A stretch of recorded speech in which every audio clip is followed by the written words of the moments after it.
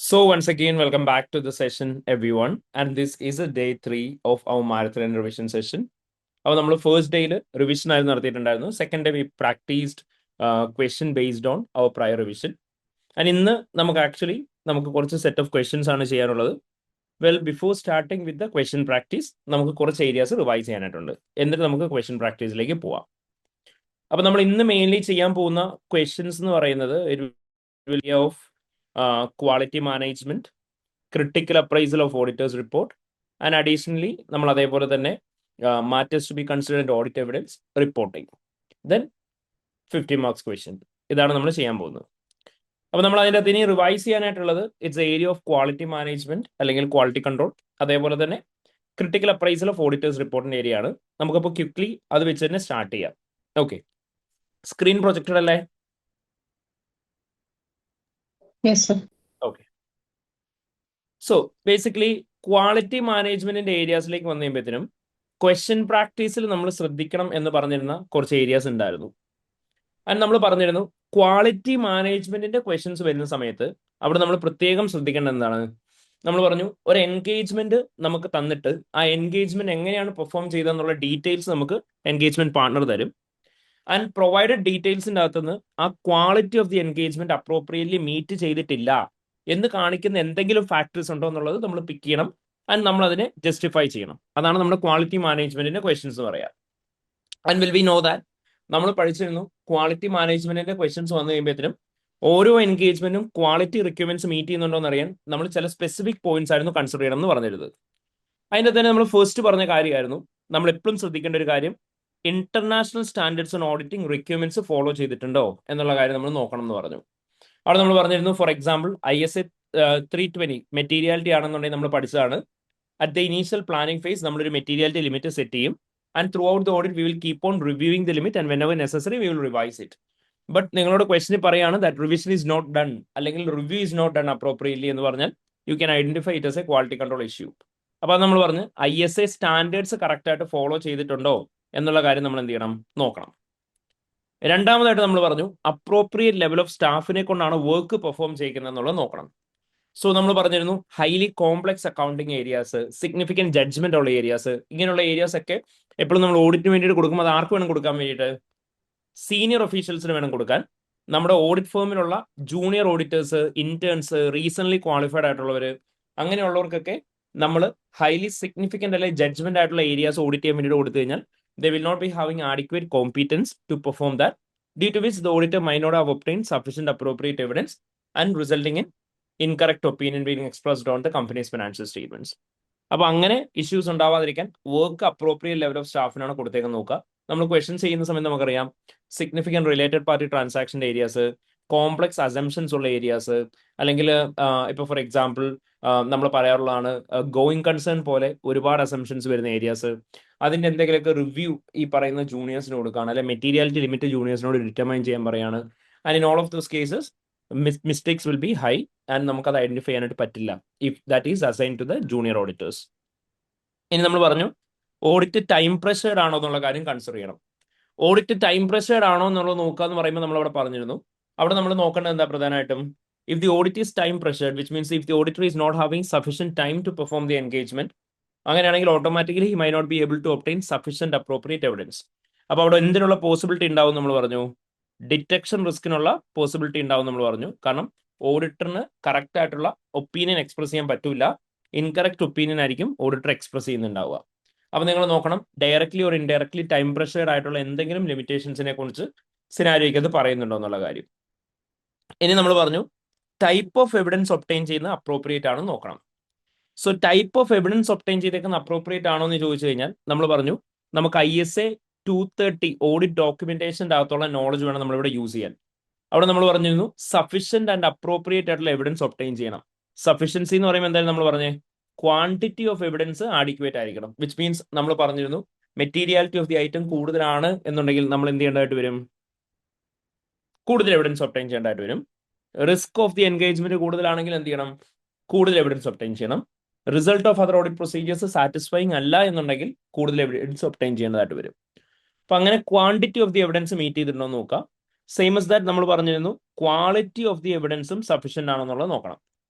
So quality correct ആണെന്ന് ensure ചെയ്യാൻ വേണ്ടിയിട്ട് നമ്മൾ പറഞ്ഞു written evidence versus oral evidence ഏതാ ഇവർ ഒപ്റ്റൈൻ ചെയ്തേക്കെന്ന് നോക്കുക. Written evidence will be more reliable than oral evidence. Original documents ആണോ അതോ ഇവർ ഒപ്റ്റൈൻ ചെയ്തേക്കുന്നത് ഫോട്ടോ കോപ്പീസ് ആണോ എന്ന് നോക്കണം എന്ന് പറഞ്ഞു. കാരണം original documents will be more reliable than photo copies. Then next നമ്മൾ പറഞ്ഞു ഓഡിറ്റർ തന്നെ ഡയറക്ട്ലി ഒപ്റ്റൈൻ ചെയ്തേക്കുന്ന എവിഡൻസ് ആണോ അതോ ക്ലയന്റ് പ്രൊവൈഡ് ചെയ്തേക്കുന്ന എവിഡൻസ് ആണോ എന്ന് നോക്കണം. ബിക്കോസ് ഓഡിറ്റർ ഒപ്റ്റൈൻ ചെയ്തേക്കുന്ന എവിഡൻസ് ആയിരിക്കും എപ്പോഴും ക്ലയന്റ് പ്രൊവൈഡ് ചെയ്തേക്കുന്ന എവിഡൻസിനെക്കാളും റിലയബിൾ. ദെൻ നമ്മൾ പറഞ്ഞു ഇന്റേണലി ഒപ്റ്റൈൻ ചെയ്തേക്കുന്ന എവിഡൻസ് ആണ് എക്സ്റ്റേണലി കിട്ടിയതാണോ എന്ന് നോക്കുക.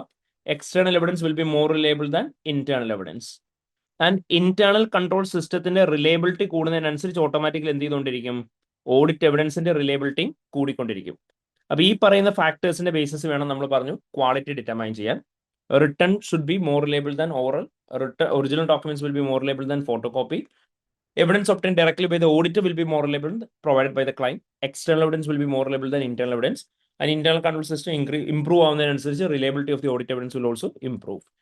അപ്പൊ ഇതിന്റെ ബേസിസ് നിങ്ങൾ നോക്കുക സഫിഷ്യന്റ് അപ്രോപ്രിയേറ്റ് എവിഡൻസ് ഒപ്റ്റൈൻ ചെയ്തിട്ടുണ്ടോ എന്നുള്ളത്. രണ്ടാമതായിട്ട് നമ്മൾ പറഞ്ഞു ഇപ്പൊ നിങ്ങളോട് ക്വസ്റ്റ്യൻ പറയാണ് റവന്യൂ റിലേറ്റഡ് ബാലൻസ് ആണ് ടെസ്റ്റ് ചെയ്യുന്നതെന്ന്. അപ്പൊ നമ്മൾ പറഞ്ഞിരുന്നു റവന്യൂ റിലേറ്റഡ് ബാലൻസ് ആണ് ടെസ്റ്റ് ചെയ്യുന്നതെന്ന് പറഞ്ഞു കഴിഞ്ഞാൽ അവിടെ ഓട്ടോമാറ്റിക്കലി അവിടെ വരിക ക്ലാസ് ഓഫ് ട്രാൻസാക്ഷൻസ് ആയിരിക്കും അല്ലേ. ക്ലാസ് ഓഫ് ട്രാൻസാക്ഷൻസ് ആയിരിക്കും റവന്യൂ ആൻഡ് എക്സ്പെൻസ് എന്ന് പറയുമ്പോൾ വരിക. അതേ സമയത്ത് അസറ്റ് ആണെന്നുണ്ടെങ്കിലോ അക്കൗണ്ട് ബാലൻസ് ആയിരിക്കും വരുന്നുണ്ടാവുക. അപ്പം അക്കൗണ്ട് ബാലൻസിന്റെ അകത്ത് ഏതൊക്കെയായിരുന്നു വരിക, asset, liability, equity. Class of ട്രാൻസാക്ഷൻ്റെ അകത്ത് ഏതൊക്കെയായിരുന്നു വരുന്നുണ്ടാവുക, ഇൻകവും എക്സ്പെൻസും. ക്ലാസ് ഓഫ് ട്രാൻസാക്ഷൻ അസേഷൻസ് ആയിട്ട് നമ്മൾ ഏതൊക്കെയായിരുന്നു പഠിച്ചത്, ക്ലാസ് ഓഫ് ട്രാൻസാക്ഷൻ അസേഷൻസ് ഏതൊക്കെയായിരുന്നു, ഒക്കുറൻസ്, പിന്നെ കംപ്ലീറ്റ്നെസ്, ഓക്കെ, പിന്നെ accuracy, cut off presentation, cut off presentation, വേറെ ഏതായിരുന്നു മെയിൻ, ക്ലാസിഫിക്കേഷൻ. ക്ലാസിഫിക്കേഷൻ. അതേ സ്ഥാനത്ത് നമ്മൾ പറഞ്ഞിരുന്ന അക്കൗണ്ട് ബാലൻസിന്റെ ആണ് ഏതൊക്കെ അസെഷൻസ് ആയിരിക്കും വരുന്നുണ്ടാവുക, എക്സിസ്റ്റൻസ് വരും, പിന്നെ റൈറ്റ്സ് ആൻഡ് ഒബ്ലിഗേഷൻ വരും, പിന്നെ ക്ലാസിഫിക്കേഷൻ വരും, ഓക്കെ, കംപ്ലീറ്റ്നെസ് വരും, പിന്നെ ആക്യുറസി, വാല്യുവേഷൻ, അലൊക്കേഷൻ വരും, ദെൻ നമ്മൾ പറഞ്ഞു പ്രസന്റേഷൻ വരും അല്ലേ. സോ ഇത്രയൊക്കെ അസേഷൻസ് വരിക. അപ്പം നിങ്ങൾക്ക് ഒരു സിനാരിയോ തന്നിട്ട് അവിടെ സഫിഷ്യന്റ് അപ്രോപ്രിയേറ്റ് എവിഡൻസ് ഒപ്റ്റൈൻ ചെയ്തിട്ടുണ്ടോ എന്ന് ചോദിച്ചു കഴിഞ്ഞാൽ നിങ്ങൾ നോക്കേണ്ടത് തന്നേക്കുന്ന സിനാരിയോക്ക് അത് പറഞ്ഞേക്കുന്ന കഥ ക്ലാസ് ഓഫ് ട്രാൻസാക്ഷനെ കുറിച്ചാണ്, അക്കൗണ്ട് ബാലൻസിനെ കുറിച്ചാണ് നോക്കുക. അതായത് ക്ലാസ് ഓഫ് ട്രാൻസാക്ഷൻ എന്ന് പറയുമ്പോൾ നമ്മൾ പറഞ്ഞ പോലെ തന്നെ ഇൻകത്തെ കുറിച്ചാണോ എക്സ്പെൻസിനെ കുറിച്ചാണോ നോക്കുക. അക്കൗണ്ട് ബാലൻസ് എന്ന് പറയുമ്പോൾ അസറ്റ്, ലയബിലിറ്റി, ഇക്വിറ്റി ഇതിനേതിനെങ്കിലും കുറിച്ചാണ് പറഞ്ഞേക്കുന്നത് നോക്കുക. ക്ലാസ് ഓഫ് ട്രാൻസാക്ഷനെ കുറിച്ചാണ് പറഞ്ഞതെന്നുണ്ടെങ്കിൽ നിങ്ങൾ അവിടെ മാൻഡേറ്ററി ആയിട്ടൊന്ന് നോക്കണം, ക്ലാസ് ഓഫ് ട്രാൻസാക്ഷന്റെ എല്ലാ അസേഷൻസും അവിടെ കവർ ആയിട്ടുണ്ടോ എന്ന് നോക്കണം. അതായത് occurrence, completeness, accuracy, cut of, classification, presentation. Occurrence നമ്മൾ പറഞ്ഞത് ട്രാൻസാക്ഷൻ കറക്റ്റ് ആയിട്ട് ശരിക്കും ഉണ്ടായത് തന്നെയാണോ, എൻറ്റിറ്റിക്ക് വേണ്ടിയിട്ട് തന്നെ ഉണ്ടായതാണോ എന്ന് നോക്കാനുള്ള പ്രൊസീജിയേഴ്സ് ഉണ്ടാവണം. എല്ലാ ഇൻകവും എക്സ്പെൻസും ഉണ്ടായതെല്ലാം കംപ്ലീറ്റ്ലി റെക്കോർഡ് ചെയ്തിട്ടുണ്ടോ എന്നുള്ള കൺഫേം ചെയ്യണം. ആ ഫിഗേഴ്സ് ആക്യുറേറ്റ് ആണെന്നുള്ള കൺഫേം ചെയ്യണം. കട്ട് ഓഫ് കറക്റ്റ് അക്കൗണ്ടിങ് പീരീഡിൽ തന്നെയാണോ ബാലൻസസ് കാണിച്ചേക്കുന്നത് നോക്കണം. പ്രസന്റ് ചെയ്യേണ്ടത് സ്റ്റാൻഡേർഡ്സ് പ്രകാരമാണോ നോക്കുക. ക്ലാസിഫിക്കേഷൻ കറക്റ്റ് അക്കൗണ്ടിങ് ഹെഡിൽ തന്നെ കാണിച്ചിട്ടുണ്ടോ നോക്കുക. ഒരു അസറ്റ്, ലയബിലിറ്റി, ഇക്വിറ്റി ആണെന്നുണ്ടെങ്കിൽ നമ്മൾ പറഞ്ഞു എക്സിസ്റ്റിംഗ് ആയിട്ടുള്ളത് മാത്രമേ കാണിച്ചിട്ടുള്ളൂ എന്ന് കൺഫേം ചെയ്യണം. കമ്പനിക്ക് റൈറ്റ്സ് ഉള്ള അസറ്റ് ആയിരിക്കണം. ഒബ്ലിഗേഷൻസിന് മേലെ കമ്പനിക്ക് ലയബിലിറ്റി ഉണ്ടാവണം. ക്ലാസിഫിക്കേഷൻ നമ്മൾ പറഞ്ഞു കറക്റ്റ് അക്കൗണ്ടിങ് ഹെഡിൽ അസറ്റ്സും ലയബിലിറ്റി, ഇക്വിറ്റിയും കാണിക്കണം. കംപ്ലീറ്റ്നെസ് എല്ലാ അസറ്റും ലയബിലിറ്റി, ഇക്വിറ്റിയും കറക്റ്റ് ആയിട്ട് തന്നെ കംപ്ലീറ്റ് ആയിട്ട് റെക്കോർഡ് ചെയ്തിട്ടുണ്ടാവണം, ഡിസ്ക്ലോഷേഴ്സ് കൊടുത്തിട്ടുണ്ടാവണം. Accuracy, valuation, location in accordance with standards എങ്ങനെയാണ് ഓരോന്നും ട്രീറ്റ് ചെയ്യേണ്ടത് അത് കറക്റ്റ് ആയിട്ട് ട്രീറ്റ് ചെയ്തിട്ടുണ്ടോ എന്ന് നോക്കണം. പ്രസന്റേഷൻ സ്റ്റാൻഡേർഡ്സ് പ്രകാരം എങ്ങനെയാണ് പ്രസന്റ് ചെയ്യേണ്ടത് അങ്ങനെ പ്രസന്റ് ചെയ്യണം. അപ്പൊ ഈ പറയുന്ന ക്ലാസ് ഓഫ് ട്രാൻസാക്ഷൻസും അക്കൗണ്ട് ബാലൻസുമായിട്ട് റിലേറ്റ് ചെയ്തുള്ള അസേഷൻസ് എല്ലാം കംപ്ലീറ്റ് ആണെങ്കിൽ മാത്രമേ സഫിഷ്യന്റ് അപ്രോപ്രിയേറ്റ് എവിഡൻസ് അവിടെ ഒപ്റ്റൈൻ ചെയ്തിട്ടുണ്ടാവുള്ളൂ. So this is what you need to consider. I believe you might remember നമ്മൾ തേർമാൻ എന്നൊക്കെ പറഞ്ഞ് കുറച്ച് ക്വസ്റ്റ്യൻസ് ചെയ്തിട്ടുണ്ടായിരുന്നു, ഓർമ്മയുണ്ടോ? അവിടെ നമ്മളോട് സ്പെസിഫിക്കലി ഇത് മാത്രമായിട്ട് ടോട്ടൽ ക്വാളിറ്റി കൺട്രോൾ ചോദിക്കാൻ നമ്മളോട് ഇത് മാത്രം റിക്വയർമെന്റ് ആയിട്ട് ചോദിക്കും. അതായത് comment on the sufficiency and appropriateness of the audit evidence obtained എന്ന് പറഞ്ഞിട്ട്. അപ്പോൾ comment on the sufficiency and appropriateness of audit evidence obtained ചോദിച്ചു കഴിഞ്ഞാലും ഇപ്പം നമ്മൾ ഈ പറയുന്ന ഇത്രയും ഫാക്ടേഴ്സ് വേണം കൺസിഡർ ചെയ്യാൻ വേണ്ടിയിട്ട്. വേറൊരു പോയിന്റ്സ് കൺസിഡർ ചെയ്യേണ്ട. നിങ്ങൾ ക്ലാസ് ഓഫ് ട്രാൻസാക്ഷൻ ആണോ അക്കൗണ്ട് ബാലൻസിനാണോ അതിന്റെ അസേഷൻസ് മീറ്റ് ചെയ്യാനുള്ള പ്രൊസീജിയേഴ്സ് എഴുതിയിട്ടുണ്ടോ നോക്കുക. ക്വാളിറ്റിയും ക്വാണ്ടിറ്റിയും മീറ്റ് ചെയ്യാനായിട്ടുള്ള മെൻഷേഴ്സ് അവർ എടുത്തിട്ടുണ്ടോ നോക്കുക. ഇല്ലാന്നുണ്ടെങ്കിൽ എന്തൊക്കെയാണോ മിസ്സിംഗ് ഉള്ള അതിനനുസരിച്ചുള്ള അഡീഷണൽ പ്രൊസീജിയേഴ്സ് ആണ് അവിടെ എഴുതേണ്ടത്. ക്ലിയർ ആയോ? ഓക്കെ, അതേതാ case? Comment on the sufficiency and the appropriateness of audit evidence ചോദിക്കുമ്പോൾ നമ്മൾ ചെയ്തിട്ടുണ്ട് അതിന്റെ മൾട്ടിപ്പിൾ ക്വസ്റ്റൻസ്, ഓർമ്മയില്ലേ? ഓക്കെ, അടുത്തത് നമ്മളോട് പറയാണ് ഓഡിറ്റ് പ്ലാൻ പ്രകാരം തന്നെയാണ് ഓഡിറ്റ് പെർഫോം ചെയ്തേക്കുന്നത് നോക്കണം. നമ്മൾ പറഞ്ഞിട്ടുണ്ടായിരുന്നു ഓഡിറ്റ് പ്ലാൻ പ്രകാരമാണോ ഓഡിറ്റ് എപ്പോഴും പെർഫോം ചെയ്യേണ്ടതെന്ന് ചോദിച്ചു കഴിഞ്ഞാൽ the depends on the case. ചില സിറ്റുവേഷൻസിൽ പ്ലാനിൽ നിന്ന് മാറാൻ പാടില്ല, പ്ലാൻ പ്രകാരം തന്നെ ഓഡിറ്റ് ചെയ്യണം. അപ്പൊ അവിടെ പ്ലാനിൽ നിന്ന് മാറുന്നതായിരിക്കും പ്രോബ്ലം. ഫോർ എക്സാമ്പിൾ നിങ്ങളോട് പറഞ്ഞിട്ടുണ്ടാവും കമ്പനി ഫുൾ സബ്സ്റ്റാൻറ്റീവ് അപ്രോച്ചിലാണ് ഓഡിറ്റ് ചെയ്യാൻ തീരുമാനിച്ചേക്കുന്നത്, ഡീറ്റെയിൽഡ് ആയിട്ട് ഇത്ര പ്രൊസീജിയേഴ്സ് ചെയ്യാൻ തീരുമാനിച്ചു, ആൻഡ് ആ പ്ലാൻ നമ്മുടെ കമ്പനിയുടെ എൻഗേജ്മെന്റ് പാർട്ണർ അപ്രൂവ് ചെയ്തു, നമ്മളത് എക്സിക്യൂട്ട് ചെയ്യാൻ തീരുമാനിച്ചു എന്ന് പറയും. എന്നിട്ട് നിങ്ങളോട് പറയും ലേറ്റർ ഓൺ ക്ലയന്റിന്റെ ഓഡിറ്റ് ചെയ്ത സമയത്ത് ക്ലയന്റ് ബിസി ആയിരുന്നു, അതുകൊണ്ട് പ്ലാനിന്റെ അകത്ത് കുറച്ച് ചേഞ്ചസ് വരുത്തി, നമ്മൾ ഓൾറെഡി പ്രീ പ്ലാൻ ചെയ്ത അത്രയും പ്രൊസീജിയേഴ്സ് ചെയ്യുന്നില്ല എന്ന് പറയും, which is not allowed. Definitely അവിടെ പ്ലാൻ നമ്മൾ എന്ത് ചെയ്യേണ്ടതായിട്ട് വരും? റിവൈസ് ചെയ്യേണ്ടതായിട്ട് വരും. അവിടെ പ്ലാൻ റിവൈസ് ചെയ്തിട്ടില്ലെങ്കിൽ it need to be identified as a quality control deficiency. Clear ആയോ? ഇവിടെ എല്ലാവരും ഒന്ന് റെസ്പോണ്ട് ചെയ്ത് പോയി. ക്ലിയർ ആണോ? ഓക്കെ. നമ്പർ 2 നിങ്ങളോട് പറയാണ്, അതായത് ഓഡിറ്റ് പ്ലാൻ പ്രകാരമാണ് ഇവർ പെർഫോം ചെയ്യുന്നത്, ആൻഡ് ഇവർ പ്ലാനിന്റെ അകത്ത് ഒരു മാറ്റവും വരുത്താൻ തീരുമാനിച്ചിട്ടില്ല, പ്ലാൻ അതേപോലെ തന്നെ കണ്ടിന്യൂ ആണെന്ന് പറഞ്ഞു. പക്ഷെ നിങ്ങളോട് പറയാണ് ഓഡിറ്റ് പ്ലാനിങ് ചെയ്തത് ഓൾമോസ്റ്റ് 6 months മുന്നെയാണ്, ഇയർ എൻഡിന് തൊട്ട് മുന്നേ ഇവരൊരു സബ്സിഡറിനെ അക്യൂർ ചെയ്യാൻ തീരുമാനിച്ചു, ഇയർ എൻഡിന് ശേഷം അക്യൂർ ചെയ്തു എന്ന് പറഞ്ഞു. എന്നിട്ട് ഇവർ പറയാണ് ഇത് ഇവന്റ്സ് ആഫ്റ്റർ റിപ്പോർട്ടിംഗ് പീരീഡ് ആണ്, പക്ഷെ ഇവർ അടുത്ത വർഷത്തിന്റെ അകത്ത് അത് അഡ്ജസ്റ്റ് ചെയ്തോളും, ഓഡിറ്റിൽ അതൊന്നും നമ്മൾ കൺസിഡർ ചെയ്യുന്നില്ല, കാരണം പ്ലാൻ ചെയ്ത സമയത്ത് ഇങ്ങനെ ഒരു സംഭവം ഉണ്ടായിരുന്നില്ല എന്ന് പറഞ്ഞു. നമുക്ക് അങ്ങനെ ചെയ്യാൻ പറ്റുമോ? ഇല്ല. കാരണം എന്താ? ഓഡിറ്റ് പ്ലാനിംഗ് എന്ന് പറയുന്നത് നമ്മൾ പറഞ്ഞിരുന്നു ഓഡിറ്റ് തുടങ്ങുന്ന സമയത്തല്ല ഓഡിറ്റ് പ്ലാനിംഗ് നടക്കുന്നത്. Audit planning is A continuous process എന്ന് പറഞ്ഞാണ് നമ്മൾ പഠിച്ചിട്ടുള്ളത്. ഓഡിറ്റ് പ്ലാനിംഗ് എപ്പോൾ മാത്രമേ അവസാനിക്കുള്ളൂ? ഓഡിറ്റ് റിപ്പോർട്ട് നമ്മൾ ക്ലയന്റിന് എപ്പോഴാണ് കൊടുക്കുന്നത് അപ്പോൾ മാത്രമേ ഓഡിറ്റ് പ്ലാനിംഗ് അവസാനിക്കുള്ളൂ. സോ തുടക്കം തൊട്ട് അവസാനിക്കുന്നതോളം വരെ ഓഡിറ്റ് പ്ലാനിങ്ങും സ്ട്രാറ്റജിയും കണ്ടിന്യൂ ചെയ്തുകൊണ്ടേയിരിക്കും. വെനെവർ നെസസറി നമ്മൾ അതിൻ്റെ അകത്ത് മാറ്റങ്ങൾ വരുത്തിക്കൊണ്ടേയിരിക്കണം. അപ്പോൾ ഈ കേസിൽ പ്ലാനിൻ്റെ അകത്ത് ചേഞ്ച് വരുത്തിയിട്ടില്ല എന്ന് പറഞ്ഞു കഴിഞ്ഞാൽ എന്തായി മാറും? ക്വാളിറ്റി കൺട്രോൾ ഡെഫിഷ്യൻസി ആയി മാറും. മനസ്സിലായോ? അപ്പൊ അതുകൊണ്ട് ഞാൻ പറഞ്ഞേ പ്ലാൻ പ്രകാരമാണോ പെർഫോം ചെയ്തേക്കുന്നത് എന്ന് നോക്കണം എന്ന് പറഞ്ഞു കഴിഞ്ഞാൽ അവിടെ ചേഞ്ചിന് ആവശ്യമുണ്ടെങ്കിൽ അത് ചേഞ്ച് ചെയ്തിട്ടില്ലെങ്കിൽ it's A quality control deficiency. അവിടെ ചേഞ്ചിന് ആവശ്യമുണ്ട് പക്ഷേ അത് റീസണബിൾ അല്ല, അങ്ങനെയാണെങ്കിൽ അവിടെ മാറ്റം വരുത്താൻ പാടില്ല. മാറ്റം വരുത്തിയാൽ അത് ഡെഫിഷ്യൻസി ആയി മാറും. അപ്പോൾ അത് സിനാരിയോനെ ബേസ് ചെയ്ത് നോക്കിയിട്ട് മാത്രം എഴുതാം. ലാസ്റ്റ് നമ്മൾ പറഞ്ഞു audit properly supervised and reviewed ആണോ നോക്കണം. എപ്പോഴും ജൂനിയേഴ്സ് ചെയ്യുന്ന വർക്ക് സീനിയേഴ്സ് റിവ്യൂ ചെയ്യുന്നുണ്ടാവണം. ജഡ്ജ്മെന്റൽ ഏരിയാസ് ഒക്കെ സീനിയേഴ്സ് അപ്രൂവ് ചെയ്യണം. ഓഡിറ്ററായി നമുക്ക് നോളജ് ഇല്ലാത്ത ഏരിയാസ് ആണെന്നുണ്ടെങ്കിൽ എക്സ്പേർട്ടിന്റെ വർക്ക് നമ്മൾ യൂസ് ചെയ്യുന്നുണ്ടാവണം, അല്ലെങ്കിൽ നമ്മൾ പെർഫോം ചെയ്ത കമ്പ്യൂട്ടേഷൻസ് എക്സ്പേർട്ട് റിവ്യൂ ചെയ്യുന്നുണ്ടാവണം. അതുപോലെ തന്നെ നമ്മൾ പഠിച്ചിരുന്നു ഹൈറാർക്കിയൽ റിവ്യൂസ് ആയിരിക്കണം നടത്തുന്നത്. എന്ന് വെച്ചാൽ ഒരു ജൂനിയർ ചെയ്ത വർക്ക് ആരെങ്കിലും റിവ്യൂ പോരാ. നമ്മൾ പറഞ്ഞു പീർസ് തമ്മിൽ റിവ്യൂ ചെയ്യാൻ പാടില്ല, വിച്ച് മീൻസ് ഒരു ജൂനിയർ ചെയ്ത വർക്ക് മറ്റൊരു ജൂനിയർ റിവ്യൂ ചെയ്യാൻ പാടില്ല, ബിക്കോസ് അവർക്ക് അറിയുന്നുണ്ടാവില്ല എന്തൊക്കെ മിസ്റ്റേക്ക് അതിൻ്റെ അത് വരാമെന്ന്. So they won't identify and correct mistake on timely basis. So എപ്പോഴും സുപ്പീരിയേഴ്സ് വേണം ജൂനിയേഴ്സിന്റെ വർക്ക് റിവ്യൂ ചെയ്യാൻ. നമ്മൾ പറഞ്ഞിരുന്നു ഒരു ആർട്ടിക്കിളിന്റെ വർക്ക് റിവ്യൂ സ്റ്റാഫ് ആയിരിക്കും, സ്റ്റാഫിന്റെ വർക്ക് റിവ്യൂ സീനിയേഴ്സ് ആയിരിക്കും, അവരുടെ വർക്ക് റിവ്യൂ ചെയ്യുന്നുണ്ട് ഓഡിറ്റ് മാനേജേഴ്സ് ആയിരിക്കും, അവരുടെ വർക്ക് റിവ്യൂ സീനിയർ മാനേജേഴ്സ് ആയിരിക്കും, അവരുടെ വർക്ക് പാർട്ട്നേഴ്സ് റിവ്യൂ ചെയ്യും, പാർട്ട്ണർ ചെയ്ത് engagement quality control reviewer review ചെയ്യും. സോ ഇങ്ങനെ ഹൈറാർക്കിയൽ റിവ്യൂ ആണ് എപ്പോഴും നടന്നു പോകേണ്ടത്. അവിടെ ഏതെങ്കിലും ഹൈറാർക്കിയൽ റിവ്യൂ നടക്കുന്നില്ല എന്ന് പറഞ്ഞു കഴിഞ്ഞാൽ അത് ഇഷ്യൂ ആയിട്ട് പറയാം. ഇനി അതേപോലെ തന്നെ നമ്മൾ ചില ക്വസ്റ്റൻസിൽ കണ്ടിരുന്നു, ഇപ്പോൾ റിട്രീവർ എന്ന് പറയുന്ന ക്വസ്റ്റൻ കണ്ടു, അവിടെ നിങ്ങളോട് പറഞ്ഞു പരസ്പരം അങ്ങോട്ടും ഇങ്ങോട്ടും ഇരുന്ന് റിവ്യൂ ചെയ്തോളാൻ. So that will be an issue. നിങ്ങളോട് ചില സിറ്റുവേഷൻ പറയാണ് എൻഗേജ്മെന്റ് പാർട്ണറും ഓഡിറ്റ് മാനേജറും ഒരുമിച്ചാണ് റിവ്യൂവിന് വന്നത്, ഓഡിറ്റ് മാനേജർ ചെക്ക് ചെയ്തു എല്ലാം ഓക്കെ ആണെന്ന് എൻഗേജ്മെന്റ് മാനേജർ പറഞ്ഞ സമയത്ത് പാർട്ണർ അത് സൈൻ ചെയ്തു എന്ന് പറയും. ചെയ്യാൻ പാടില്ല. എൻഗേജ്മെന്റ് മാനേജർ വർക്ക് റിവ്യൂ ചെയ്ത് സൈൻ ഓഫ് ചെയ്ത് എറേഴ്സ് ഉണ്ടെങ്കിൽ കറക്റ്റ് ചെയ്തതിനു ശേഷം മാത്രമേ എന്ത് ചെയ്യാൻ പാടുള്ളൂ? അടുത്ത റിവ്യൂവിന് പോകാൻ പാടുള്ളൂ. അപ്പം അങ്ങനെ നിങ്ങൾ നോക്കുക work appropriately supervised and reviewed ആണോ എന്ന്. അപ്പൊ ഇത്രയും കാര്യങ്ങളാണ് നിങ്ങൾ കൺസിഡർ ചെയ്യേണ്ടത് ഒരു ക്വാളിറ്റി കൺട്രോളിന്റെ ക്വസ്റ്റ്യൻ ചെയ്യുന്ന സമയത്ത്. നമ്മൾ ഡീറ്റെയിൽഡ് ആയിട്ട് പഠിച്ചതായിരുന്നു, മൾട്ടിപ്പിൾ ക്വസ്റ്റ്യൻസ് നമ്മൾ ചെയ്തതായിരുന്നു. അപ്പോൾ ഈ കാര്യങ്ങൾ ഒന്ന് റിവൈസ് ചെയ്യുക, ഒന്ന് ഓർത്ത് വെക്കുക, ഇത്രയും കാര്യങ്ങൾ എപ്പോഴും മനസ്സിൽ വെക്കുക. അപ്പം ക്വാളിറ്റി കൺട്രോളിന്റെ ക്വസ്റ്റ്യൻസ് വരുന്ന സമയത്ത് അവിടെ എന്തൊക്കെ നോക്കണം? ISA ഫോളോ ചെയ്തിട്ടുണ്ടോ എന്നുള്ള കാര്യം നോക്കണം. ദെൻ അപ്രോപ്രിയേറ്റ് ലെവൽ ഓഫ് സ്റ്റാഫിനാണ് വർക്ക് അസൈൻ ചെയ്തേക്കുന്നത്, ടൈം പ്രഷർ ആണോ നോക്കണം, ടൈപ്പ് ഓഫ് എവിഡൻസ് അപ്രോപ്രിയേറ്റ് ആണോ നോക്കുക, ഓഡിറ്റ് പ്ലാൻ പ്രകാരമാണോ പെർഫോം ചെയ്തേക്ക് നോക്കുക, work properly supervised and reviewed ആണെന്ന് കൺസിഡർ ചെയ്യണം. Is a clear everyone? Pucca?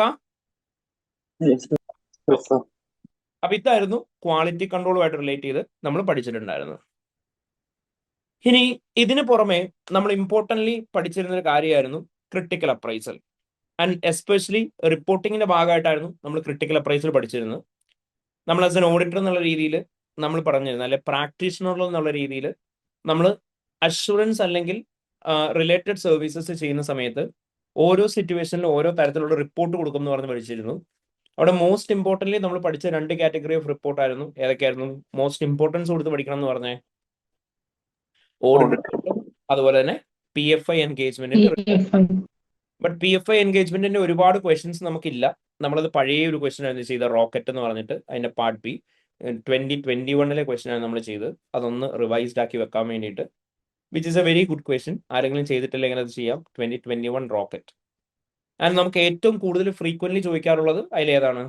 Critical appraisal of auditors റിപ്പോർട്ടാണ്. അപ്പോൾ ഓഡിറ്റേഴ്സ് റിപ്പോർട്ടിന്റെ ക്രിട്ടിക്കൽ അപ്രൈസൽ ചെയ്യുമ്പോൾ നമ്മൾ പറഞ്ഞിരുന്നു ആദ്യം നിങ്ങൾ ചെയ്യേണ്ട ഫോമാറ്റ് പഠിക്കുക എന്നുള്ളത്. ഫസ്റ്റ് നമ്മൾ പറഞ്ഞു ടൈറ്റിൽ ഇൻക്ലൂഡ് ചെയ്യണം.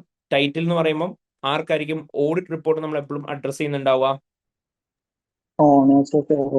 ഓണേഴ്സ് അല്ലെങ്കിൽ ഷെയർ ഹോൾഡേഴ്സോ, സോറി രണ്ടും മിക്സ് ആയി. ഓണേഴ്സ് അല്ലെങ്കിൽ ഷെയർ ഹോൾഡേഴ്സ്, അതുമല്ല എന്നുണ്ടെങ്കിൽ ഏത് ടേം ആയിരിക്കും യൂസ് ചെയ്യുക? മെമ്പേഴ്സ് എന്നുള്ള ടേം ആയിരിക്കും നമ്മൾ യൂസ് ചെയ്യുന്നുണ്ടാവുക. സോറി, ടൈറ്റിൽ അല്ല കേട്ടോ, അഡ്രസ്സിങ്. Okay, addressing. ടൈറ്റിൽ എന്തായിരിക്കും? ഇൻഡിപെൻഡന്റ് ഓഡിറ്റേഴ്സ് റിപ്പോർട്ട് എന്നുള്ളതായിരിക്കും. അഡ്രസ്സിങ് ആണ് ടു ദ ഓണേഴ്സ് ഓഫ് അല്ലെങ്കിൽ to the shareholders of to the members of ABP support service എന്ന് പറഞ്ഞിട്ട് നമ്മൾ വെക്കുക. ദെൻ നമ്മുടെ ഒപ്പീനിയൻ എന്താണെന്നുള്ള പറയണം. എപ്പോഴും നമ്മൾ പറഞ്ഞിരുന്നു ഒപ്പീനിയൻ പാരഗ്രാഫ് വേണം ഫസ്റ്റ് കൊടുക്കാൻ. And following the opinion paragraph വേണം നമ്മൾ എന്ത് കൊടുക്കാൻ? ബേസിസ് ഓഫ് ഒപ്പീനിയൻ പാരഗ്രാഫ് കൊടുക്കാൻ വേണ്ടിയിട്ട്. ദെൻ കീ ഓഡിറ്റ് മാറ്റേഴ്സും എക്സ്പ്ലനേറ്ററി പാരഗ്രാഫുകളും കൊടുക്കാം. അതർ ഇൻഫർമേഷൻ പാരഗ്രാഫ് നമ്മൾ പറഞ്ഞിരുന്നു. ഇൻ കേസ് എങ്ങാനും അതർ ഇൻഫർമേഷനകത്തുള്ള മിസ്റ്റേക്കിനെ കുറിച്ച് പറയാനാണ് ഇത് യൂസ് ചെയ്യുന്നതെങ്കിൽ നമ്മൾ ഇത് എവിടെ കൊടുക്കണ്ടേ? Immediately after basis of opinion paragraph വേണം കൊടുക്കാൻ വേണ്ടിയിട്ട്. Then responsibility of management, auditor, other reporting responsibility, name, sign, date ഇട്ട് കൺക്ലൂഡ് ചെയ്യാം. ആൻഡ് ഇവിടെ നമ്മൾ പഠിച്ചിരുന്നു എക്സ്പ്ലനേറ്ററി പാരഗ്രാഫ് എന്ന് പറയുമ്പോൾ ഏതൊക്കെ വരും? ലാസ്റ്റ് ഡിസ്കസ് ചെയ്താണ്. എംഫസിസ് ഓഫ് മാറ്റർ പാരഗ്രാഫ് വരും, അതർ മാറ്റർ വരും, കീ ഓഡിറ്റ് മാറ്റർ പാരഗ്രാഫ് വരും, material uncertainty relating to going concern paragraph വരും, അതർ ഇൻഫർമേഷൻ പാരഗ്രാഫ് വരും. ഓർമ്മയുണ്ടല്ലോ എല്ലാവർക്കും? ഓക്കെ. ഇനി നമ്മളിവിടെ ഇമ്പോർട്ടൻറ്റ് കൺസിഡറേഷൻ ആയിട്ട് എടുക്കണം എന്ന് പറഞ്ഞ കുറച്ച് ഫാക്ടേഴ്സ് ഉണ്ടായിരുന്നു. Whenever you get A question based on critical appraisal of the auditors report, അവിടെ നമ്മൾ ഫസ്റ്റ് കൺസിഡർ ചെയ്യണം എന്ന് പറഞ്ഞ എന്തായിരുന്നു? അവർ കൊടുത്തേക്കുന്ന ഒപ്പീനിയൻ എന്താണോ ആ ഒപ്പീനിയൻ കറക്റ്റ് ആണോ എന്നുള്ള കാര്യം നമ്മൾ ചെക്ക് ചെയ്യണം. രണ്ടാമതായിട്ട് നമ്മൾ പറഞ്ഞു ഒപ്പീനിയനും അതേപോലെ തന്നെ ബേസിസ് ഫോർ ഒപ്പീനിയന്റെയും ഹെഡിങ് കറക്റ്റ് ആണോ എന്നുള്ളത് നോക്കണം.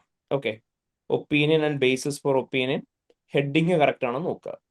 ഹെഡിങ് കറക്റ്റ് ആണോ നോക്കുന്ന സമയത്ത് അവിടെ എന്തൊക്കെ നമ്മൾ കൺസിഡർ ചെയ്യണം എന്ന് പറഞ്ഞേ? ഓർഡർ കറക്റ്റ് ആണോ നോക്കണം. ആദ്യമേ ഒപ്പീനിയൻ പാരഗ്രാഫും ഫോളോയിങ് ദ ഒപ്പീനിയൻ പാരഗ്രാഫും ആയിരിക്കണം എന്തുണ്ടാവുക? ഹെഡിങ്സ് ഉണ്ടാവുക. അതുപോലെ തന്നെ നമ്മൾ ഒപ്പീനിയൻ പറഞ്ഞു, ഒപ്പീനിയൻ ബേസിസ് ഫോർ ഒപ്പീനിയൻ എന്ന് പറഞ്ഞ ഹെഡിങ് എഴുതുന്ന ഏത് കേസിൽ മാത്രമായിരിക്കും?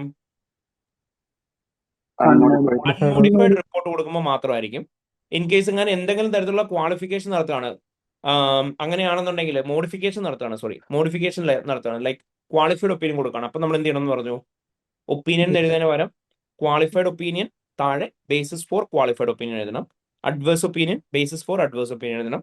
Disclaimer of opinion basis for disclaimer of opinion എന്ന് പറഞ്ഞ് എഴുതണം എന്ന് പറഞ്ഞു. അടുത്ത് നമ്മൾ പറഞ്ഞിരുന്നു അതേപോലെ തന്നെ നെക്സ്റ്റ് നമ്മൾ എന്ത് ചെയ്യാം? നമ്മൾ മിസ്സ്റ്റേറ്റ്മെന്റിന്റെ എമൗണ്ട് എത്രയാണോ അത് ക്വാണ്ടിഫൈഡ് ആണോ എന്നുള്ള കാര്യം നമ്മൾ നോക്കണം.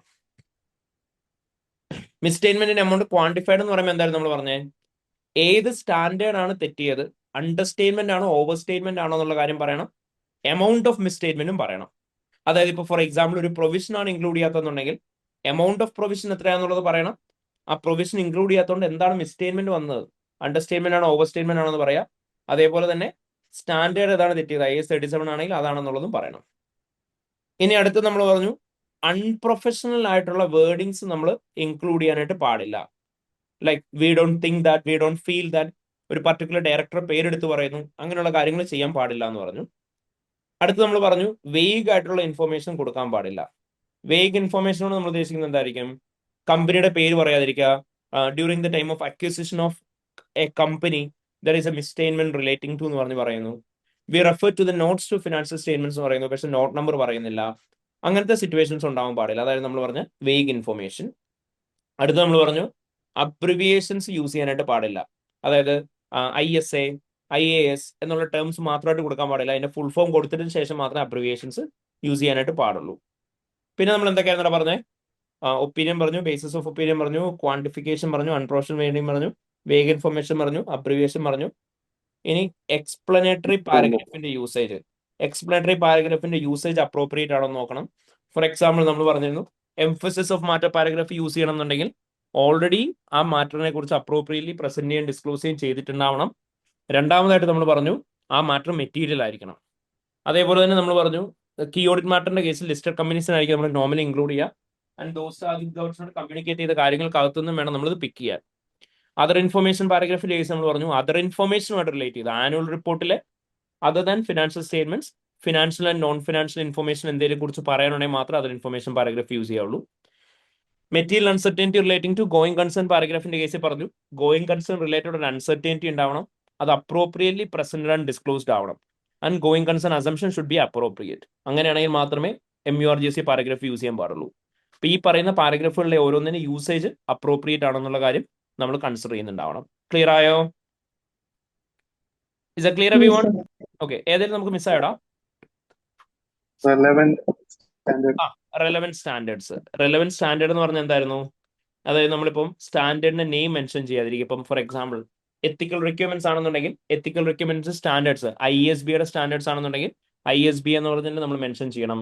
അതേപോലെ തന്നെ ഇപ്പം IFRS സ്റ്റാൻഡേർഡ്സ് ആണെങ്കിൽ ഇന്റർനാഷണൽ ഫിനാൻഷ്യൽ റിപ്പോർട്ടിംഗ് സ്റ്റാൻഡേർഡ്സ് തന്നെ മെൻഷൻ ചെയ്യണം. റെലവൻറ്റ് സ്റ്റാൻഡേർഡിന്റെ നെയിം ആൻഡ് നമ്പർ കൃത്യമായിട്ട് കോട്ട് ചെയ്തിട്ടുണ്ടാവണം. ഇതായിരുന്നു നമ്മൾ കൺസിഡർ ചെയ്യണം എന്ന് പറഞ്ഞിരുന്ന ഫാക്ടേഴ്സ്. ഓർമ്മയുണ്ടോ? ഓർക്കുന്നുണ്ട് എല്ലാവരും? Okay, fine. ഇനി അതേപോലെ തന്നെ നമ്മൾ പറഞ്ഞിരുന്നു ഒപ്പീനിയൻ പാരഗ്രാഫ് പറയുന്ന സമയത്ത് ഒപ്പീനിയൻ പാരഗ്രാഫിനകത്ത് നമ്മൾ എന്തിനെ കുറിച്ച് മെൻഷൻ ചെയ്യുന്നുണ്ടാവണം? സബ്ജക്ട് മാറ്ററിനെ കുറിച്ച് മെൻഷൻ ചെയ്യണം എന്ന് പറഞ്ഞു. ആൻഡ് സബ്ജക്ട് മാറ്ററിനെ കുറിച്ച് പറയുന്ന സമയത്ത് അവിടെ എന്തൊക്കെ കാര്യങ്ങളായിരുന്നു നമ്മൾ പറയണം എന്ന് പറഞ്ഞേ? കോമ്പോണൻസ് പറയണം അല്ലേ? പിന്നെ സബ്ജക്ട് മാറ്റർ വേറെ എന്തൊക്കെയാണെന്ന് വേഗം പറയൂ. പീരിയഡ് ഏതാണെന്നുള്ളത് പറയണം. പിന്നെ ക്ലയന്റിന്റെ നെയിം എന്താണെന്നുള്ളത് മെൻഷൻ ചെയ്യണം. അത് ഓർത്തോണേ. അതായത് period for the year ended ഏതാണെന്നുള്ളത് പറയണം. കോമ്പോണൻസ് പറയുമ്പോൾ ഏതൊക്കെ നമ്മൾ ഓഡിറ്റ് ചെയ്ത് statement of profit or loss ആണോ, സ്റ്റേറ്റ്മെന്റ് ഓഫ് ഫിനാൻഷ്യൽ പൊസിഷൻ ആണോ, ചേഞ്ചസ് ഇൻ ഇക്വിറ്റി ആണോ, ക്യാഷ് ഫ്ലോ ആണോ, ഡിസ്ക്ലോഷർ നോട്ട്സ് ആണോ ഏതാണെന്നുള്ളത് പറയണം. ദെൻ ക്ലയന്റിന്റെ നെയിമും മെൻഷൻ ചെയ്തിട്ടുണ്ടാവണം. ഇത്രയായിരുന്നു ക്രിട്ടിക്കൽ അപ്രൈസൽ ഓഫ് ഓഡിറ്റേഴ്സ് റിപ്പോർട്ടിന്റെ കേസ് നമ്മൾ പഠിച്ചിരുന്നത്. ഞാൻ വളരെ സ്പീഡിലാണ് പറഞ്ഞതെന്നറിയാം. നമുക്കറിയാം it's just a revision, lecture അല്ല. നമ്മൾ ഡീറ്റെയിൽഡ് ആയിട്ട് പഠിച്ച കാര്യം പെട്ടെന്ന് ക്വിക്ലി റിവൈസ് ചെയ്ത് പോകുന്നതാണ്. ഐ ബിലീവ് എല്ലാവർക്കും ഓർമ്മയുണ്ടല്ലോ, ഡൗട്ട് ഒന്നുമില്ലല്ലോ? എല്ലാവരും ഒന്ന് റെസ്പോണ്ട് ചെയ്യടാ. കണ്ടിന്യൂസ് ഞാൻ പറയുന്നില്ല, നിങ്ങൾ എന്തെങ്കിലുമൊക്കെ പറയും. ക്ലിയർ ആണോ? ഇനി PFIയുടെ കേസിൽ നമ്മൾ പറഞ്ഞിരുന്നു അവിടെ എന്തൊക്കെയാ കൺസിഡർ ചെയ്യണമെന്ന്. എന്തൊക്കെയാ PFIയുടെ കേസ് കൺസിഡർ ചെയ്യണമെന്ന് പറഞ്ഞേ? Title, addressing. PFIയുടെ കേസ് നമ്മൾ പറഞ്ഞിരുന്നു അഡ്രസ്സിംഗ് എന്ന് പറയുമ്പോൾ അവിടെ മേജർ ഡിഫറൻസ് ഉണ്ടാവും. ഷെയർ ഹോൾഡേഴ്സ് ആണോ അഡ്രസ്സിംഗ്? അല്ല. ഇവിടെ എപ്പോഴും ആരായിരിക്കും? ബോർഡ് ഓഫ് ഡയറക്ടേഴ്സ് ആയിരിക്കും അഡ്രസ്സിംഗ് ആയിട്ട് വരുന്നുണ്ടാവുക. ദെൻ നമ്മൾ പറഞ്ഞിരുന്നു എന്തൊക്കെ പറയണം? സബ്ജക്ട് മാറ്റർ പറയണം. കുറച്ച് മുന്നത്തെ പോലെ തന്നെ എവിടെ എന്ത് വരും? എലമെന്റ്സ് എന്തൊക്കെയാണെന്നുള്ളത് വരും, അല്ലെ കോമ്പണൻസ് എന്തൊക്കെയാണെന്നുള്ളത് വരും PFIയുടെ. ദെൻ പീരീഡ് പറയണം, ക്ലയന്റിന്റെ പേര് പറയണം. ആപ്ലിക്കബിൾ ലോ ആൻഡ് സ്റ്റാൻഡേർഡ് ഏതാണെന്നുള്ളത് പറയണം. നോർമലി ISAE ആയിരിക്കും, international standards and assurance engagements ആയിരിക്കും. മാനേജ്മെന്റ് റെസ്പോൺസിബിലിറ്റി എന്തൊക്കെയാണെന്നുള്ളത് പറയണം. ഓഡിറ്ററിന്റെ റെസ്പോൺസിബിലിറ്റിയും ബേസിസ് ഓഫ് ഒപ്പീനിയൻ പറയണം. പേർപ്പസ് ആൻഡ് റെസ്ട്രിക്റ്റഡ് ഡിസ്ട്രിബ്യൂഷൻ പറയണം. ഏത് അഷുറൻസ് ആയിരിക്കും കൊടുക്കുക PFIയുടെ കേസിൽ? നെഗറ്റീവ് അഷുറൻസ് ആയിരിക്കും. PFIയുടെ ബേസിസ് ഓഫ് അസംഷൻസ് എന്തൊക്കെയാണെന്നുള്ളതും റെലവൻറ്റ് ഫ്രെയിംവർക്ക് ഏതാണെന്നുള്ളതും പറയണം. അപ്രോപ്രിയേറ്റ് KVATs എന്തൊക്കെയാണെന്നുള്ളത് പറയണം. റിപ്പോർട്ടിംഗ് അക്കൗണ്ടിന്റെ സിഗ്നേച്ചറും ഡേറ്റും എഴുതണം, കൺക്ലൂഡ് ചെയ്യണം. KVAT എന്ന് പറഞ്ഞാൽ എന്തായിരുന്നു? KVATs limitations. Okay, limitations. And limitations പറയുമ്പോൾ നമ്മൾ പറഞ്ഞു എപ്പോഴും അത് എങ്ങനെയായിരിക്കണം കൊടുക്കേണ്ടത്? റിപ്പോർട്ടിന്റെ ക്രെഡിബിലിറ്റി അഫക്ട് ചെയ്യത്തില്ലാത്ത രീതിയിലായിരിക്കണം അത് കൊടുക്കുന്നത്. ഓർമ്മയുണ്ടോ? അപ്പൊ ഇത്രയായിരുന്നു നമ്മൾ പറഞ്ഞിട്ടുണ്ടായിരുന്നത്. അതിന് ഇത്രയും കാര്യങ്ങൾ ക്ലിയർ ആണ് എല്ലാവർക്കും? പക്കാ? Okay, perfect. സോ അപ്പൊ ഇത്രയും കാര്യങ്ങൾ നമ്മളൊന്ന് മനസ്സിലാക്കി കഴിഞ്ഞാൽ on this basis we can start with the question practice. Okay, screen visible അല്ലേ എല്ലാവർക്കും? ഏതാ?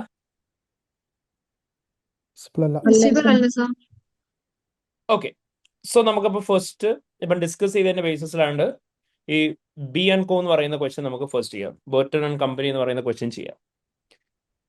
So completion review and reporting area എന്നുള്ള ക്വസ്റ്റ്യൻ ആണിത്. Burton and co. So it's 1st July 2015.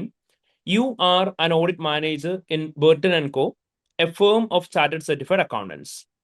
Your role includes performing post-issuance quality review of completed audits within your firm. And you have been asked to review audit file for B&Co for the year ending 31st Jan 2015. You are currently working on the audit of Fresier Company for the year ended 31st March 2015. And you are in the process of reviewing the proposed auditor's report. The following exhibit available on the left-hand side of the screen provides you. Okay, fine, leave it. അപ്പോൾ നമ്മളോട് പറഞ്ഞു 1st July 2015 ആണ് ഇന്നത്തെ date വന്നിട്ടുണ്ട്. നമ്മൾ Burton and കോ എന്ന് പറയുന്ന ഫേമിലെ audit manager ആണെന്ന് പറഞ്ഞു. ആൻഡ് നമ്മളോട് പറഞ്ഞിട്ടുണ്ട് നമ്മളാണ് post issuance quality control review നടത്തുന്നത് ഫേമിൻ്റെ അകത്ത് തന്നെ. അതുപോലെ തന്നെ ഒരു ക്ലയന്റിന്റെ ഓഡിറ്റ് ഫയലും റിവ്യൂ ചെയ്യാൻ പറഞ്ഞിട്ടുണ്ട്. ബോഡിയൻ കമ്പനി എന്ന് പറയുന്ന ക്ലയന്റിന്റെ 31st Jan 2015 ആണ് അവരുടെ ഇയർ എൻഡ്. ദെൻ നമ്മളോട് പറഞ്ഞിട്ടുണ്ട് കറന്റ് ഓഡിറ്റ് വർക്ക് ഫ്രീസിയ കമ്പനിയുടെ നടന്നുകൊണ്ടിരിക്കുകയാണ് ആൻഡ് നമ്മളാണ് അതിൽ ചെയ്തുകൊണ്ടിരിക്കുന്നതെന്ന് പറഞ്ഞു. ആൻഡ് നമ്മൾ പ്രൊപ്പോസ്ഡ് ഓഡിറ്റേഴ്സ് റിപ്പോർട്ട് റിവ്യൂ ചെയ്യാൻ പോവാണെന്ന് പറഞ്ഞു. സോ നമുക്കിവിടെ റിക്വയർമെന്റ്സ് തന്നിട്ടുണ്ട്. Requirement number 1, discuss the challenges associated with the use of data analytics in performing external company audit. Data analytics നമ്മൾ യൂസ് ചെയ്യുന്നതായിട്ട് റിലേറ്റ് ചെയ്ത് എന്തൊക്കെ ചാലഞ്ചസ് ഉള്ളതെന്നുള്ളത് നമ്മളോട് ചോദിച്ചിട്ടുണ്ട്. It is actually A theory question. And നമ്മളോട് പറഞ്ഞിട്ടുണ്ട് ഇവിടെ എക്സിബിറ്റ് ഒന്നും നമ്മൾ നോക്കേണ്ട ആവശ്യമില്ല, ഡയറക്റ്റ് ആയിട്ട് നിങ്ങൾ എഴുതിയാൽ മതി എന്ന് പറഞ്ഞു. സോ ഇവിടെ അപ്പൊ നമുക്കുള്ളത് ശരിക്കും എന്താണ്? ടെക്നിക്കൽ മാർക്കാണ് ഉള്ളത്. സോ ബേസിക്കലി ഈ തിയറി എവിടെ നിന്ന് വന്നേക്കുന്ന? ടെക്നിക്കൽ ആർട്ടിക്കിളിനെ ബേസ് ചെയ്തിട്ട് വന്നിട്ടുള്ളതാണ്. നമ്മൾ പഠിച്ചതായിരുന്നു ഈ ടെക്നിക്കൽ ആർട്ടിക്കിൾ. ഏതായത് nothing but the data analytics. Data analytics എന്ന് പറഞ്ഞ ആർട്ടിക്കിളിനെ ബേസ് ചെയ്തിട്ടുള്ളതാണ് ഇത്. So based on the standard data analytics. ഓർമ്മയുണ്ടോ? ടെക്നിക്കൽ ആർട്ടിക്കിൾ എല്ലാവരും അറ്റൻഡ് ചെയ്തായിരുന്നോ? ഒന്ന് പറയോ? ഡിസ്കഷൻ വീഡിയോ കണ്ടിരുന്നു എല്ലാവരും? ഓക്കെ. എന്തൊക്കെയായിരുന്നു നമ്മൾ ഡാറ്റ അനലിറ്റിക്സ് യൂസ് ചെയ്യുന്ന സമയത്ത് ഫേസ് ചെയ്യുന്ന ചാലഞ്ചസ്? എന്തൊക്കെയായിരിക്കും? Breach of confidentiality. നമ്മൾ പറഞ്ഞിരുന്നു അവിടെ കുറെ ഇഷ്യൂസ് ഉണ്ട്. അവിടെ വരാൻ പോകുന്ന ഫസ്റ്റ് ഇഷ്യൂ എന്ന് പറയുന്നത് എന്താ? Breach of confidentiality. അവിടെ ബ്രീച്ച് ഓഫ് കോൺഫിഡൻഷ്യാലിറ്റി എങ്ങനെ ഒരു ഇഷ്യൂ മാറുന്നത്? കാരണം ക്ലയന്റ് എന്ത് ചെയ്യാ? പറഞ്ഞടാ. ക്ലയന്റിന്റെ ഡാറ്റയാണ് നമ്മൾ ഈ ഡാറ്റ അനലിറ്റിക്സിലേക്ക് ഇടുന്നത്. അപ്പൊ സോഫ്റ്റ്വെയറിൽ എന്തെങ്കിലും കൺട്രോൾ ഇഷ്യൂസ് ഉണ്ടെങ്കിൽ മൊത്തം പ്രശ്നം. എക്സാക്ട്ലി. അവിടെ നമ്മൾ പറയുന്നൊരു കാര്യമായിരുന്നു confidentiality of the data provided by the client. നമ്മൾ ഡാറ്റ അനലിറ്റിക്സ് പ്രൊസീജിയേഴ്സ് ചെയ്യുന്ന സമയത്ത് എപ്പോഴും നമ്മൾ എന്തായിരിക്കും ചെയ്യുന്നുണ്ടാവുക? ക്ലയന്റ് പ്രൊവൈഡ് ചെയ്തേക്കുന്ന ഡാറ്റ യൂസ് ചെയ്തിട്ടാണ് നമ്മൾ ഡാറ്റ അനലിറ്റിക്സ് ടെക്നിക്സ് ഫോളോ ചെയ്യുന്നുണ്ടാവുക. സോ ഈ ഡാറ്റ അനലിറ്റിക്സ് പെർഫോം ചെയ്യുന്ന സമയത്ത് നമ്മൾ യൂസ് ചെയ്യുന്ന ഡാറ്റ അനലിറ്റിക്സ് ടൂൾ എന്താണോ അതിൻ്റെ അകത്ത് ആടിക്ക് ഒരു കൺട്രോൾസ് ഇല്ല എന്നുണ്ടെങ്കിൽ ഓട്ടോമാറ്റിക്കലി എന്തിനുള്ള പോസിബിലിറ്റി ഉണ്ടാവും? ക്ലയന്റിന്റെ കോൺഫിഡൻഷ്യൽ ആയിട്ടുള്ള ഡേറ്റാസ് അവിടെ ലോസ് ഉണ്ടാവാം. സോ അത് കാരണം കൊണ്ട് അവിടെ ഡാറ്റ അനലിറ്റിക്സ് റിലേറ്റഡ് ആയിട്ടുള്ള ചാലഞ്ചസ് നമ്മൾ ഫേസ് ചെയ്യും. പിന്നെ വേറെ എന്തൊക്കെയാണ് നമ്മൾ പഠിച്ചത്? കുറേ ഈസി പോയിന്റ്സ് ഉണ്ട്. Over Reliance. Data analytics. Okay. അവിടെ എന്തായാലും നമ്മൾ പറഞ്ഞത്? Management bias. അവിടെ എന്തായാലും നമ്മൾ പറഞ്ഞത്? ഈ ഇൻഫർമേഷൻ നമ്മൾ അപ്ലൈ ചെയ്യുന്ന ചിലപ്പോൾ വേഗ് ആയിട്ടുള്ള ഇൻഫർമേഷൻ ആണെങ്കിൽ റിസൾട്ടും വേഗ് ആയിരിക്കും. മാനേജ്മെന്റ് ഡാറ്റ അനലിറ്റിക്സ് നമ്മൾ ചെയ്യുന്ന സമയത്ത് നമ്മൾ യൂസ് ചെയ്യുന്ന ക്വാളിറ്റി ഓഫ് ഡാറ്റനെ ബേസ് ചെയ്തിട്ടായിരിക്കും നമുക്ക് എന്ത് കിട്ടുന്നുണ്ടാവുക? ക്വാളിറ്റി ഓഫ് ഔട്ട്പുട്ടും കിട്ടുന്നുണ്ടാവുക. സോ ഡാറ്റ അനലിറ്റിക്സിന് വേണ്ടിയിട്ട് നമ്മൾ ഡാറ്റ യൂസ് ചെയ്യുന്ന സമയത്ത് റിലയബിൾ സോഴ്സിലുള്ള ക്ലയന്റ് ഡാറ്റ അല്ല നമ്മൾ എടുത്തേക്കുന്നുണ്ടെങ്കിൽ ഓട്ടോമാറ്റിക്കലി എന്ത് സംഭവിക്കാനുള്ള ചാൻസ് ഉണ്ട്? വേഗ് ആയിട്ടുള്ള ഔട്ട്പുട്ട് ആയിരിക്കും കിട്ടുന്നുണ്ടാവുക. ആൻഡ് നമ്മൾ ഡാറ്റ അനലിറ്റിക്സ് യൂസ് ചെയ്യുന്ന സമയത്ത് ഓട്ടോമാറ്റിക്കലി നമ്മൾ ഈ ഔട്ട്പുട്ട് എന്തുമായിട്ട് കമ്പയർ ചെയ്യേണ്ടി വരും? ട്രഡീഷണൽ ഓഡിറ്റ് ഔട്ട്പുട്ട്സുമായിട്ട് കമ്പയർ ചെയ്യേണ്ടതായിട്ട് വരും. അപ്പോൾ അവിടെ ഇൻകൺസിസ്റ്റൻസീസ് ഉണ്ടെങ്കിൽ വീണ്ടും നമ്മൾ എന്ത് ചെയ്യണം? ചെക്കിംഗ് നടത്തണം. So it will cost extra amount as well as time. പിന്നെ വേറെന്തായിരുന്നു?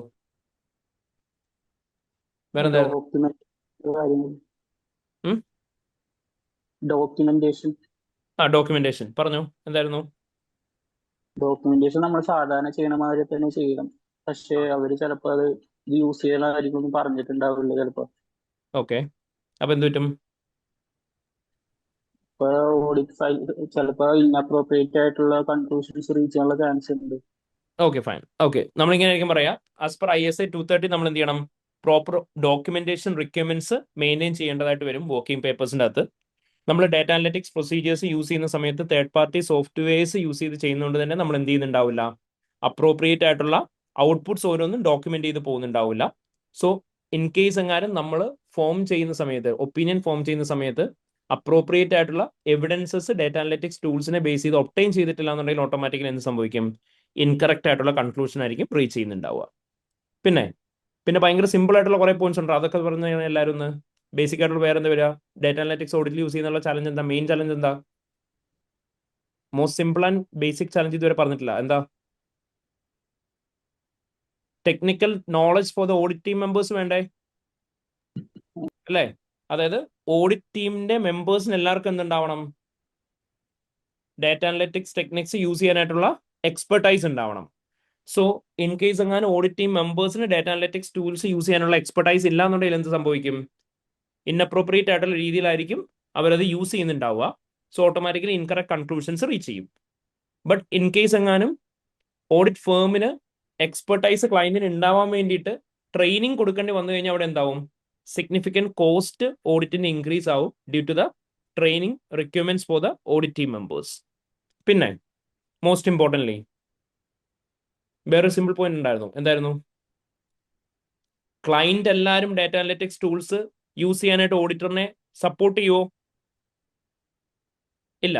നമ്മൾ നേരത്തെ പറഞ്ഞ പോലെ തന്നെ ക്ലയന്റിന് എപ്പോഴും കൺസേൺ ഉണ്ടാവും ക്ലയന്റിന്റെ ഹോൾ ഡാറ്റ, ബിഗ് ഡാറ്റ നമുക്ക് ട്രാൻസ്ഫർ ചെയ്യാൻ വേണ്ടിയിട്ട്. സോ എല്ലാ ക്ലയന്റും സപ്പോർട്ട് ചെയ്യില്ല ഡാറ്റ അനലിറ്റിക്സ് ടൂൾസ് യൂസ് ചെയ്യാൻ വേണ്ടിയിട്ട്. രണ്ട്, ഡാറ്റ കോമ്പാക്റ്റബിലിറ്റി ഇഷ്യൂസ് ഉണ്ടാവും. എല്ലാ ക്ലയന്റും എന്ത് ചെയ്യില്ല, ഡാറ്റ ഇവൻ ഇഫ് തന്നു കഴിഞ്ഞാലും നമ്മുടെ സോഫ്റ്റ്വെയറിൽ ആ ഡാറ്റ സപ്പോർട്ട് ആവണമെന്ന് നിർബന്ധമില്ല. അപ്പോൾ ഓട്ടോമാറ്റിക്കലി ഡാറ്റ അനലിറ്റിക്സിന് അവിടെ ലിമിറ്റേഷൻസ് വരും.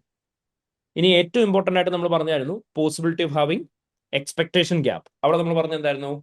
ഡാറ്റ അനലിറ്റിക്സ് ടൂൾസ് യൂസ് ചെയ്യുന്ന സമയത്ത് ഓട്ടോമാറ്റിക്കലി യൂസേഴ്സിന് കോൺഫിഡൻസ് ലെവൽസ് കൂടും. അവർ വിചാരിക്കും നമ്മൾ കൂടുതൽ ഏരിയ ഓഫ് ഓഡിറ്റ് ടെസ്റ്റ് ചെയ്തിട്ടുണ്ടെന്ന്. ബട്ട് ഇവിടെയും നമ്മൾ എന്തായിരിക്കും കൊടുക്കുന്നുണ്ടാവുക? റീസണബിൾ ക്വസ്റ്റൻസ് മാത്രമായിരിക്കും കൊടുക്കുന്നുണ്ടാവുക due to the limitations of audit. But automatically expectation gap എന്തായിരിക്കും? സിഗ്നിഫിക്കൻ്റ് ആയിട്ട് ഇൻക്രീസ് ആവും. ക്ലിയർ ആയോ?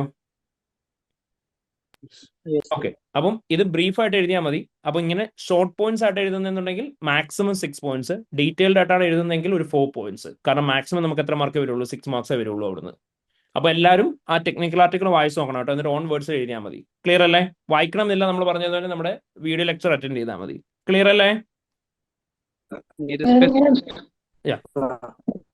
ഇനി നമുക്ക് വലിയ മാർക്കും ചോദിക്കും.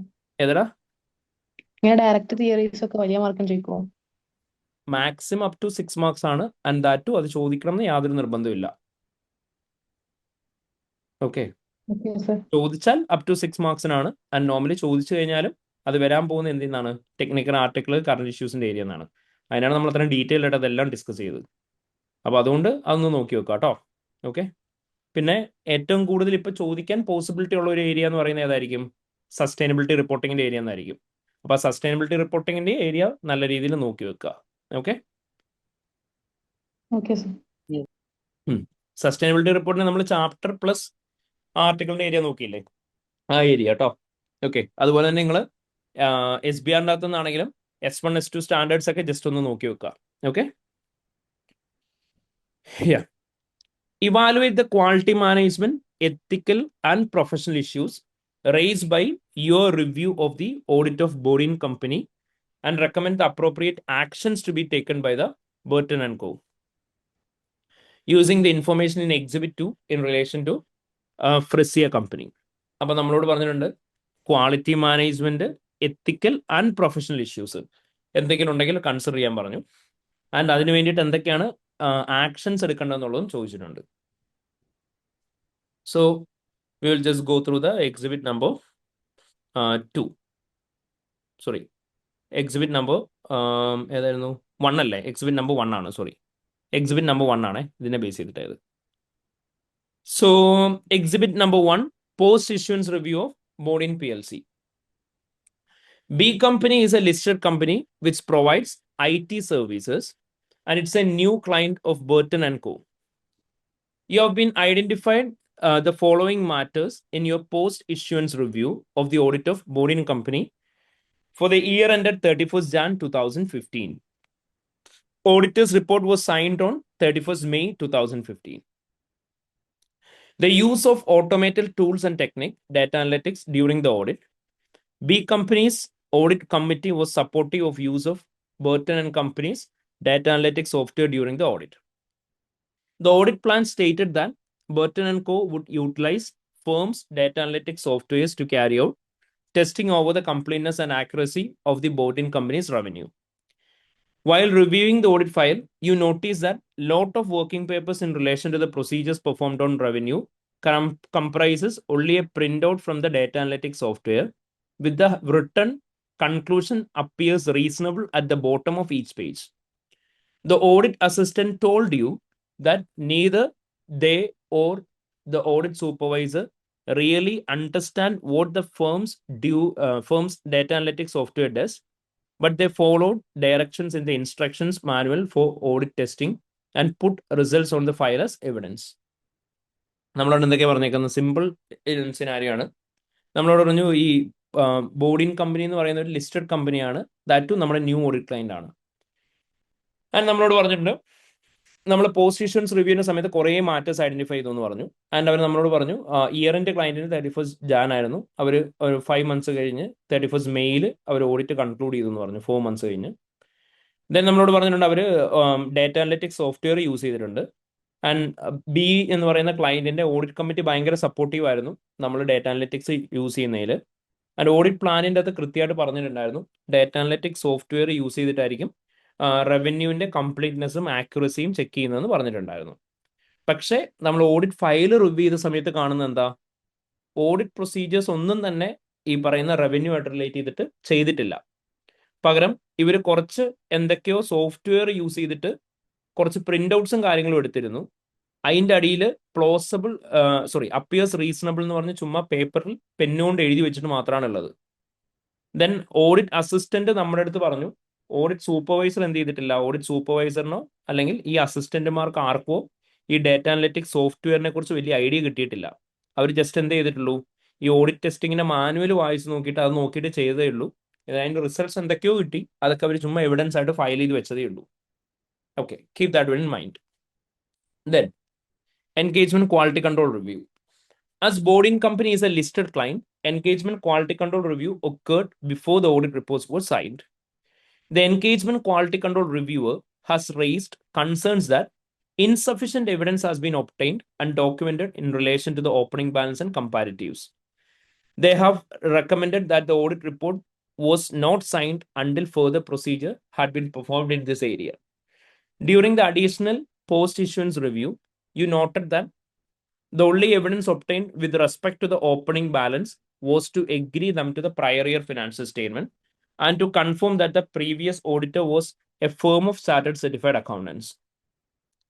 This has not been updated following the engagement quality control review and auditor's report, which included an unmodified opinion, was signed on 31st May 2015. The engagement quality control reviewer had also highlighted that audit strategy stated that a result of testing performed using data analytics software would be reviewed by member of Bruton and Company's specialized team of IT expert, but there was no evidence that this review had been occurred.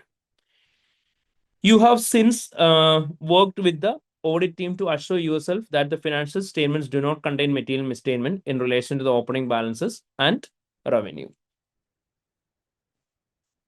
Okay. അപ്പോൾ നമ്മളോട് ഇത്രയും കാര്യങ്ങളാണ് പറഞ്ഞേക്കുന്നത്. അപ്പോൾ നമ്മളോട് എന്തൊക്കെയാണ് further പറഞ്ഞേക്കുന്നതെന്ന് പറഞ്ഞു. നമ്മളോട് ഇവിടെ ഫെർദർ പറഞ്ഞേക്കുകയാണ് ബി കമ്പനി ഒരു ലിസ്റ്റഡ് കമ്പനി ആയതുകൊണ്ട് തന്നെ എൻഗേജ്മെന്റ് ക്വാളിറ്റി കൺട്രോൾ റിവ്യൂ നടന്നായിരുന്നു. അപ്പം അത് നടന്നതിന് ശേഷമേ ഓഡിറ്റ് റിപ്പോർട്ട് സൈൻ ചെയ്യാൻ പാടുള്ളൂ. അപ്പോൾ എൻഗേജ്മെന്റ് ക്വാളിറ്റി കൺട്രോൾ റിവ്യൂവർ അന്ന് കുറച്ച് കൺസേൺസ് റേസ് ചെയ്തിരുന്നു എന്ന് പറഞ്ഞു. അതായത് ഇവർ ഈ ഓപ്പണിംഗ് ബാലൻസും കമ്പാരിറ്റീവ്സ് ഒന്നും പ്രോപ്പർലി ടെസ്റ്റ് ചെയ്തിട്ടില്ല എന്നുള്ള കാര്യത്തെക്കുറിച്ച് നമ്മളോട് പറയാണ് ഓഡിറ്റ് റിപ്പോർട്ട് ഫെർദർ പ്രൊസീജിയേഴ്സ് ചെയ്യാണ്ട് സൈൻ ചെയ്യരുതെന്ന് engagement quality control review pre issuance റിവ്യൂവിന്റെ സമയത്ത് പറഞ്ഞിട്ടുണ്ടായിരുന്നു. ആൻഡ് പോസ്റ്റ് ഇഷ്യൂൻസ് റിവ്യൂ നടക്കുന്ന സമയത്ത് നമ്മൾ നോട്ട് ഡൗൺ ചെയ്തു എന്ന് പറയാണ് ഓഡിറ്റ് എവിഡൻസ് ഇവർ ഓപ്പണിംഗ് ബാലൻസുമായിട്ട് റിലേറ്റ് ചെയ്ത് ആകെ ഒപ്റ്റൈൻ ചെയ്തേക്കുന്നത് എന്ത് മാത്രമാണ്, കറണ്ട് ഇയറിന്റെ opening balance previous year closing ബാലൻസുമായിട്ട് കമ്പയർ ചെയ്ത് നോക്കി, കഴിഞ്ഞ വർഷത്തെ ഓഡിറ്റർ ഒരു ACC ആയിരുന്നു എന്ന് നോക്കി. ദെൻ അവർ പറയാണ് വേറെ ഇവർ യാതൊരു തരത്തിലുള്ള പ്രൊസീജിയേഴ്സും പെർഫോം ചെയ്യാണ്ട് അൺമോഡിഫൈഡ് ഒപ്പീനിയൻ എഴുതി സൈൻ ചെയ്ത് കൊടുത്തു. ഈ engagement quality control reviewer previous ഇയറിലെ മറ്റൊരു കാര്യം കൂടെ ഹൈലൈറ്റ് ചെയ്തു എന്ന് പറയാം. അതായത് ഇവർ ഡാറ്റ അനലിറ്റിക്സ് സോഫ്റ്റ്വെയർ യൂസ് ചെയ്യുന്ന സമയത്ത് ഇവർ പ്രോപ്പർലി ചെയ്തിട്ടില്ല എന്ന് പറഞ്ഞിരുന്നു നേരത്തെ തന്നെ. അപ്പോൾ അതുകൊണ്ട് അത് അപ്രോപ്രിയേറ്റ് ആയിട്ട് ചെയ്തിട്ടുണ്ടോ എന്നറിയാൻ വേണ്ടിയിട്ട് നമ്മുടെ ഒരു IT എക്സ്പെർട്ട് ടീം, ഫേമിൻ്റെ അകത്ത് തന്നെയുള്ള IT എക്സ്പെർട്ട് ടീം റിവ്യൂ ചെയ്യണം എന്ന് പറഞ്ഞിരുന്നു. പക്ഷെ അതിൻ്റെ റിവ്യൂവും നടന്നിട്ടില്ല. അപ്പോൾ അതുകൊണ്ട് തന്നെ നമ്മൾ പറയാണ്, ഇവിടെ നമ്മൾ ഇവരുടെ കൂട്ടത്തിൽ വർക്ക് ചെയ്തു. അപ്പോൾ നമ്മൾ പറഞ്ഞു ഓപ്പണിംഗ് ബാലൻസ് അല്ലെ കമ്പാരിറ്റീവ്സ് അല്ലെ റവന്യൂ ആയിട്ട് റിലേറ്റ് ചെയ്തുള്ള മിസ്റ്റേക്സോ കാര്യങ്ങളോ ഒന്നും അവിടെ അപ്പിയർ ചെയ്യുന്നതെന്നുള്ളതും കൺഫേം ചെയ്യേണ്ടിയിരുന്നു. അതും അപ്രോപ്രിയറ്റ്ലി ചെയ്തിട്ടില്ല. അപ്പോൾ പറയാം എന്തൊക്കെ ഇഷ്യൂസ് ഉള്ളത്.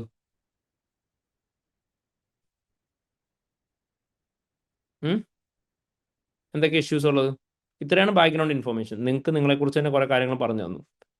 അപ്പോൾ ഇവിടെ നിങ്ങൾ ജസ്റ്റ് എന്ത് ചെയ്താൽ നമ്മൾ പറഞ്ഞിട്ടുണ്ട്, ക്വാളിറ്റി കൺട്രോളിൻ്റെ ക്വസ്റ്റ്യൻസ് ചെയ്യുന്ന സമയത്ത് നമുക്ക് അവിടെ വേറെ യാതൊരു തരത്തിലുള്ള ക്രൈറ്റീരിയോ കാര്യങ്ങളോ ഒന്നുമില്ല. Just A moment.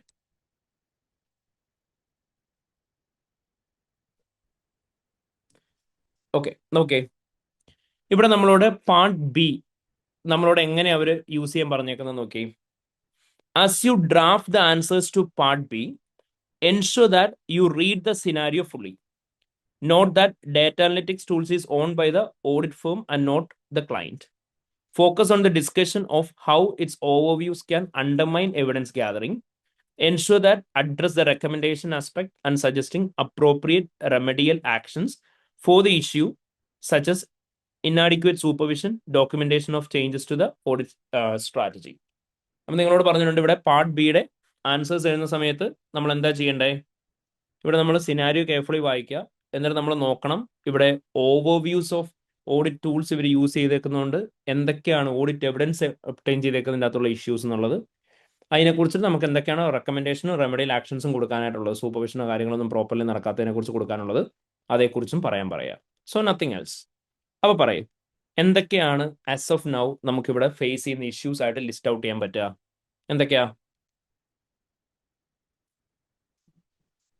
എന്തൊക്കെയാടാ ഇവിടെയുള്ള ഇഷ്യൂസ്? എൻഗേജ്മെന്റ് ക്വാളിറ്റി കൺട്രോൾ റിവ്യൂവിന്റെ കേസ് സബ്സിക്വന്റ്ലി നമുക്ക് പറയാം. പ്രൈമറി ആയിട്ടുള്ളത് എന്ത് തന്നെയാണ്? Use of data analytics tools തന്നെയാണ്. ഇവിടെ യൂസ് ഓഫ് ഡാറ്റ അനലിറ്റിക്സ് ടൂൾസുമായിട്ട് റിലേറ്റ് ചെയ്ത് എന്തൊക്കെ ഇഷ്യൂസ് ഉള്ളത്? Lack of knowledge, data analytics. Okay, lack of knowledge relating to data analytics. അവിടെ എന്താ പറയണ്ടേ? പറയൂ. ലാക്ക് ഓഫ് നോളജ് ഉള്ളതുകൊണ്ട് തന്നെ അവർ ഡാറ്റ അനലിറ്റിക്സ് വെച്ചെടുത്തിരിക്കുന്ന എവിഡൻസ് ഒന്നും സഫീഷ്യന്റ് അപ്രോപ്രിയേറ്റ് ആയിരിക്കില്ലല്ലോ. അപ്രോപ്രിയേറ്റ് ആയിരിക്കത്തില്ല. ഫൈൻ. അത് ഒറ്റ ജനറൽ സ്റ്റേറ്റ്മെന്റ് ആയിട്ട് കഴിഞ്ഞു പോകില്ല. നമുക്ക് 2-3 സെന്റൻസ് വരെ പോകണം. എന്തൊക്കെ പറയുള്ളത്? ഇത് ആരൊക്കെ ഇത് ചെയ്തേക്കുന്നത്? ഡാറ്റ അനലിറ്റിക്സ് ടൂൾസ് ആരൊക്കെ ഇപ്പൊ യൂസ് ചെയ്തേക്കുന്നത്?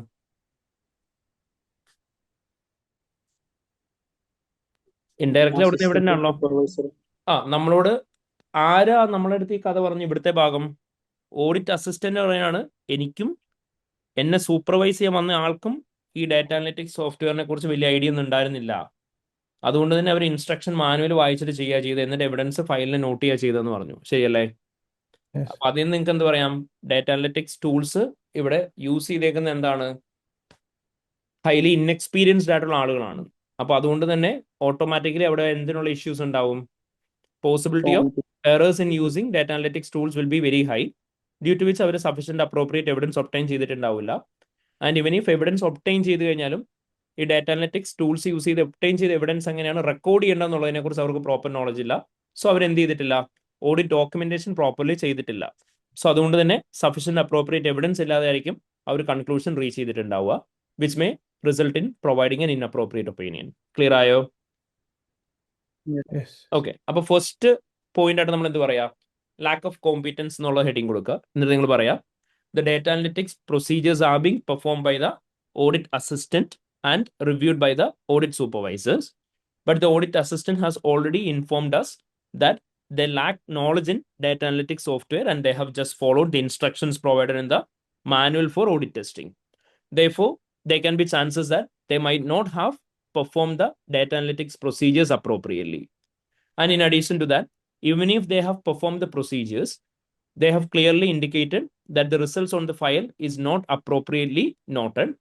As per ISA 230 audit documentation, proper audit documentation should be recorded about the audit procedures performed, audit evidences obtained, and conclusions reached. Since both of them are not having proper understanding about the documentation requirement, there can be chances that they might have formed inappropriate opinion due to the lack of audit evidence. Clear ayo? Okay, ഇനി അടുത്ത issue എന്താ? അടുത്ത issue എന്താ? അടുത്ത ഇഷ്യൂടെ നമുക്ക് ഏറ്റവും main ആയിട്ടുള്ള issue നിങ്ങൾക്ക് ഡയറക്ട്ലി പിക്ക് ചെയ്യാലോ. ഒരു റവന്യൂ ഓഡിറ്റ് അല്ലേ? Revenue audit of revenue. Audit of റവന്യൂന്റെ അകത്ത് നിങ്ങൾക്ക് എന്തൊക്കെയാ പറയാൻ പറ്റുക? അത് ചെയ്യുമെന്ന് പറഞ്ഞത് ആ പ്രൊസീജിയേഴ്സ് ഒന്നും ചെയ്തിട്ടില്ല. ഓക്കെ, ചെയ്യും എന്ന് പറഞ്ഞ പ്രൊസീജിയേഴ്സ് ഒന്നും ചെയ്തിട്ടില്ല. ഓക്കെ, എന്താ അവർ ചെയ്യേണ്ടിയിരുന്നത്? Testing or completeness and accuracy okay, of revenue. അവിടെ അവരെന്താ ചെയ്തേക്കുന്ന ആകെ? നമ്മളോട് പറഞ്ഞ എന്താ? ഡാറ്റ അവിടെ അനലിറ്റിക്സ് ടൂൾസ് മാത്രം അവർ യൂസ് ചെയ്തു. അനലിറ്റിക്കൽ സോഫ്റ്റ്വെയർ യൂസ് ചെയ്ത് എടുത്ത പേപ്പേഴ്സിന്റെ പ്രിന്റ് ഔട്ടിന് മേലെ അവർ അപ്പിയേഴ്സ് റീസണബിൾ എന്ന് മാത്രം എഴുതി വെച്ചു. ശരിയല്ലേ? yes, ഓക്കെ, നമുക്ക് ഡാറ്റ അനലിറ്റിക്സ് പ്രൊസീജിയേഴ്സ് മാത്രമായിട്ട് പെർഫോം ചെയ്യാൻ പറ്റുമോ? ഇല്ല. ഇല്ല. നമ്മൾ പഠിച്ചിട്ടുണ്ട്, നമ്മൾ ഡാറ്റ അനലിറ്റിക്സ് ടൂൾസ് എന്ന് പറയുന്നത്, അതായത് കമ്പ്യൂട്ടർ അസിസ്റ്റഡ് ഓഡിറ്റിംഗ് ടെക്നിക്സ് എന്ന് പറയുന്നത് നമ്മൾ എങ്ങനെ ചെയ്യുന്ന, in addition to the normal set of audit procedures, അസേർഷൻസിനെ ബേസ് ചെയ്തിട്ട് നമ്മൾ സാധാരണ ചെയ്യാറുള്ള ഓഡിറ്റിന് പുറമെ അഡീഷണലി ചെയ്യുന്നതാണ് എന്ത്? Use of data analytics tools. ശരിയല്ലേ? സോ നോർമലി നമ്മൾ ചെയ്യാറുള്ള പ്രൊസീജിയേഴ്സ് എന്തൊക്കെയാണോ അതെല്ലാം നമ്മൾ പെർഫോം ചെയ്യുന്നുണ്ടാവണം. പക്ഷേ എടാ ഒന്ന് മ്യൂട്ട് ചെയ്ത് വെച്ചേ. ഓക്കെ, ആൻഡ് ഇവിടുത്തെ കേസിൽ നമ്മൾ പറഞ്ഞേക്കുന്നത് എന്താ? അവരാകെ ചെയ്തേക്കുന്ന ഡാറ്റ അനലിറ്റിക്സിന്റെ അകത്തുനിന്നുള്ള പ്രിന്റ് ഔട്ട്സ് മാത്രമാണ് എടുത്തേക്കുന്നത്, which is not appropriate and which clearly indicates that they have obtain any evidence in relation to the completeness and accuracy of the revenue. Clear ആയോ? yes. ഓക്കെ, പിന്നെ വേറെന്താ ഇഷ്യൂ അവിടെ? വേറെന്താ? വേറെന്താ ഇഷ്യൂ? വേറെന്താ issue എന്നുള്ള പറ. ബാക്കിയുള്ള അസോർഷൻസ് എന്നിവരെ ടെസ്റ്റ് ചെയ്യാനുള്ള പ്ലാൻ പറ്റത്തില്ല. ഓക്കെ, ഓഡിറ്റ് പ്ലാനിന്റെ അകത്ത് അവർ മെയിൻലി പറയുന്ന എന്തിനെ കുറിച്ച് മാത്രമാണ്? കംപ്ലീറ്റ്നെസ് ആൻഡ് ആക്യുറസി കൺഫേം ചെയ്യുന്നതിനെ കുറിച്ച് മാത്രമാണ്. ആൻഡ് ബാക്കിയുള്ള അസേർഷൻസിന് മേലെ നമ്മൾ എന്ത് ചെയ്യുന്നുണ്ടാവണം? ഡീറ്റെയിൽഡ് ആയിട്ടുള്ള പ്രൊസീജിയേഴ്സ് പെർഫോം ചെയ്യുന്നുണ്ടാവണം under the traditional audit methods. അവിടെ അവർ വേറെ ഒരു തരത്തിലുള്ള പ്രൊസീജിയേഴ്സും പെർഫോം ചെയ്യുന്നില്ല. അതുകൊണ്ട് തന്നെ റവന്യൂ റിലേറ്റഡ് എവിഡൻസ് കൺക്ലൂസീവ് അല്ല എന്ന് പറയാം. പിന്നെ അടുത്ത കേസ് എന്താ? അടുത്തത് നമ്മളോട് പറഞ്ഞേക്കുന്ന ഓപ്പണിംഗ് ബാലൻസസിന്റെ കേസാണ്. ഇവിടെ ഓപ്പണിംഗ് ബാലൻസ് അപ്രോപ്രിയറ്റ്ലി ടെസ്റ്റഡ് ആണോ? അല്ല. അല്ല. അവിടെ എന്താ പറയാൻ പറ്റുന്നത്? ഓപ്പണിംഗ് ബാലൻസ് അപ്രോപ്രിയറ്റ്ലി ടെസ്റ്റഡ് അല്ല. അവിടെ എന്താ പറയാൻ പറ്റുക? ഓപ്പണിംഗ് ബാലൻസിന്റെ ഇഷ്യൂ എന്താ ഇവിടെ? പ്രീവിയസ് പോസ്റ്റിംഗ് ബാലൻസ് ആയിട്ട് മാത്രം ആ. മാച്ച് ചെയ്ത് ചെക്ക് ചെയ്തിട്ടേ ഉള്ളൂ. ഓക്കെ, പിന്നെ പിന്നെ മെയിൻ പ്രോബ്ലം എന്താ? അവരാകെ ചെയ്തേക്കുന്നത് കഴിഞ്ഞ വർഷത്തെ ആള് ACC ആണെന്ന് മാത്രമാണ് നോക്കിയേക്കുന്നത്. ശരിയല്ലേ? Yes, yes. ഇവിടെ മിസ്റ്റേക്കിനുള്ള പോസിബിലിറ്റി ഹൈ ആണോ ലോ ആണോ? ലോ ഹൈ ആണ്, കാരണം ന്യൂ ക്ലബ് ആയതുകൊണ്ട്. Exactly, that's a main point here. കാരണം നമ്മളോട് ഇവിടെ പ്രത്യേകം അവർ പറഞ്ഞിട്ടുണ്ട്, it's a new audit client for the firm. In addition to that അവർ നമ്മളോട് പറയുന്നുണ്ട്, ഈ ഒരു പർട്ടിക്കുലർ ക്ലൈന്റിനെ സംബന്ധിച്ച് it's a listed entity. So ഒരു ലിസ്റ്റഡ് ക്ലൈന്റ് ആണ്, ന്യൂ ഓഡിറ്റ് ക്ലൈന്റ് ആണ്. So the audit firm is not familiar with the previous year closing balance. ശരിയല്ലേ? സോ അപ്രോപ്രിയറ്റ്ലി ആ ബാലൻസ് ബ്രോഡ് ഫോർവേഡ് ചെയ്യാന്നുള്ളത് ഒരു പ്രൊസീജിയർ. ഡബിൾ എക്കകത്ത് നമ്മൾ ഡീറ്റെയിൽഡ് ആയിട്ട് പഠിച്ചിട്ടുണ്ട്. നമ്മൾ ന്യൂ ക്ലൈന്റ് ആവുന്ന സമയത്ത് പ്രത്യേകം ശ്രദ്ധിക്കേണ്ട കാര്യമാണ്, നമ്മുടെ പ്രീവിയസ് ഇയറിലെ അക്കൗണ്ടിങ് പോളിസീസും എസ്റ്റിമേറ്റ്സും എല്ലാം അവർ എന്ത് ചെയ്തിട്ടുണ്ടോ നോക്കണം, കൺസിസ്റ്റന്റ് ആയിട്ട് ഫോളോ ചെയ്തിട്ടുണ്ടോ നോക്കണം. അതുമായിട്ട് റിലേറ്റ് ചെയ്തുള്ള എന്തെങ്കിലും പ്രൊസീജിയേഴ്സ് ഓഡിറ്റർ പെർഫോം ചെയ്തിട്ടുണ്ടോ? ഇല്ല. അപ്പൊ അതുകൊണ്ട് തന്നെ നമുക്ക് എന്ത് പറയാം? അവിടെ പ്രോപ്പർ എവിഡൻസ് ഒബ്റ്റെയിൻ ചെയ്തിട്ടില്ല regarding the opening balance. There can be chances that the opening balance of the entity might be misstated. Clear ആയോ? Is that clear everyone? Yes. Yes, sir. അവിടെ കോമ്പറ്റൻസിനെ കുറിച്ച് പറയാൻ പറ്റുമോ? ഏതാടാ? ഓഡിറ്റർക്ക് കോമ്പറ്റൻസ് അത് ഇല്ലാത്തതുകൊണ്ടാണ് അതെന്ത് ചെയ്യണം എന്നറിയോ? അത് നമ്മൾ സൂപ്പർവിഷണൽ റിവ്യൂ പറഞ്ഞതിന് ശേഷം ഒറ്റ പോയിന്റ് ആയിട്ട് എടുത്തിട്ട് എല്ലായിടത്തെയും കോമ്പറ്റൻസ്, ലാക്ക് ഓഫ് കോമ്പറ്റൻസിനെ കുറിച്ച് പറഞ്ഞാൽ മതി, കമ്പൈൻ ചെയ്ത്. ഓക്കെ, അല്ല നമ്മൾ വീണ്ടും വീണ്ടും സെയിം പോയിന്റ് തന്നെ റിപ്പീറ്റ് ചെയ്യേണ്ടതായിട്ട് വരും. ഓക്കെ, അടുത്തത് നമുക്ക് പറയാൻ പറ്റുന്നത് അടുത്തെന്താ? ആ പാരഗ്രാഫ് വൈസ് പോയിക്കോ, അപ്പോൾ എളുപ്പമാ. അടുത്തെന്താ? Pre issuance review appropriately carried out ആണോ? പ്രീ ഇഷ്വൻസ് റിവ്യൂ, അതായത് പ്രീ ഇഷ്വൻസ് റിവ്യൂ പ്രോപ്പർലി ഇങ്ങനെ പറഞ്ഞാൽ supervision and review of work appropriately carried out ആണോ? ചെയ്തിട്ടില്ല. പ്രീ ഇഷ്വൻസ് റിവ്യൂവും അതേപോലെ തന്നെ സൂപ്പർവിഷൻ ആൻഡ് റിവ്യൂ ഓഫ് വർക്കും അപ്രോപ്രിയറ്റ്ലി ക്യാരിഡ് ഔട്ട് ആയിരുന്നു എന്നുണ്ടെങ്കിൽ ഈ പർട്ടിക്കുലർ അഡീഷണൽ പ്രൊസീജിയേഴ്സ് പെർഫോം ചെയ്യാണ്ട് ഓഡിറ്റർ അവിടെ റിപ്പോർട്ട് സൈൻ ചെയ്യായിരുന്നോ? ഇല്ല. ഇല്ല.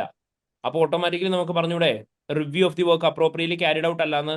കാരണം നമ്മളോട് ഇവിടെ പറഞ്ഞ എന്താ, നമ്മൾ പോസ്റ്റ് ഇഷ്വൻസ് റിവ്യൂ ചെയ്യുന്ന സമയത്താണ് നമ്മൾ കാണുന്നത് എന്തൊക്കെ പ്രീവിയസ് ഇയറിലെ ഓപ്പണിംഗ് ബാലൻസുമായിട്ട് റിലേറ്റ് ചെയ്തുള്ള പ്രൊസീജിയേഴ്സ് ചെയ്യാണ്ടാണ് അവർ ഓഡിറ്റ് റിപ്പോർട്ട് സൈൻ ചെയ്തേക്കുന്നത് എന്നുള്ളത്. സെയിം as that ഈ സ്പെഷ്യലൈസ്ഡ് IT എക്സ്പേർട്ടിന്റെ ടീം മെമ്പേഴ്സ് വർക്ക് റിവ്യൂ ചെയ്തിട്ടില്ല എന്നുള്ളത്. So it is showing the evidence that the pre-issuance review, which means the supervision and review of the work, is not being appropriately carried out. Clear ആയോ? Yes. Okay. അപ്പൊ നിങ്ങൾ അത് single point ആയിട്ട് എഴുതാം. Supervision and review of work എന്ന് പറഞ്ഞ് എഴുതാം. എന്നിട്ട് നിങ്ങൾ പറയാം the engagement quality control review was not carried out appropriately. Especially the engagement quality control review has identified the misstatements in relation to the audit of opening balances, and the work of the audit junior and audit supervisor in relation to the data analytics was not being reviewed by the IT expert. Therefore, the supervision and review of the work is not appropriately carried out, as the audit report was signed by the engagement partner immediately following the review without making amendments to the audit plan. Therefore, the work is not appropriately supervised and reviewed എന്ന് പറഞ്ഞിട്ടുള്ള ബേസിസിൽ conclude ചെയ്യുക. ഇനി അടുത്ത issue എന്താ പറയാൻ പറ്റുക നിങ്ങൾക്ക്? അടുത്ത ഇഷ്യൂ എന്താ? ഇവിടെ നമ്മൾ പറഞ്ഞു ഓപ്പണിംഗ് ബാലൻസ് ടെസ്റ്റ് ചെയ്തിട്ടില്ല എന്നുള്ളത്. ഇവിടെ IT എക്സ്പേർട്ടിന്റെ വർക്കിന്റെ കാര്യം നിങ്ങൾക്ക് എടുത്ത് പറഞ്ഞൂടെ? ഓക്കെ, അവിടെ നമുക്ക് പറയാൻ പറ്റുന്നത് എന്താ? അതൊന്നെങ്കിൽ ആ സൂപ്പർവിഷൻ റിവ്യൂവിൻ്റെ അകത്ത് തന്നെ ഇൻക്ലൂഡ് ചെയ്ത് പറഞ്ഞാൽ മതി, അല്ലെ ഡേറ്റ അനലിറ്റിക്സിന്റെ കൂട്ടത്തിൽ ഇൻക്ലൂഡ് ചെയ്ത് പറഞ്ഞാലും മതി. അവിടെ എന്താ നമുക്ക് പറയാൻ പറ്റുക? Each of the data analytics procedures carried out by the engagement team should be reviewed by an expert panel. Burton & Co has a specialized team of IT expert who was required to review the data analytics software and procedures performed by the engagement team. However, there are no evidences that this review has been carried out. Therefore, there can be chances that any errors which have already been occurred while using the data analytics software will remain uncorrected, and the evidence relating to the revenue obtained through data analytics procedures will be insufficient to form appropriate conclusion, resulting in incorrect opinion being expressed on the financial statements. Clear ആയോ? Okay. എടാ, ഇവിടെ ethical and professional issues എന്തെങ്കിലും ഉണ്ടോ? Ethical and professional issues എന്തെങ്കിലും ഉണ്ടോ ഈ കേസിൽ? Professional competence. Okay, professional competence നിങ്ങൾക്ക് പറയാം. ഓക്കെ, പ്രൊഫഷണൽ കോമ്പീറ്റൻസിനെ കുറിച്ച് നിങ്ങൾക്ക് എന്താ പറയാൻ പറ്റുന്നത്? Lakh of knowledge on data analytics. Professional competence എന്ന് പറഞ്ഞിട്ട് നിങ്ങൾക്ക് പറയാം lack of competence in data analytics tools ഉണ്ട്. പിന്നെ വേറെ എന്താ പറയാൻ പറ്റുന്നത്? ഇവിടെ വേറെ ലാക്ക് ഓഫ് കോമ്പീറ്റൻസ് ഉള്ള എവിടെയാ? അപ്രോപ്രിയേറ്റ് ആയിട്ടുള്ള പ്രൊസീജിയേഴ്സ് അവർ റവന്യൂ ആയിട്ട് റിലേറ്റ് ചെയ്തിട്ട് ക്യാരി ഔട്ട് ചെയ്തിട്ടില്ല. ദെൻ ഒരു ലിസ്റ്റഡ് ക്ലൈന്റ് ആണ്, ന്യൂലി ഓഡിറ്റ് ക്ലൈന്റ് ആണ്, എന്നിട്ട് അവർ എന്ത് ചെയ്തിട്ടില്ല? ഓപ്പണിംഗ് ബാലൻസിന്റെ ടെസ്റ്റിംഗ് അപ്രോപ്രിയേറ്റ്ലി ക്യാരി ഔട്ട് ചെയ്തിട്ടില്ല. അപ്പൊ ഇതെല്ലാം എന്തിന്റെ ഇൻഡിക്കേറ്റേഴ്സ് ആണെന്ന് പറയാം? ലാക്ക് ഓഫ് കോമ്പറ്റൻസിന്റെ ഇൻഡിക്കേറ്റേഴ്സ് ആണ്. Audit team lack appropriate competence എന്നുള്ള പറയാം. ക്ലിയർ ആയോ? ഓക്കെ, അപ്പൊ അതൊരു സിംഗിൾ പോയിന്റ് ആയിട്ട് കൊടുക്കുക, ലാക്ക് ഓഫ് പ്രൊഫഷണൽ കോമ്പറ്റൻസ്. ആദ്യം നമ്മൾ പറഞ്ഞ് ഡാറ്റ അനലിറ്റിക്സിനെ ബേസ് ചെയ്തിട്ട് തന്നെ പറയാം കേട്ടോ. Lack of competence relating to data analytics. ഇവിടെ നമ്മൾ എന്ത് പറയാം? Lack of professional competence and due care എന്ന് പറഞ്ഞിട്ട് എഴുതുക. എന്നിട്ട് പറയാം the audit engagement team lacks professional competence, especially considering the audit of data analytics audit procedures were not appropriately carried out. In addition to that, the audit of revenue is also not appropriately treated by the engagement team members, as sufficient appropriate evidence is not obtained. Even considering the opening balance and comparatives of the Burton company, it's already a listed entity and a new audit client. But even though the procedures were appropriately suggested by the engagement quality control reviewer, the engagement partner have not carried out additional procedures, which shows the lack of competence. ഇനി വേറെ ഏതെങ്കിലും എത്തിക്കൽ issue ഉണ്ടോ ഇവിടെ? Sorry, professional issue ഉണ്ടോ ഇവിടെ? Threat ഒന്നുമില്ല, professional issue ഉണ്ടോ? ഈ ലാസ്റ്റ് സെന്റൻസ് സെൽഫ് റിവ്യൂ ആയിട്ട് പറയാൻ പറ്റും. നമ്മൾ അഷുറൻസ് കൊടുത്തിട്ട് മിസ്റ്റേക്ക് ഇല്ല എന്ന് അവസാനം കൺക്ലൂഡ് ഇല്ലടാ, നമ്മൾ ഇത് എപ്പോഴാണ് ചെയ്യുന്നത്? നമ്മൾ ഓഡിറ്റ് കഴിയുന്ന മൊമെന്റിലല്ലേ ജോയിൻ ചെയ്യുന്നത്? ഓക്കെ, നമ്മളെ റിവ്യൂവർ നമ്മളോട് മിസ്റ്റേക്ക് കണ്ടുപിടിക്കാൻ പറഞ്ഞേക്കുക. അപ്പൊ നമ്മൾ തന്നെ സെൽഫ് റിവ്യൂ ഉണ്ടാക്കുന്ന അവിടെ നമ്മൾ പറയൂല. മനസ്സിലായോ? ഓക്കെ, നമ്മൾ ഓഡിറ്റർ അല്ല, നമ്മൾ റിവ്യൂറാ. ഓക്കെ, പിന്നെ വേറെ ഏതാ പ്രൊഫഷണൽ ഇഷ്യൂ? ഒറ്റ പ്രൊഫഷണൽ ഇഷ്യൂ കൂടി. ഏതൊക്കെ പ്രൊഫഷണൽ ഇഷ്യൂസ് പഠിച്ചിട്ടുള്ളത്? Integrity, objectivity, confidentiality, professional competence and duty, professional behaviour. അപ്പോൾ പ്രൊഫഷണൽ ബിഹേവിയറിന് അഗൻസ്റ്റ് ആയിട്ട് പ്രത്യേകിച്ച് ഒന്നും പറഞ്ഞിട്ടില്ല. പ്രൊഫഷണൽ കോമ്പറ്റൻസ് നമ്മൾ പറഞ്ഞു. കോൺഫിഡൻഷ്യാലിറ്റി നമ്മൾ ഇൻഡയറക്ട്ലി മേലെ നമ്മൾ മെൻഷൻ ചെയ്തു പോയി. അത് നമ്മുടെ പ്രൊഫഷണൽ ഇഷ്യൂ ആയിട്ടല്ല, ഡാറ്റ അനലിറ്റിക്സിന്റെ ലിമിറ്റേഷൻസിന്റെ കൂടുതലാണ് നമ്മൾ മേലെ പറഞ്ഞത്. അതിവിടെ നമ്മൾ പറയണമെന്നില്ല. വേറെ ഏതാ മെയിൻ ഇഷ്യൂ ഉള്ളത്? Is there something which affects the managerial thread integrity of വരില്ലേ? the auditor? ഓഡിറ്ററിന്റെ ഇന്റഗ്രിറ്റിനെ അഫക്ട് ചെയ്യുന്ന എന്തെങ്കിലും കാര്യമുണ്ടോ? ഓഡിറ്റർ ഡിസോണസ്റ്റ് ആയിട്ട് ചെയ്യേണ്ട കാര്യങ്ങൾ ചെയ്യാതിരിക്കുന്ന എന്തെങ്കിലും കേസ് ഉണ്ടോ? ഉണ്ടോ? പറയൂ. ഈ ഓപ്പണിംഗ് ബാലൻസ് ഒക്കെ കറക്റ്റ് ചെയ്തിട്ട് ചെയ്യണം എന്ന് പറഞ്ഞിട്ട് അവർ ചെയ്തിട്ടില്ല. എക്സാക്ട്ലി, അല്ലേ? Auditor lakhs the integrity as he is performing audit in not a straightforward and honest manner. കാരണം എന്താ? Engagement quality control reviewer suggest ചെയ്തായിരുന്നു അപ്രോപ്രിയേറ്റ് ചേഞ്ചസ്. ഇന്റൻഷനലി ഓഡിറ്റർ എന്ത് ചെയ്യാണ്? കറക്ഷൻസ് നടത്താണ്ട് മിസ്റ്റേറ്റ്മെന്റ് ഉണ്ടെന്ന് അറിഞ്ഞിട്ടോ അതങ്ങനെ റീറ്റെയിൻ ചെയ്തിട്ടാണ് റിപ്പോർട്ട് സൈൻ ചെയ്ത് കൊടുക്കുന്നത്. So auditor no that the auditor have expressed an inappropriate opinion on the financial statements. എന്നിട്ട് ഓഡിറ്റർ കറക്ഷൻസ് നടത്താണ്ടാണ് കൊടുക്കുന്നത്. So which shows the lack of integrity of the auditor. Clear ആയോ? Okay, Yes. അപ്പൊ ഇത്രയായിരിക്കും നമുക്ക് അവിടെ പറയാനായിട്ടുണ്ടാവുന്ന points എന്ന് പറയാം. Properly clear ആയോ എല്ലാവർക്കും? Is a clear everyone? Yes. Okay, അപ്പം നമ്മുടെ ബാക്കിലെ ആൻസർ നോക്കി കഴിഞ്ഞാൽ ഒരു സ്ലൈറ്റ് വേരിയേഷൻ ഉണ്ട്. വേരിയേഷൻ എന്ന് പറഞ്ഞാൽ വേറൊന്നുമില്ല. സോറി, നമ്മുടെ ആൻസർ കഴിഞ്ഞില്ല ബൈ ദ വേ. നമുക്ക് എന്തൊക്കെയായിരുന്നു സേഫ് ഗാർഡ്സ് എടുക്കാനായിട്ടുള്ളതെന്ന്? സേഫ് ഗാർഡ്സ് എടുക്കണ്ടേ? സേഫ് ഗാർഡ്സ് പറഞ്ഞില്ലല്ലോ, നമ്മളോട് ചോദിച്ചല്ലോ കറക്റ്റീവ് ആക്ഷൻസ് എന്തൊക്കെയാണ്. കറക്റ്റീവ് ആക്ഷൻസ് എന്തൊക്കെയാണ് എടുക്കാൻ പറ്റുക? 1 by 1 ഓരോന്നോരോന്ന് പറഞ്ഞേ. അപ്പം ലാക്ക് ഓഫ് നോളജ് ഉണ്ട്, ഡാറ്റ അനലിറ്റിക്സ് സോഫ്റ്റ്വെയർ ആയിട്ട് റിലേറ്റ് ചെയ്ത് ലാക്ക് ഓഫ് കോമ്പറ്റൻസ്. അവിടെ നമുക്ക് എന്താ കറക്റ്റീവ് ആക്ഷൻ എടുക്കാൻ പറ്റുക? ആക്ഷൻസ് പറഞ്ഞ ഹെഡിങ് കൊടുത്തിരിക്കുന്നത് മതി. എന്തൊക്കെയായിരിക്കും? ട്രെയിനിങ് കാര്യങ്ങളൊക്കെ പ്രൊവൈഡ് ചെയ്യും. നമ്മൾ പറയാം the Bruter and company should consider providing training on audit procedures and data analytics tools to all the engagement team members before continuing with the next engagement. പിന്നെ അടുത്തെന്തായിരിക്കും?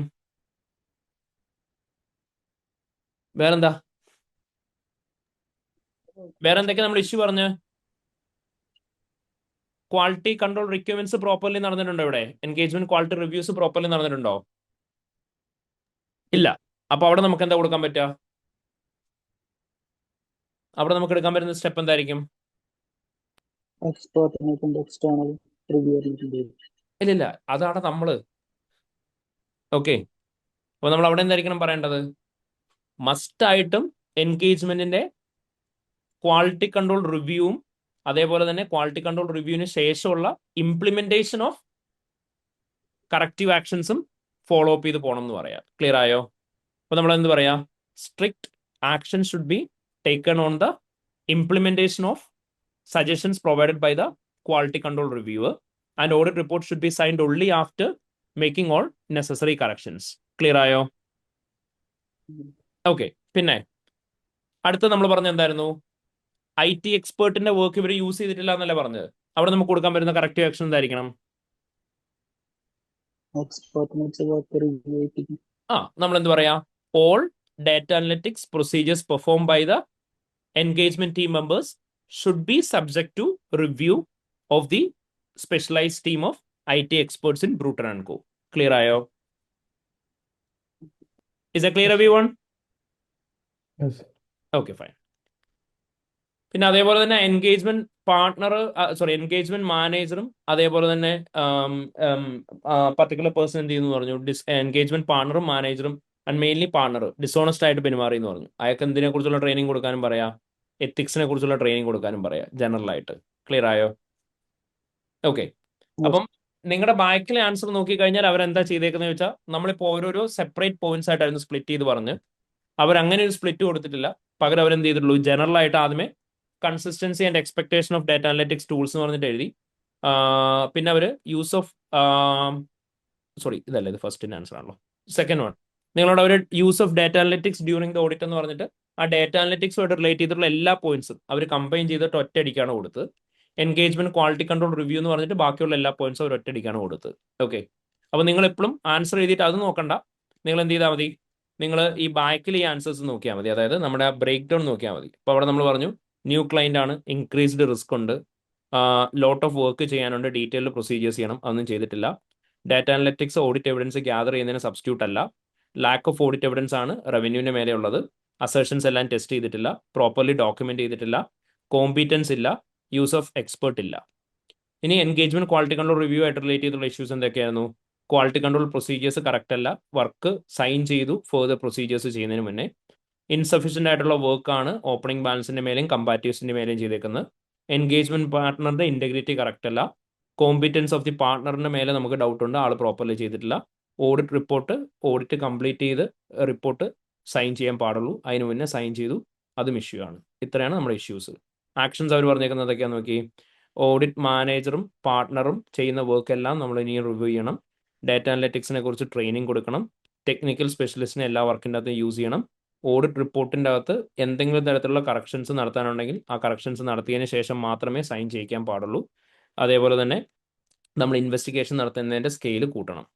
ഇത്രയാണ് അവർ പറഞ്ഞേക്കുന്നത്, മൊത്തം 8 മാർക്സ്. അപ്പോൾ ഇങ്ങനെയായിരിക്കും നമുക്ക് മാർക്ക് വരുന്നുണ്ടാവുക. ക്ലിയർ ആയോ? Is the clear everyone?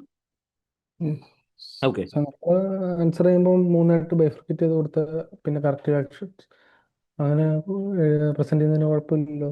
ഇല്ല ഇല്ല ഇല്ല, അങ്ങനെ പ്രസന്റ് ചെയ്താലും മതി. അങ്ങനെയാണ് ബാക്കി പ്രസന്റ് ചെയ്തിട്ടുള്ളത്. നമ്മൾ അല്ല, പിന്നെ നിങ്ങൾക്ക് ഓരോ പോയിന്റ്സ് എഴുതി പോകാനായിട്ട് എളുപ്പത്തിന് നമ്മൾ ചെയ്ത പോലെ തന്നെ സ്റ്റെപ്പ് ബൈ സ്റ്റെപ്പ് ആയിട്ട് ബ്രേക്ക് ഡൗൺ ചെയ്യുന്ന പോകുന്നതായിരിക്കും ചിലപ്പം ചിലർക്ക് എളുപ്പം ഉണ്ടാവുക. കാരണം ഞാൻ നമ്മൾ ഉദ്ദേശിച്ചത് അങ്ങനെയാണ്. ഞാൻ ആദ്യം ക്വാളിറ്റി മാനേജ്മെന്റ്, പിന്നെ പ്രൊഫഷണൽ ഇഷ്യൂസ്, പിന്നെ അവസാനം അപ്രോപ്രിയേറ്റ് ആക്ഷൻസ്, അങ്ങനെ ഓർഡർ ഒക്കെ ഏത് ബൈഫർക്കേറ്റ്. രീതി വേണേലും ചെയ്യടാ. കോണ്ടന്റ് വൈസ് നമുക്ക് ഈ സെയിം കോണ്ടന്റ് ആണ് നമ്മൾ നോക്കുക, മനസ്സിലായോ? അതായത് നമുക്ക് ഇതിന്റെ അകത്തുള്ള കോണ്ടന്റ് ആണ് അവർ വാല്യൂ ചെയ്യുന്നുണ്ടാവുക, അല്ലെങ്കിൽ സൈസ്, അല്ലെങ്കിൽ നമ്മൾ ഏത് പാറ്റേണിൽ എഴുതിയെന്നേ അല്ല. നമ്മളിപ്പോൾ ഈ പാറ്റേൺ നമ്മൾ എന്തുകൊണ്ടാണ് ഡിസ്കസ് ചെയ്ത്? ഇപ്പൊ നമ്മുടെ ക്ലാസ്സിൽ നമ്മൾ എപ്പോഴും ക്വാളിറ്റി കൺട്രോളിന്റെ പോയിന്റ്സ് അങ്ങനെയല്ല ഡിസ്കസ് ചെയ്തിട്ടുണ്ടായിരുന്നത്. അപ്പൊ അത് എളുപ്പമാവാൻ വേണ്ടിയിട്ടാണ് ആ സെയിം അപ്രോച്ച് തന്നെ നമ്മൾ പോയത്. കേട്ടോ? ക്ലിയർ അല്ലേ എല്ലാവർക്കും? ഡൗട്ട് ഒന്നും ഇല്ലല്ലോ? എടാ ക്ലിയർ അല്ലേ? Okay, Yes, sir. ഇനി let's move on to the next question. That's a part B.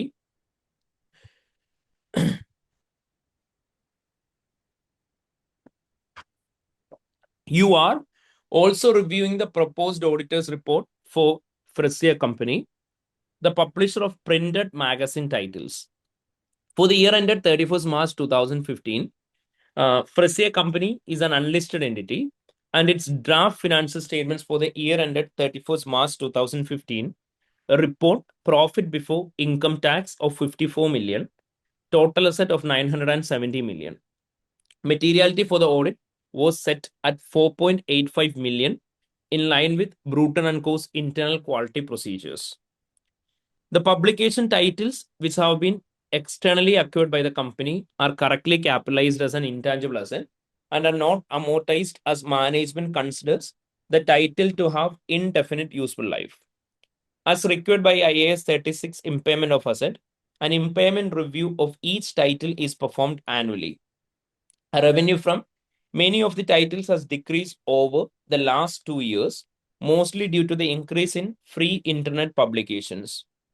Many of the impairment review performed by the management show very little difference between value in use and carrying amount of the titles. The audit team has assessed the impairment reviews performed by the management and expressed concerns at the sensitivity to the key assumptions relating to future sales and the discount factor used. Management has based their impairment review on what they consider to be the best case scenario, where the auditor used the worst case scenario to be prudent. They have estimated that total impairment of 6 million exists. The management of Frisia Company stated that this is a result of difference in judgment and has stated that they will not amend the financial statements. Other than the issue of impairment review described above, sufficient and appropriate evidence has been obtained to support that the financial statements are prepared fairly in all material respects. The audit supervisor has drafted the following extract of the basis for opinion and opinion parameters to be included in the auditor's report in response to this issue.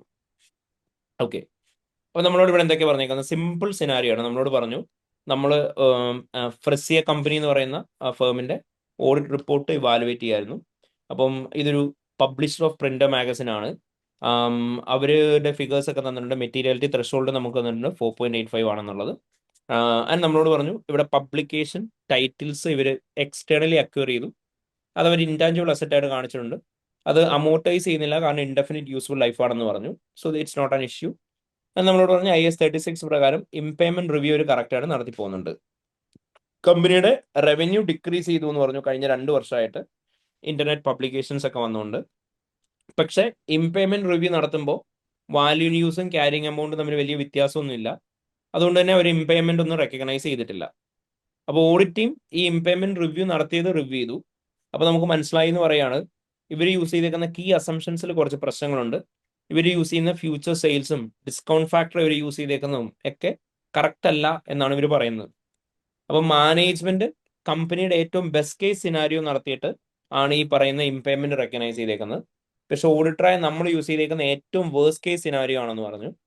അപ്പൊ രണ്ടുപേരും 2 extreme എൻഡാണ് എടുത്തേക്കുന്നത്. And ഇംപേയ്മെന്റ് 6 million ആണ് അവിടെ കാണിക്കുന്നതെന്ന് പറഞ്ഞു. And നമ്മളോട് പറഞ്ഞിട്ടുണ്ട് management of ഫ്രീസേ company നമ്മളോട് പറയുന്നത് ഇത് ജഡ്ജ്മെന്റ് ആണ്, അതുകൊണ്ട് തന്നെ നമ്മൾ അമെന്റ്മെന്റ് ഒന്നും നടത്തൂല എന്നുള്ളതാണ്. ആൻഡ് നമ്മളോട് ഇവിടെ പറഞ്ഞു ഇംപേയ്മെന്റ് റിവ്യൂ നടത്തിയ ഒരു സഫീഷ്യന്റ് അപ്രോപ്രിയേറ്റ് എവിഡൻസ് ഒബ്ടൈൻ ചെയ്തിട്ട് കൺക്ലൂഡ് ചെയ്തു എന്ന് പറയാണ്. ഇതൊഴിച്ച് വേറെ മിസ്റ്റേക്കുകളൊന്നും FSനകത്ത് ഇല്ല എന്നുള്ളത്. ഓക്കെ, സോ അപ്പൊ ഇത്രയാണ് നമ്മളോട് പറഞ്ഞേക്കുന്നത്. അപ്പൊ ഈ പറഞ്ഞേക്കുന്നതിന്റെ അകത്ത് ബേസ്ഡ് ഓൺ ദിസ് നമ്മൾ എന്ത് ഒപ്പീനിയനാണ് കൊടുക്കേണ്ടതെന്നുള്ളതാണ് ശരിക്കും നമ്മൾ ആദ്യമേ കണ്ടുപിടിക്കേണ്ടത്. ശരിയല്ലേ? ഫ്രം ദിസ് സിനാരിയോ നമ്മളിവിടെ എന്ത് ഒപ്പീനിയനാണ് കൊടുക്കേണ്ടത്? ക്വാളിഫൈഡ്. Okay, qualified opinion. അപ്പം ക്വാളിഫൈഡ് ഒപ്പീനിയൻ കൊടുക്കുന്നതിന് മുന്നേ നമ്മൾ നോക്കണം ഇവർ പറഞ്ഞേക്കുന്ന കേസസ് കറക്റ്റ് ആണോ എന്ന്. അപ്പം ഓഡിറ്റർ സാധാരണ നമുക്ക് സിനാരിയോ ഈ പറയുന്ന ഡീറ്റെയിൽസ് ഇവിടെ തരാറില്ല, പകരം റിപ്പോർട്ടിന്റെ അകത്ത് തന്നെ തരും. ബട്ട് ഇന്ന് നമുക്ക് പുറത്ത് വന്നു, അത്ര വ്യത്യാസമുള്ളൂ. അപ്പൊ നമ്മളോട് പറഞ്ഞേക്കാണ് ഇവിടെ മാനേജ്മെന്റും ഇംപേയ്മെന്റ് റിവ്യൂ നടത്തിയിട്ടുണ്ട്, ഓഡിറ്ററായി നമ്മൾ നടത്തിയിട്ടുണ്ട്. മാനേജ്മെന്റിന്റെ ഇംപേയ്മെന്റ് റിവ്യൂവിന്റെ അകത്ത് 0 ഇംപേയ്മെന്റ് ആണ്, നമ്മുടെ അകത്താണ് 6 million ഇംപേയ്മെന്റ് വന്നേക്കുന്നത്. ഞാൻ ചോദിക്കട്ടെ, ഓഡിറ്റർ ഡിറ്റർമൈൻ ചെയ്തേക്കുന്ന എമൗണ്ട് ഓഫ് 6 million എന്ന് പറയുന്നത് അപ്രോപ്രിയേറ്റ് ആണോ അല്ലയോ? ഓഡിറ്റർ യൂസ് ചെയ്തേക്കുന്ന 6 million എന്ന് പറയുന്നത് അപ്രോപ്രിയേറ്റ് ആണോ അല്ലയോ? കോർപ്പറേറ്റ് ആണോ? അല്ലേ? ആണോ? എനിക്കറിയില്ല, നിങ്ങൾ പറയും. ഓഡിറ്റർ വേസ്റ്റ് കേസ് സിനാരിയോസ് വെച്ചല്ലേ എടുത്തേക്കുന്നത്. ഓക്കെ, അതാണ് auditors point estimate. Already revenue കുറയുന്നുണ്ടല്ലോ, അപ്പം വേസ്റ്റ് കേസ് സിനാരിയോ വെച്ച് വേണ്ട ഇമ്പയർമെന്റ് വാല്യൂ ചെയ്യാൻ. ഓക്കെ, അങ്ങനെയാണോ? That depends on the industry അല്ലേ? ശരിയല്ലേ? അതായത് മാനേജ്മെന്റ് ബെസ്റ്റ് കേസ് സിനാരിയോ എടുത്തു, ഓഡിറ്ററായി നമ്മൾ വേഴ്സ്റ്റ് കേസ് സിനാരിയോ എടുത്തു. They can be A chances that അവിടെ മിക്സ് ഓഫ് സിനാരിയോസ് നമുക്ക് യൂസ് ചെയ്യാൻ പറ്റും. അതെങ്ങനെയാണ് നോർമലി ആ ഇൻഡസ്ട്രിയിൽ, ഇതൊരു സ്പെസിഫിക് ഇൻഡസ്ട്രി അല്ലേ? കാരണം ഇവര് ചെയ്തുകൊണ്ടിരിക്കുന്ന ബിസിനസ് എന്താന്ന് പറഞ്ഞു, പബ്ലിഷിംഗ് ആണ്. അപ്പൊ ആ പബ്ലിഷിംഗ് ഇൻഡസ്ട്രിയിൽ ഇവിടെയുള്ള പ്രൊഡക്റ്റ് എന്ന് പറയുന്നത് സ്പെസിഫിക് പ്രൊഡക്റ്റ് ആണ്. എന്താ? അവർ വിൽക്കുന്നത് ബുക്സ് ആണ്. അപ്പം ബുക്സിന്റെ സെയിൽസ് കുറയുമ്പോൾ അവിടെ നോർമലി എങ്ങനെയാണ് ഇൻഡസ്ട്രിയിൽ ഇംപേയ്മെന്റ് കാൽക്കുലേഷൻ നടത്തേണ്ടത്, ആ രീതി വേണം നമ്മൾ നടത്താൻ. കാരണം നമ്മൾ പഠിച്ചിട്ടുണ്ട് ഓഡിറ്റ് എസ്റ്റിമേറ്റിന്റെ അകത്ത്, അക്കൗണ്ടിങ് എസ്റ്റിമേറ്റ്സിന്റെ അകത്ത്. അതായത് അക്കൗണ്ടിങ് എസ്റ്റിമേറ്റ് എന്ന് പറയുന്നതിന് എപ്പോഴും എന്തുണ്ടാവും? There is possibility of having uncertainty. Estimation uncertainty എന്ന് പറഞ്ഞ് നമ്മൾ പഠിച്ച ഓർമ്മയുണ്ടോ? So they will be auditors point estimate and management point estimate. ഇത് രണ്ടും തമ്മിൽ ഡിഫറൻസ് ഉണ്ടാവും. ആ ഡിഫറൻസിന്റെ പുറത്ത് വരുന്ന മിസ്റ്റേക്ക് ആണ് ജഡ്ജ്മെന്റൽ മിസ്റ്റേക്ക് എന്ന് പറഞ്ഞ് നമ്മൾ ISA 450 അത് പഠിച്ചിട്ടുണ്ട്. ശരിയല്ലേ? അപ്പൊ നമ്മൾ പഠിച്ചിരുന്നു ജഡ്ജ്മെന്റൽ മിസ്റ്റേക്ക് എപ്പോഴും നമ്മൾക്ക് ഒരു ക്ലയന്റിനെ പ്രൂവ് ചെയ്യാനായിട്ട് ഡിഫിക്കൽട്ട് ആയിരിക്കും. കാരണം it's A difference between management point estimate and auditors point estimate. അപ്പം ഓഡിറ്ററായി നമ്മൾ എന്ത് ചെയ്യുന്നുണ്ടാവണം? അപ്രോപ്രിയറ്റ്ലി ഇംപേയ്മെന്റ് കാൽക്കുലേഷൻ നടത്തണം. ഇവിടെ ഇവർ പറഞ്ഞു ഡിസ്കൗണ്ട് ഫാക്ടർ യൂസ് ചെയ്തേക്കുന്നതിന് മേലെ ഡൗട്ട് ഉണ്ടെന്ന്. അത് നമുക്ക് വാലിഡ് ആയിട്ട് എടുക്കാം. ഡിസ്കൗണ്ട് ഫാക്ടർ ഇൻകറക്റ്റ് ആയിട്ടുള്ളതാണ് യൂസ് ചെയ്തേക്കുന്നുണ്ടെങ്കിൽ ഓട്ടോമാറ്റിക്കലി എമൗണ്ട് മിസ്റ്റേറ്റഡ് ആവും. പ്ലസ് നമ്മൾ എന്തും കൺസിഡർ ചെയ്യണം, ഈ ഫ്യൂച്ചർ സെയിൽസിനെ ബേസ് ചെയ്തിട്ട് വേഴ്സ്റ്റ് കേസ് സിനാരിയോ തന്നെയാണോ ഇൻഡസ്ട്രിയിൽ എല്ലാവരും എടുക്കുന്നതെന്ന് കൺസിഡർ ചെയ്യണം. അത് നോക്കിയിട്ട് വേണം ഓഡിറ്ററായി നമ്മൾ എടുക്കാൻ വേണ്ടിയിട്ട്. എന്നിട്ട് വേണം ഈ എമൗണ്ട് ഓഫ് മിസ്സ്റ്റേറ്റ്മെന്റ് മെറ്റീരിയൽ ആണോ അല്ലയോ എന്ന് കൺസിഡർ ചെയ്യാൻ. ക്ലിയർ ആയോ? യെസ്. ക്ലിയർ ആയോ? Yes. അപ്പം നിങ്ങൾ പറയുന്ന സമയത്ത് എന്ത് പറയാ, ഓഡിറ്റർ ഇതും കൂടി കൺസിഡർ ചെയ്തിട്ടേ ഡിറ്റർമൈൻ ചെയ്യാൻ പാടുള്ളൂ whether the financial statements are misstated എന്ന്. അങ്ങനെയാണെങ്കിൽ ഒപ്പീനിയൻ അപ്രോപ്രിയേറ്റ് ആവത്തുള്ളൂ എന്ന് പറഞ്ഞാൽ മതി. ക്ലിയർ ആയോ? ഇത് തെറ്റാന്ന് പറയണ്ട. മനസ്സിലായോ? Yes. ഓക്കെ. സോ നമ്മളത് ഇനീഷ്യലി പറഞ്ഞു വെച്ചേ ഉള്ളൂ. ബൈ ദ വേ നമ്മൾ ക്വസ്റ്റ്യൻ സ്റ്റാർട്ട് ചെയ്തിട്ടില്ല, ക്വസ്റ്റ്യൻ തുടങ്ങാൻ പോകുന്നേ ഉള്ളൂ. നമ്മളോട് പറഞ്ഞേക്കാണ് opinion. We have audited the financial statements of Frazier Company, which comprises the statement of financial position at 31st March 2015, statement of comprehensive income, statement of changes in equity, statement of cash flows for the year ended, and notes to financial statements, including summary of significant accounting policies. Except for the limitation of the scope described below, we believe accounts for the year are true and fair. Okay. Basis for limitation on scope. As part of our audit, we were required to review management's assessment of impairment of magazine titles using less optimistic set of assumptions than management. We found that impairment of 6 million was required. Management has refused to record the impairment losses as they disagree with those less optimistic assumptions should be used. As we are able to prove their assumptions regarding this which will happen in future, we have experienced an inability to obtain evidence leading to limitation on the scope of the audit in this regard. We concluded our audit in accordance with international standards on auditing. Our responsibilities under the standards are further described in auditor's responsibility for the audit in financial statement section of our report. We believe that audit evidence we have obtained is sufficient and appropriate to provide basis for our qualified opinion. Okay, പറയടാ എന്തൊക്കെയാ issues ഉള്ളത്? നമുക്ക് easy ആയിട്ടുള്ള points എല്ലാം ആദ്യമേ പിക്ക് ചെയ്തോ. എന്തൊക്കെയാ നമ്മൾ Appropriate പറഞ്ഞു? opinion. ഏതാ? Opinion correct അല്ല. ഒപ്പീനിയൻ കറക്റ്റ് അല്ല. ഇവർ എന്ത് ഒപ്പീനിയൻ കൊടുത്തേക്കുന്നത്? ക്വാളിഫൈഡ്. ഇവർ അൺമോഡിഫൈഡ് അല്ല കൊടുത്തേക്കുന്നത്. ഇവർ കൊടുത്തേക്കുന്നത് എന്താ? ക്വാളിഫൈഡ് ഒപ്പീനിയൻ ഇവർ കൊടുത്തേക്കുന്നത് അല്ലേ? അതായത് ട്രൂ ആൻഡ് ഫെയർ എക്സെപ്റ്റീവ് കൊടുത്തേക്കുന്നത്. വൃത്തിക്ക് പറഞ്ഞിട്ടില്ല എന്നേ ഉള്ളൂ. അതാണ് നമ്മുടെ പ്രശ്നം ഇവിടുത്തെ. അതായത് നിങ്ങൾ എന്ത് പറയാ, ഒപ്പീനിയൻ തെറ്റാ. ഒപ്പീനിയൻ തെറ്റെന്ന് നമുക്ക് കൺക്ലൂഡ് ചെയ്യാൻ പറ്റില്ല. നമ്മൾ പറഞ്ഞു ഒപ്പീനിയൻ എഴുതിയേക്കുന്നത് തെറ്റാണ്, ഹെഡിങ് തെറ്റാണ്. അതിലേക്ക് നമുക്ക് പോവാം. ഒപ്പീനിയൻ പാരഗ്രാഫിന്റെ കേസ് നമുക്ക് ആദ്യം പറയാം. ഇവർ ഒപ്പീനിയൻ പാരഗ്രാഫ് അപ്രോപ്രിയറ്റ്ലി സ്റ്റേറ്റ് ചെയ്തിട്ടുണ്ടോ? ഇല്ല. നമുക്ക് പറയാൻ പറ്റുന്നത് എന്താ? ഇവിടെ നിങ്ങൾ പറയാ the auditor have formed a qualified opinion on the financial statements considering that the amount of misstatement is material to the financial statement but it is not pervasive.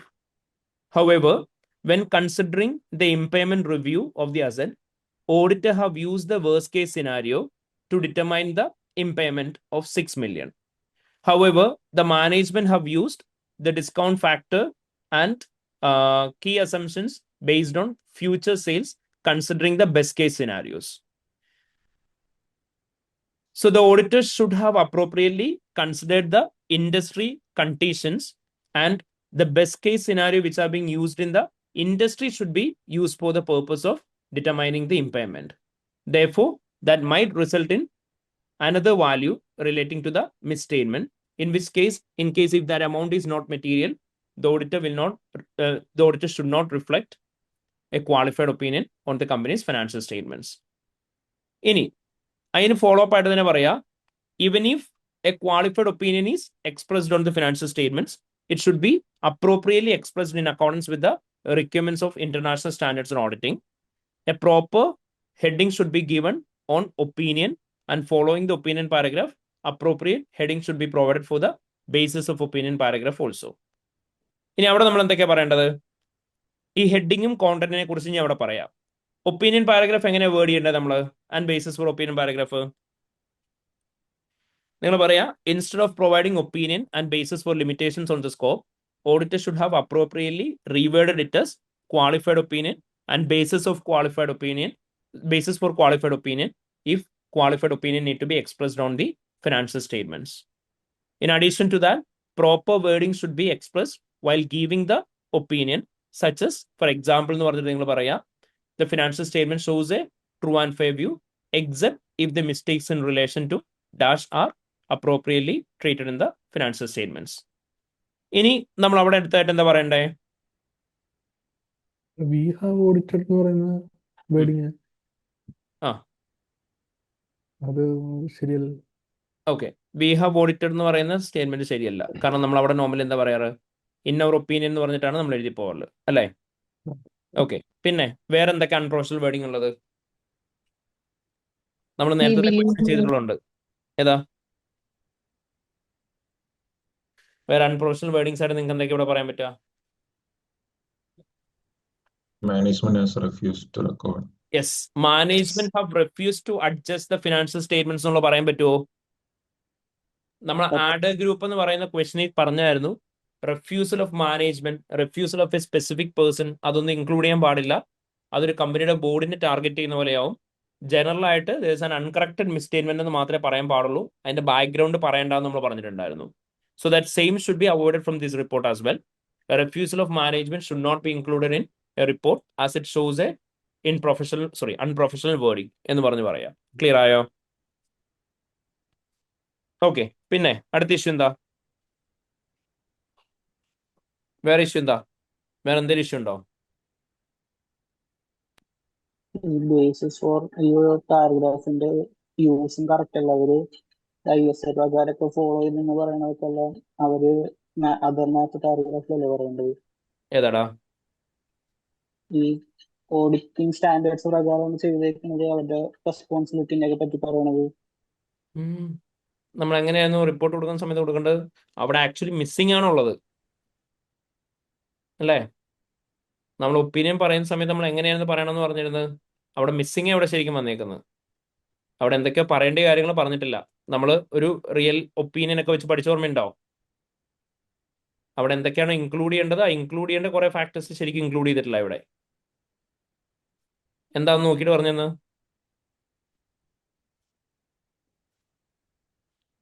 എല്ലാ സ്റ്റാൻഡേർഡ്സും അപ്രോപ്രിയറ്റ്ലി മെൻഷൻഡ് ആണോ അവിടെ? Quantification of the issue appropriate ആണോ? അത് പറയും. Quantification of issue appropriate ആണോ? ക്വാണ്ടിഫിക്കേഷനകത്ത് എന്തൊക്കെയാ പറയണമെന്ന് പറഞ്ഞേ? എമൗണ്ട് ഓഫ് മിസ്റ്റേറ്റ്മെന്റ് പറയണം. ഫിനാൻഷ്യൽ സ്റ്റേറ്റ്മെന്റ്സിനകത്ത് എന്താ മിസ്റ്റേക്ക് വന്നെന്നുള്ള കാര്യം പറയണം. അതിന് പുറമെ നമ്മൾ അഡീഷണൽ എന്ത് പറയണം എന്ന് പറഞ്ഞേ?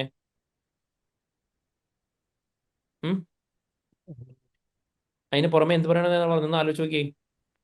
എത്രയാണ് ഇമ്പാക്ട് വന്നേക്കുന്നത്? അണ്ടർ സ്റ്റേറ്റ്മെന്റ് ആണോ ഓവർ സ്റ്റേറ്റ്മെന്റ് ആണോ എന്നുള്ളതിനെ കുറിച്ച് പറയണം എന്ന് പറഞ്ഞിട്ടില്ലായിരുന്നോ? ആ പറഞ്ഞിട്ടുണ്ടോ അവര്? ഇല്ല.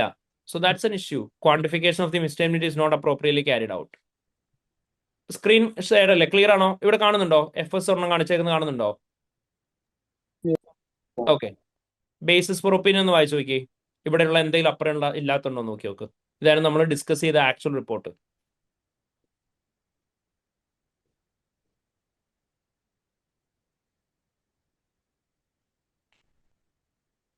എന്തെങ്കിലും മിസ്സിംഗ് ഉണ്ടോ?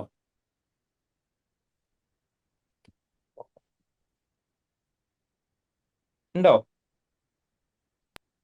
ഈ എത്തിക്കൽ കംപ്ലൈൻസിനെ പറ്റി ഒന്നും യെസ്, പറഞ്ഞിട്ടില്ല. നമ്മൾ എല്ലാ ക്വസ്റ്റനിലും കാണാറുള്ളതല്ലേ എത്തിക്കൽ റിക്വയർമെന്റ്സ് ഏത് സ്റ്റാൻഡേർഡ് പ്രകാരം മീറ്റ് ചെയ്തേക്കുന്നതെന്ന്.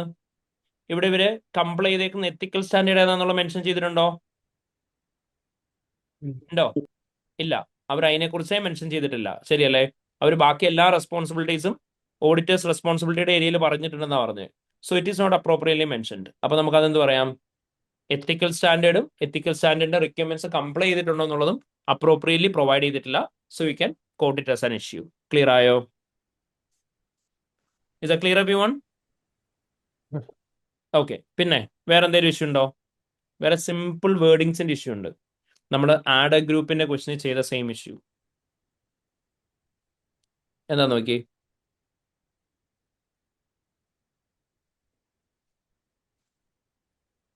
ആഡ് എ ഗ്രൂപ്പിന്റെ കേസ് ചെയ്ത ഇഷ്യൂ എന്താ? ഇതിനകത്ത് we believe that we have obtained അതിലടാ അതെന്താ എന്തായാലും ടെർമിനോളജിയുടെ ഇഷ്യൂ. അതൊക്കെ നമ്മൾ നേരത്തെ പറഞ്ഞതിൻ്റെ അടുത്ത് കവർ ആയി പോകുമല്ലോ. എന്തായാലും ടെർമിനോളജി റിലേറ്റഡ് ഇഷ്യൂ ഉണ്ടോ? പ്രൂവ് എന്നുള്ള വേർഡ് പ്രൂവ് എന്നുള്ള ടേം നമുക്ക് യൂസ് ചെയ്യാനേ പാടില്ല നമ്മൾ പറഞ്ഞല്ലായിരുന്നോ? പ്രൂവൺ കൺക്ലൂസീവ്ലി അല്ലെങ്കിൽ പ്രൂവ് എന്നുള്ള term we are enable to prove their assumptions എന്ന് പറയുമ്പോഴത്തേനും നമ്മൾ 100% ടെസ്റ്റിംഗ് ചെയ്ത പോലെ വരൂലേ ഓട്ടോമാറ്റിക്കലി, അല്ലേ? Yes, yes. നമ്മൾ എപ്പോഴും പറയാറുണ്ട് എന്താ, we are enable to form a conclusion എന്നുള്ളത് പറയുന്ന സമയത്ത് നമ്മൾ എന്ത് കൺക്ലൂഷൻ ആയിട്ടാ പറയാറ്? അവിടെ റീസണബിൾ ആയിട്ടുള്ള രീതിയിലല്ലേ പറയല്. പ്രൂവൺ എന്നുള്ള ടേം വന്നു കഴിയുമ്പോഴത്തേനോട് ഓട്ടോമാറ്റിക്കലി എന്താവും, എക്സ്റ്റെൻസീവ് ടെസ്റ്റിംഗ് ചെയ്ത പോലെ ആവും. നമ്മൾ ആഡ് ഗ്രൂപ്പ് എന്ന് പറയുന്ന ക്വസ്റ്റ്യൻ നേരത്തെ ചെയ്തല്ലായിരുന്നു അത്? പ്രൂവൺ കൺക്ലൂസീവ്ലി എന്നുള്ള ടേം പോലത്തെ ടേംസ് ഇൻക്ലൂഡ് ചെയ്യാൻ പാടില്ല, അത് ക്ലയന്റിനെ മിസ്ലീഡ് ചെയ്യും. സോ ഓട്ടോമാറ്റിക്കലി അങ്ങനെയുള്ള ടേംസ് റിമൂവ് ചെയ്യണം എന്ന് ആ സെയിം ഇഷ്യൂ നിങ്ങൾക്ക് പറയാം. ക്ലിയർ ആയോ? Is a clear Yes, every sir. One? Okay. അപ്പം നമുക്കിത് മൊത്തം ആക്ച്വലി എത്ര മാർക്കിലായിരുന്നു ചോദിച്ചിട്ടുണ്ടായിരുന്നത്? 6 മാർക്സിലായിരുന്നു ചോദിച്ചിട്ടുണ്ടായിരുന്നത്. അപ്പോൾ you will be getting 1 mark per point. അപ്പോൾ ഇത്രയാണ് മെയിൻലി ഇവിടെ പോയിന്റ്സ് പറയാനായിട്ടുള്ളത്. ക്ലിയർ ആയോ? ഓക്കെ. Yes. സോ ഇവിടെ എക്സാമിനോട് പറഞ്ഞേക്കുന്നത് എന്താന്ന് നോക്കിയാൽ ഫസ്റ്റ് എക്സാമിനോട് ഫസ്റ്റ് നിങ്ങളോട് പറഞ്ഞേക്കുന്നത് in part C you base you critic solely on what included in the report extract. Do not speculate on omissions that are not relevant to the scenario. Evaluate whether opinion is appropriate and being alert to imprecise language or misleading terms. അപ്പൊ നമ്മളോട് പറഞ്ഞിട്ടുണ്ട് ഇവിടെ തന്നേക്കുന്നതിനെ base ചെയ്തിട്ടുള്ള omissions എന്തൊക്കെയാണെന്നുള്ളത് പറഞ്ഞാൽ മതി, തരാത്തതിനെ base ചെയ്തിട്ട് പറയണ്ട. അതേപോലെ തന്നെ ഇവർ യൂസ് ചെയ്തിരിക്കുന്ന ലാംഗ്വേജ് മിസ്ലീഡിങ് ടേംസ് ഒക്കെ നിങ്ങൾ ഫോക്കസ് ചെയ്യുക ആൻഡ് സിനാരിയോയിൽ മാത്രം ഫോക്കസ് ചെയ്യുക. അതായത് നമ്മൾ പറഞ്ഞിപ്പം ഇവിടെ ഏതെങ്കിലും എന്താ പറയുക എംഫസിസ് ഓഫ് മാറ്റർ പാരഗ്രാഫ് തന്നിട്ടില്ല, അപ്പൊ അതിനെക്കുറിച്ച് നിങ്ങൾ പറയണ്ട, തരാത്തതിനെ കുറിച്ച് പറയണ്ട. നിങ്ങൾക്ക് അല്ലാത്ത എന്തെങ്കിലും തന്നതിൻ്റെ അകത്ത് ഇഷ്യൂ ഉണ്ടെങ്കിൽ മാത്രം പറഞ്ഞാൽ മതി. ഇപ്പൊ ഇവിടെ പറഞ്ഞേക്ക് നോക്കി എന്തൊക്കെ ഇഷ്യൂസ് 1 മാർക്ക് പെർ പോയിന്റ് ആയിരിക്കും നിങ്ങൾക്ക് കിട്ടുന്നുണ്ടാവുക. അപ്പൊ മാക്സിമം 6 പോയിന്റ്സ് ഇൻക്ലൂഡ് ചെയ്താൽ മതി. ഇവർ പറഞ്ഞേക്കുന്നത് ഏതൊക്കെയാ?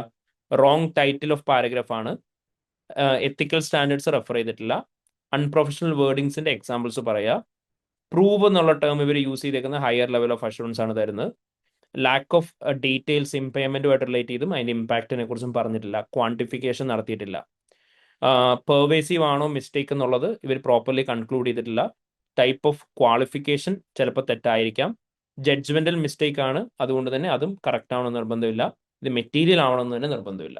ആക്ച്വലി ഇത്രയും നമ്മൾ കമ്പൈൻ ചെയ്ത് എവിടെയായിരുന്നു പറഞ്ഞത്? ഒപ്പീനിയൻ്റെ അകത്ത് തന്നെയായിരുന്നു നമ്മൾ പറഞ്ഞ്, ഇതായിരുന്നു നമ്മൾ സെപ്പറേറ്റ് ചെയ്ത് എഴുതിയിട്ടുണ്ടായിരുന്നത്. ക്ലിയർ ആയോ? ഓക്കെ. അപ്പൊ Yes. അതുകൊണ്ടാണ് ഇവർ ഇത്രയും പോയിന്റ് എഴുതിയിട്ട് 6 മാർക്സ് മാക്സിമം എന്ന് പറഞ്ഞ്. ഇവരിപ്പോ ഇത് 1 2 3 4 5 6 7 8 9 പോയിന്റ്സ് ആയിട്ട് സ്പ്ലിറ്റ് ചെയ്താ പറഞ്ഞ്. നമ്മൾ അതേ സ്ഥാനത്ത് എന്ത് ചെയ്തു? ഒപ്പീനിയൻ്റെ ഇത്രയും കമ്പൈൻ ചെയ്ത് ഒരുമിച്ച് പറഞ്ഞു, ഇത് സെപ്പറേറ്റ് ആയിട്ട് പറഞ്ഞു.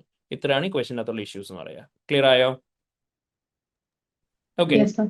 ആൻഡ് ഇവിടെ നിങ്ങൾക്ക് പ്രൊഫഷണൽ മാർക്ക് എന്തിനൊക്കെയാണ് കിട്ടുന്നത് നോക്കി. ജനറലി ചെയ്യാറുള്ള കാര്യങ്ങൾക്ക് തന്നെ ഇവിടെ എന്തൊക്കെയാണ് പറഞ്ഞേക്കുന്നത്? Balance discussion of using data analytics, professional judgement use ചെയ്ത് ഡാറ്റ അനലിറ്റിക്സുമായിട്ട് റിലേറ്റ് ചെയ്തിട്ടുള്ള കൺക്ലൂഷൻസ് കറക്റ്റ് ആയിട്ട് കൊടുക്കുന്നതിന്, അതേപോലെ തന്നെ ഓഡിറ്റിംഗ് നോളജുമായിട്ട് റിലേറ്റ് ചെയ്തിട്ട് നമ്മൾ ഈ ക്രിട്ടിക്കൽ അപ്രൈസൽ ഓഫ് റിപ്പോർട്ട് നടത്തിയിട്ട് അതിനകത്ത് ഇഷ്യൂസ് കണ്ടുപിടിക്കുന്നതിന്, അതേപോലെ തന്നെ പ്രൊഫഷണൽ സ്കെപ്റ്റിസിസം ആൻഡ് ജഡ്ജ്മെന്റ് എന്ന് പറയുമ്പോൾ നിങ്ങളോട് പറയാണ് ഈ ഇൻഫർമേഷൻ തന്നേക്കുന്നതിൻ്റെ അകത്തുള്ള ചാലഞ്ചസ്, എവിഡൻസ്, അസംഷൻസ് അതൊക്കെ സപ്പോർട്ട് ചെയ്തിട്ട് നിങ്ങൾ സിനാരിയോനെ ബേസ് ചെയ്ത് ആൻസർ ചെയ്യുന്നതിന്, അതുപോലെ തന്നെ മെറ്റീരിയാലിറ്റി റിലേറ്റഡ് ആയിട്ടുള്ള കാര്യങ്ങൾ പറയുന്നതിന്. ദെൻ നിങ്ങളോട് പറഞ്ഞു ഇവിടെ automated tools and technique use ചെയ്യുമ്പോൾ അത് ഓഡിറ്റ് ഫേമിനെയും കമ്പനീനെയും എങ്ങനെ എഫക്ട് ചെയ്യുന്നു സിനാരിയോ ബേസ്ഡ് ആയിട്ട് പറയുന്നതിന്. സോ നിങ്ങൾ എന്താണോ ജനറലി ചെയ്യാറുള്ള ആ കാര്യങ്ങൾ തന്നെ പ്രോപ്പറായിട്ട് തന്നെ ചെയ്തു പോവാം. ക്ലിയർ ആയോ? Yes. Yes, sir. Okay. So now let's move on to the next question. Okay. So next, let's start with the next question. Cuckoo. It is 1st July 2015. You are an audit manager in Strike & Co, responsible for the audit of Cuckoo Group for the year ending 31st March 2015. All companies within the group have same financial year end. Auditor's report is due to be issued in next 2 weeks' time. The group is listed and operate in manufacturing industry. The draft consolidated financial statements recognize a revenue of 810 million, profit before income tax of 34 million, total asset of 560 million. Group materiality has been set at 5 million in line with Strike & Co's internal quality procedures. The following exhibit available below provides information relevant to the question. Audit completion issues provide details of the issues which have been brought to your attention which arose during the audit of group and its subsidiaries. അപ്പൊ നമ്മളോട് പറഞ്ഞു കുക്കു എന്ന് പറയുന്ന കമ്പനിയുടെ കേസാണ് നമ്മളോട് പറഞ്ഞേക്കുന്നത്. നമ്മൾ സ്ട്രൈക്ക് ആൻഡ് കോ എന്ന് പറയുന്ന ഫേമിന്റെ മാനേജറാണ്. ആൻഡ് നമ്മളോട് പറഞ്ഞു നമ്മൾ ഓഡിറ്റ് ഓഫ് കുക്കു കമ്പനിയാണ് ചെയ്യാൻ പോകുന്നത്. അതൊരു ഗ്രൂപ്പ് ഓഫ് കമ്പനിയാണ്. ആ കമ്പനിയിലുള്ള എല്ലാ ഗ്രൂപ്പിനും സെയിം ഇയർ എൻഡ് ആണെന്ന് പറഞ്ഞു.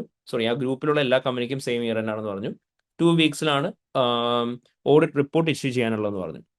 ദെൻ നമ്മളോട് പറഞ്ഞിട്ട് ഗ്രൂപ്പ് ലിസ്റ്റഡ് എൻറ്റിറ്റി ആണ്, മാനുഫാക്ചറിങ് ഇൻഡസ്ട്രിയിലാണുള്ളത്. അവരുടെ ഫിഗേഴ്സ് തന്നു. ഇമ്പോർട്ടൻ്റ്ലി നമുക്ക് മാർക്ക് ചെയ്യാനായിട്ടുള്ളത് അവരുടെ മെറ്റീരിയാലിറ്റി ഫിഗർ തന്നിട്ടുണ്ട് ഓൾറെഡി. 5 million ആണ് മെറ്റീരിയാലിറ്റി എന്ന് പറഞ്ഞു. നമ്മുടെ ഇന്റേണൽ ക്വാളിറ്റി കൺട്രോൾ പ്രൊസീജിയറിന്റെ ബേസിസ് നമ്മൾ ഫിക്സ് ചെയ്തേക്കുന്ന മെറ്റീരിയാലിറ്റി ആണെന്ന് പറഞ്ഞു.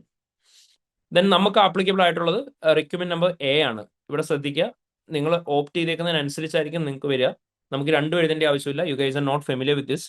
നമുക്ക് കോർപ്പറേറ്റ് ഗവർണൻസുമായിട്ട് റിലേറ്റ് ചെയ്ത് AA ഡീറ്റെയിൽ ആയിട്ട് പഠിക്കാനുള്ളത്. AAA UK സിലബസിലാണ് കോർപ്പറേറ്റ് ഗവർണൻസ് കോഡുമായിട്ട് റിലേറ്റ് ചെയ്ത് പഠിക്കാനായിട്ടുള്ളത്. നമുക്ക് ഇതായിരുന്നു ഉണ്ടായിരുന്നത്. നമ്മളോട് ഇവിടെ പറഞ്ഞിട്ടുണ്ട് the information should be use to answer the questions requirement with response options provided. അപ്പം നിങ്ങൾ റെസ്പോൺസ് ഏരിയാസ് ഏതൊക്കെയാണോ അത് കൊടുക്കണം. എടാ അതൊന്ന് പ്രത്യേകം ശ്രദ്ധിച്ചോണം. ഞാൻ പറഞ്ഞിട്ടുണ്ടായി AAAക്ക് നമുക്ക് റെസ്പോൺസസ് ഏതൊക്കെ ഏരിയാസിലാണ് കൊടുക്കേണ്ടതെന്നുള്ള പറയാം. അവിടെ തന്നെ റെസ്പോൺസ് കൊടുക്കണം കേട്ടോ.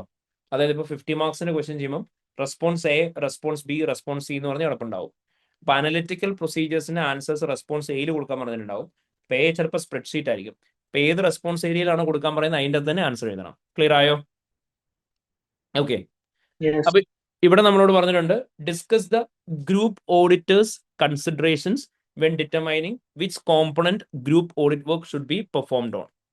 അപ്പൊ നമ്മളോട് ചോദിക്കുകയാണ് ഗ്രൂപ്പ് ഓഡിറ്റേഴ്സിന്റെ കൺസിഡറേഷൻ എന്തൊക്കെയായിരിക്കും, ഏത് കോമ്പണന്റിന്റെ ആണ് നമ്മൾ ഓഡിറ്റ് വർക്ക് പെർഫോം ചെയ്യേണ്ടതെന്ന് ചോദിച്ചു. നമ്മളോട് പറഞ്ഞിട്ടുണ്ട് എക്സിബിറ്റ് നോക്കണ്ടാന്ന്. സോ ബേസിക്കലി ഈ ചോദിച്ചേക്കുന്ന എന്തിനെ ബേസ് ചെയ്തിട്ടാ? ഈ ചോദിച്ചേക്കുന്നത് നമ്മളോട് ISO 600. ഏതാടാ? ISO 600. Okay, ISO 600. ISO 600ന്റെ അകത്ത് നമ്മൾ കൂടുതൽ ഡീറ്റെയിൽ ആയിട്ട് പഠിച്ച എവിടെയായിരുന്നു? അഗെയിൻ ടെക്നിക്കൽ ആർട്ടിക്കിൾ നമ്മൾ നോക്കിയില്ലായിരുന്നോ ഗ്രൂപ്പ് ഓഡിറ്റിന്റെ?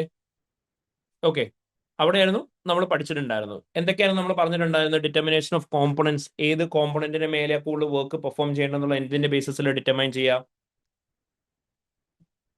ഏതൊക്കെയായിരുന്നു? Significant component. സിഗ്നിഫിക്കന്റ് കോമ്പണൻസിന്റെ മേലെ, എസ്പെഷ്യലി ന്യൂലി ഫോംഡ് അല്ലെങ്കിൽ ന്യൂലി അക്വേർഡ് ആയിട്ടുള്ള എൻറ്റിറ്റി ഏതെങ്കിലും കറണ്ട് ഇയറിൽ ഉണ്ട് എന്നുണ്ടെങ്കിൽ ഓട്ടോമാറ്റിക്കലി അവിടെ റിസ്ക് ഓഫ് മിസ്റ്റേക്സ് കൂടുതലായിരിക്കും. നമ്മൾ പറഞ്ഞിരുന്നു in case if it's a component is significant on the basis of the misstatement, അവിടെ നമ്മൾ എന്തായാലും എന്ത് ചെയ്യുന്നുണ്ടാവണം? ആ കോമ്പോണന്റിനെ ബേസ് ചെയ്തിട്ട് ഡീറ്റെയിൽഡ് ആയിട്ടുള്ള ഓഡിറ്റ് വർക്ക് തന്നെ പെർഫോം ചെയ്യുന്നുണ്ടാവണം. പിന്നെ വേറെ ഏതായാലും നമ്മൾ പറഞ്ഞേ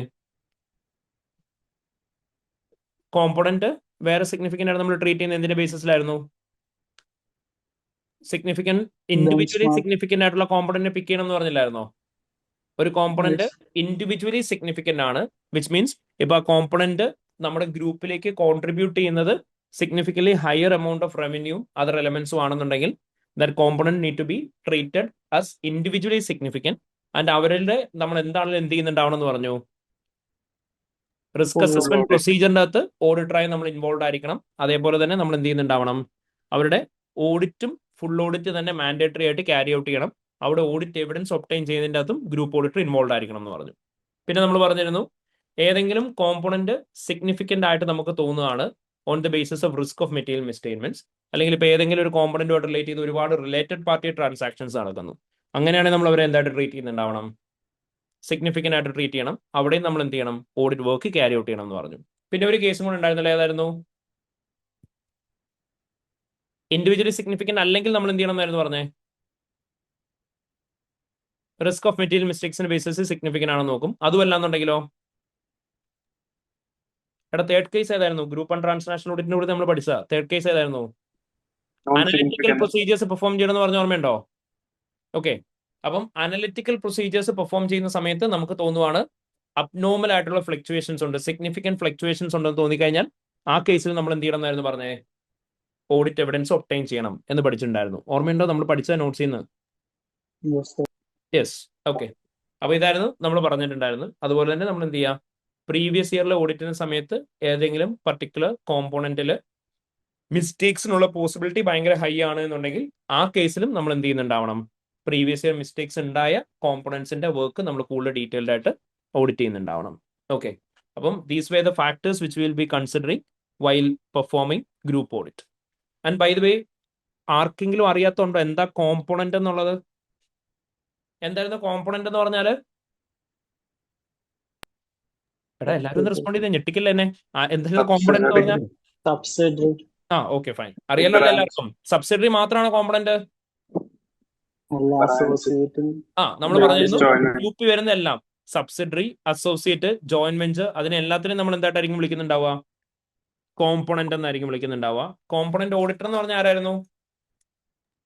റെസ്പോൺസിബിൾ ഫോർ ഓഡിറ്റ് ഓഫ് ആ കോമ്പോണന്റ്. കോമ്പോണന്റ് എന്റിറ്റിയുടെ ഓഡിറ്റ് ആരാണ് ക്യാരി ഔട്ട് ചെയ്യുന്നത് അവരെയാണ് നമ്മൾ എന്തെന്ന് വിളിക്കുക? കോമ്പോണന്റ് ഓഡിറ്റർ എന്ന് വിളിക്കുക. ആൻഡ് ഗ്രൂപ്പ് ഓഡിറ്റർ എന്ന് പറഞ്ഞാൽ ആരായിരുന്നു? കൺസോളിഡേഷൻ ഓഡിറ്റ് ചെയ്യുന്നത്. ഓക്കെ, ടോട്ടൽ ഗ്രൂപ്പിന്റെ ഓഡിറ്റ് ചെയ്യുന്ന ആളെയാണ് ഗ്രൂപ്പ് ഓഡിറ്റർ എന്ന് വിളിക്കുക. ആണോ?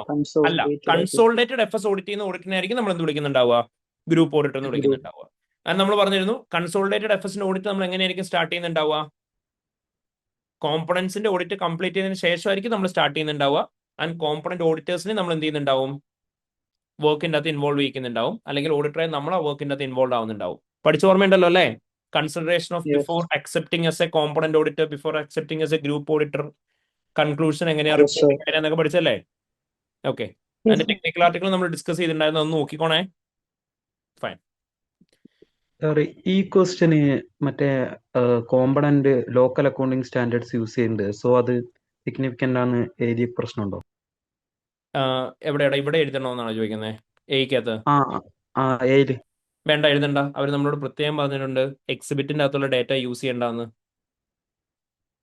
അല്ല, ലോക്കൽ അക്കൗണ്ടിങ് സ്റ്റാൻഡേർഡ്സ് യൂസ് ചെയ്യാന്ന് വെച്ചാല് അത് സിഗ്നിഫിക്കൻ്റ് ആണെന്ന് പറയാൻ പറ്റുമെന്ന് ചോദിച്ചത്. അല്ല, അതിന്റെ ബേസിസിൽ അങ്ങനെ ആരെങ്കിലും യൂസ് ചെയ്യുന്നുണ്ടെങ്കിൽ അതിന്റെ ബേസിസിൽ പോസിബിലിറ്റി ഓഫ് മിസ്റ്റേക്ക് അവിടെ കൂടുതലായിരിക്കും. അതുകൊണ്ട് നമ്മൾ ആ ഒരു കോമ്പണന്റിന്റെ മേലെ വർക്ക് കൂടുതൽ പെർഫോം ചെയ്യണം എന്ന് പറഞ്ഞാൽ മതി. മനസ്സിലായോ? അത് നമ്മൾ പറഞ്ഞെന്താ, ഈ പർട്ടിക്കുലർ ക്വസ്റ്റിന്റെ അകത്ത് നിന്ന് എടുത്ത ഡേറ്റ യൂസ് ചെയ്തിട്ടല്ല, ജനറൽ ആയിട്ട് പറയുന്നതിന്റെ കൂടി പറഞ്ഞു പോയാൽ മതി. മനസ്സിലായോ? ഓക്കെ ഓക്കെ, അത് നമ്മൾ പറഞ്ഞ സിനാരിയോ റിലേറ്റഡ് ആയിട്ടുള്ള ലിങ്കിങ് ഒന്നും ഇവിടെ വരുത്തണ്ട. അതിപ്പോ നമുക്ക് ജനറൽ ആയിട്ടുള്ള ഒരു കേസാണ്. ഇപ്പൊ ലോക്കൽ അക്കൗണ്ടിങ് റൂൾസ് ആണെങ്കിൽ അവിടെ മിസ്റ്റേക്കിനുള്ള പോസിബിലിറ്റി കൂടുതലായിരിക്കും. Because that represents an inherent limitation in the audit. അപ്പൊ അതുകൊണ്ട് നമുക്ക് വേണമെങ്കിൽ അത് കൺസിഡറേഷൻ ആയിട്ട് എടുക്കാൻ പറയാം. മനസ്സിലായോ? Okay okay.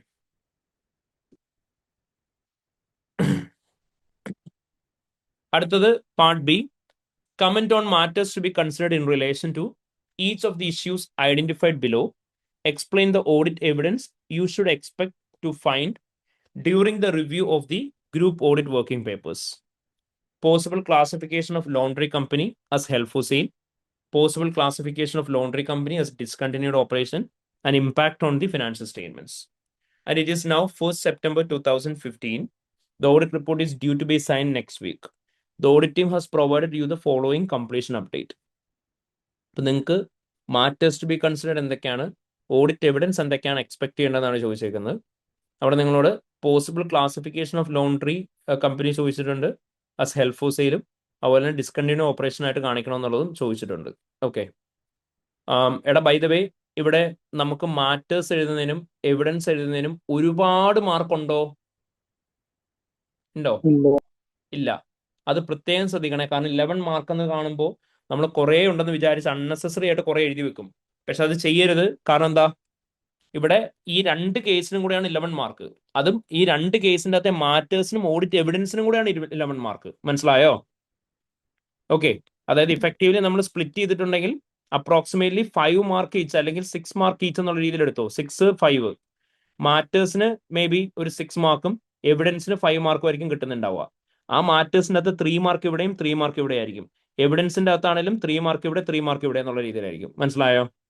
അപ്പം അത്രയും വെയിറ്റേജ് ഉള്ളൂ എന്നാണ് പറയുന്നത് കേട്ടോ. മനസ്സിലായോ? അപ്പൊ അൺനെസസറി ആയിട്ട് കുറേ എഴുതി വെക്കാൻ നോക്കല്ലേ 11 മാർക്ക് എന്ന് കാണുമ്പോൾ. ഫൈൻ. ഓക്കെ, ഇനി കംപ്ലീഷൻ അപ്ഡേറ്റ് ഇവിടെ പറഞ്ഞിട്ടുണ്ട്. The group has selected a buyer and it is at advanced stage of negotiation with the sale expected to occur by October 2015. Following the discussion with the group finance director, consolidated financials has not been amended with the disclosure of planned disposal of laundry company. അപ്പോൾ നമ്മളോട് പറഞ്ഞിട്ടുണ്ട് group എന്ത് ചെയ്തു, ഒരു ബയറിനെ കണ്ടുപിടിച്ചു. ഏതൊക്കെ advance stages of നെഗോസിയേഷനിലേക്ക് പോവാണ് October 2015. Company വിൽക്കും എന്ന് പറഞ്ഞു. അത് നമ്മളോട് പറഞ്ഞിട്ടുണ്ട് ഗ്രൂപ്പിന്റെ ഫിനാൻസ് ഡയറക്ടർ കൺസോളിഡേറ്റഡ് എഫേഴ്സിനകത്ത് എന്തൊക്കെ അമെൻമെന്റ്സ് നടത്തുന്നില്ല പ്ലാൻ ഡിസ്പോസലിനെ കുറിച്ച് പറഞ്ഞിട്ടും എന്ന് പറഞ്ഞു. എന്നിട്ട് അവിടെ നമ്മളോട് ഇമ്പാക്ട് ഓൺ ഓഡിറ്റ് റിപ്പോർട്ടാണ് ചോദിച്ചേക്കുന്നത്. പക്ഷെ നമ്മളിപ്പോൾ ഇവിടെ എന്ത് ചെയ്യണം? എക്സിബിറ്റ് 1 ആണ് ഇനി വായിക്കേണ്ടത്.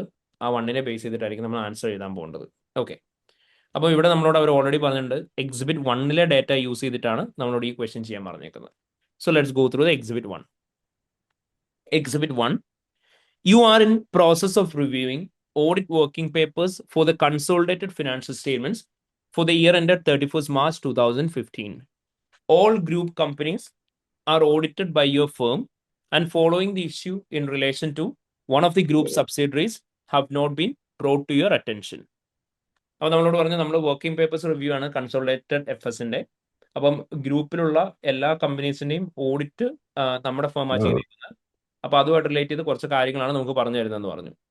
ദെൻ ലാൻഡ്രി കമ്പനിയുടെ ഡീറ്റെയിൽസ് ആണ് തന്നേക്കുന്നത്. Let's go through the scenario now.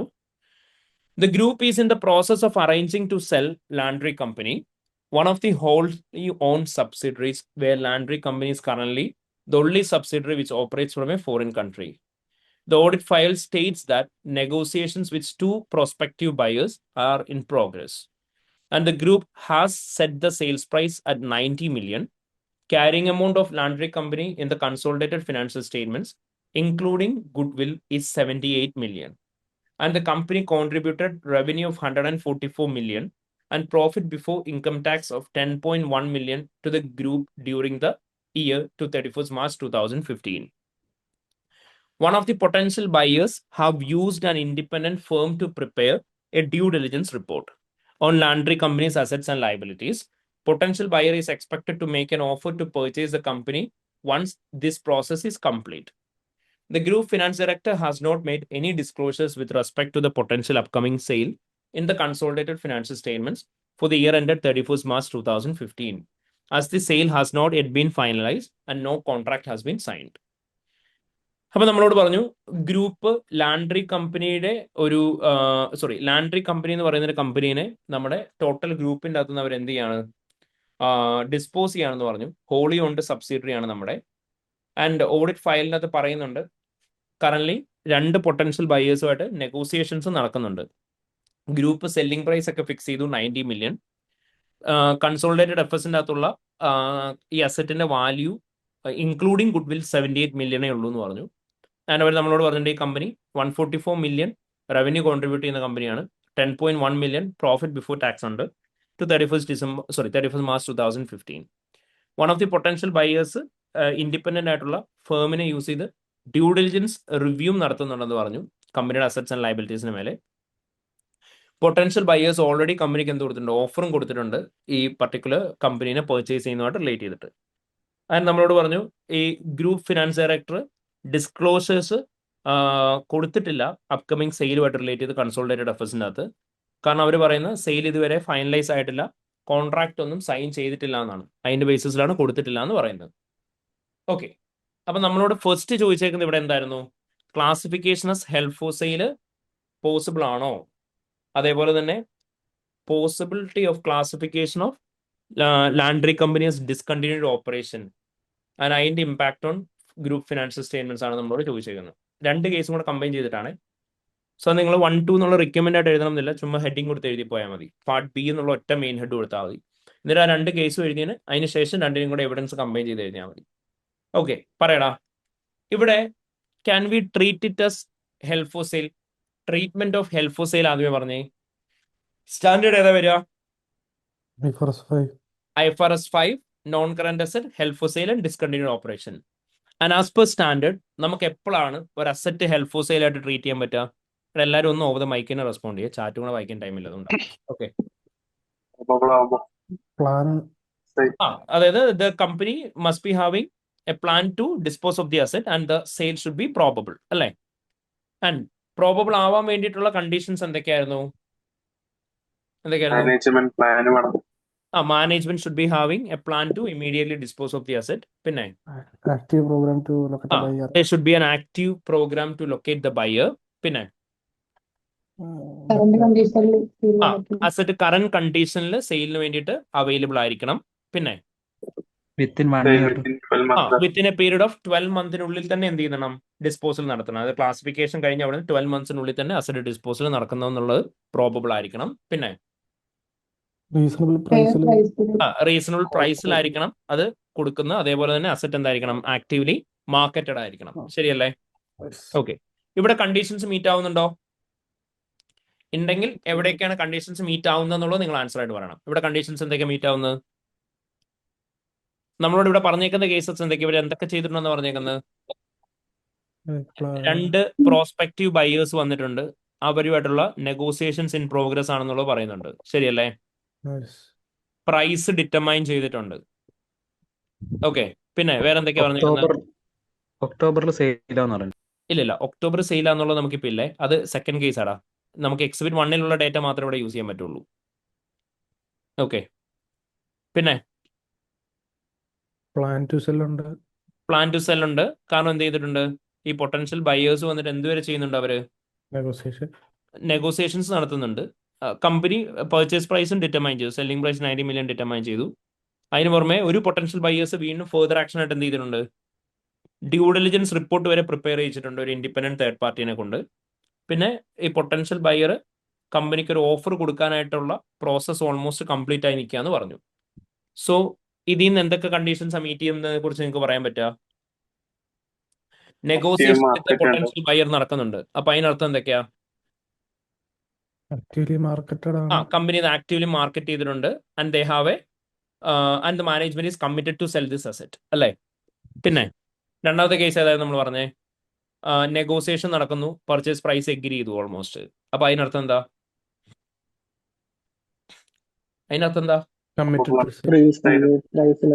Sale almost ഇപ്പൊ എന്തായി, അപ്പം പ്രോബബിൾ ആയി അല്ലേ? കാരണം വിത്തിൻ 12 മന്ത്സിനുള്ളിൽ സെയിൽ നടക്കുന്നുണ്ടാവും. അതുകൊണ്ടായിരിക്കുമല്ലോ അവർ ആ ഒരു പർട്ടിക്കുലർ പ്രൈസ് വരെ എഗ്രി ചെയ്ത്. പിന്നെ അതേപോലെ തന്നെ നമ്മളോട് പറയുന്നുണ്ട് അവിടെ ഡ്യൂ ഡിലിജൻസ് റിപ്പോർട്ട് വരെ ഒരു ക്ലയന്റ് എത്തി എന്നുള്ളത്. സോ അപ്പൊ അതിനർത്ഥം എന്താ, അസറ്റ് ഇമ്മീഡിയറ്റ്ലി സെയിലിന് വേണ്ടിയിട്ട് അവൈലബിൾ ആണ് എന്നുള്ളതും അവിടെ നമുക്ക് മനസ്സിലാക്കാം. സോ ഫ്രം ദിസ് ഇവിടെ conditions for help for sale meet ചെയ്യുന്നുണ്ടോ? ഉണ്ട്. So condition for help sale meet ചെയ്യുന്നുണ്ട്. പക്ഷേ ഇവിടെയുള്ള ഇഷ്യൂ എന്താ? Okay. So as part of that നമ്മൾ നെക്സ്റ്റ് ചെയ്യേണ്ടത് എന്താ? ഹെൽപ്പ് ഫോർ സെയിൽ ആയിട്ടുള്ള കണ്ടീഷൻസ് മീറ്റ് ചെയ്ത് കഴിഞ്ഞാൽ ഡിസ്ക്ലോസ് ചെയ്തിട്ടില്ല എന്നുള്ളടാ. നമ്മൾ ഹെൽപ്പ് ഫോർ സെയിലിന്റെ കണ്ടീഷൻസ് മീറ്റ് ചെയ്ത് കഴിഞ്ഞാൽ എന്താ ചെയ്യേണ്ടത്? അസറ്റിനെ എന്താ ചെയ്യണ്ടേ? ഓക്കെ, അസറ്റിനെ റീവാല്യൂ ചെയ്യണം. റീവാല്യൂ ചെയ്യുന്നത് ഏത് ഫിഗറിലേക്കായിരിക്കും? Lower of carrying value or fair value less cost to sell. ആ ഡിഫറൻസ് എത്രയാന്നുള്ളത് നമ്മൾ എന്ത് ചെയ്യണം? P&L ഗെയിൻ ഓർ ലോസ് ആയിട്ട് നമ്മൾ കാണിക്കും. അതേപോലെ തന്നെ ഡിപ്രിസിയേഷൻ നമ്മൾ എന്ത് ചെയ്യാൻ പാടില്ല, വീണ്ടും ഫെർദർ ചെയ്യാനായിട്ട് പാടില്ല. പക്ഷെ ഇവിടെ നമ്മളോട് പറഞ്ഞേക്കുന്നത് എന്താ, അവരെന്താ ചെയ്തേക്കുന്നത്? അവരെന്താ ചെയ്തേക്കുന്നത്? അവർ പ്രത്യേകിച്ച് ഒന്നും ചെയ്തിട്ടില്ല. അവർ പറയുന്നത് എന്താ, സെയിൽ കൺഫേം ആയില്ല, അതുകൊണ്ടൊന്നും ചെയ്യുന്നില്ല എന്നാ പറഞ്ഞേക്കുന്നത്. അത് ചെയ്യാൻ പറ്റുമോ? ഇല്ല. അങ്ങനെ ചെയ്തിട്ടില്ല എന്നുണ്ടെങ്കിൽ ഓട്ടോമാറ്റിക്കലി എന്താവും, ഫിനാൻഷ്യൽ സ്റ്റേറ്റ്മെന്റ്സിന്റെ ക്ലാസിഫിക്കേഷൻ മിസ്റ്റേറ്റഡ് ആവും. ക്ലിയർ ആയോ? ഓക്കെ. അപ്പൊ നമുക്ക് എത്രയാണ് പറയാനായിട്ടുള്ളത്? അപ്പൊ നിങ്ങളത് കൃത്യമായിട്ട് പറയാം. ആദ്യമേ നിങ്ങൾ പറയാം, as per IFRS 5 non current asset, help for sale and discontinued operation. When a company is having a plan to dispose of an asset, the sale should be highly probable to treat it under the standard. And the conditions of IFRS 5 should have been met. എന്നിട്ട് നമ്മുടെ എല്ലാ കണ്ടീഷൻസും എഴുതുക. എന്നിട്ട് നിങ്ങൾ based on scenario പറയാം, the company have already started negotiations with 2 of the prospective buyers and they have also agreed to the sales price. So it is evident that the asset is actively marketed and there is a probability that the sale will be happening within the period of 12 months. In addition to that, the negotiations have went further and one of the customers have even agreed to complete the process as early as possible. And as part of that, they have already carried out the due diligence review by an independent firm. Therefore, there is probability that the asset will be sold immediately at the present condition. And all the conditions relating to the help for sale has been met. Therefore, the company should have immediately revalued the asset to the lower of carrying value or fair value less cost to sell. And related gain and losses need to be recognized in the P&L. And in addition to that, no further depreciation should be charged on the assets. However, the group's finance director have not made any disclosures with respect to the upcoming sale, as they are stating that the sales have not been finalized and no contract has been signed, which may result in material misstatements. Clear ആയോ? Okay. And അവിടെ Yes. Materiality നിങ്ങൾ പറയാം കേട്ടോ. The amount of this transaction will be highly material to the financial statements. കാരണം എന്താ?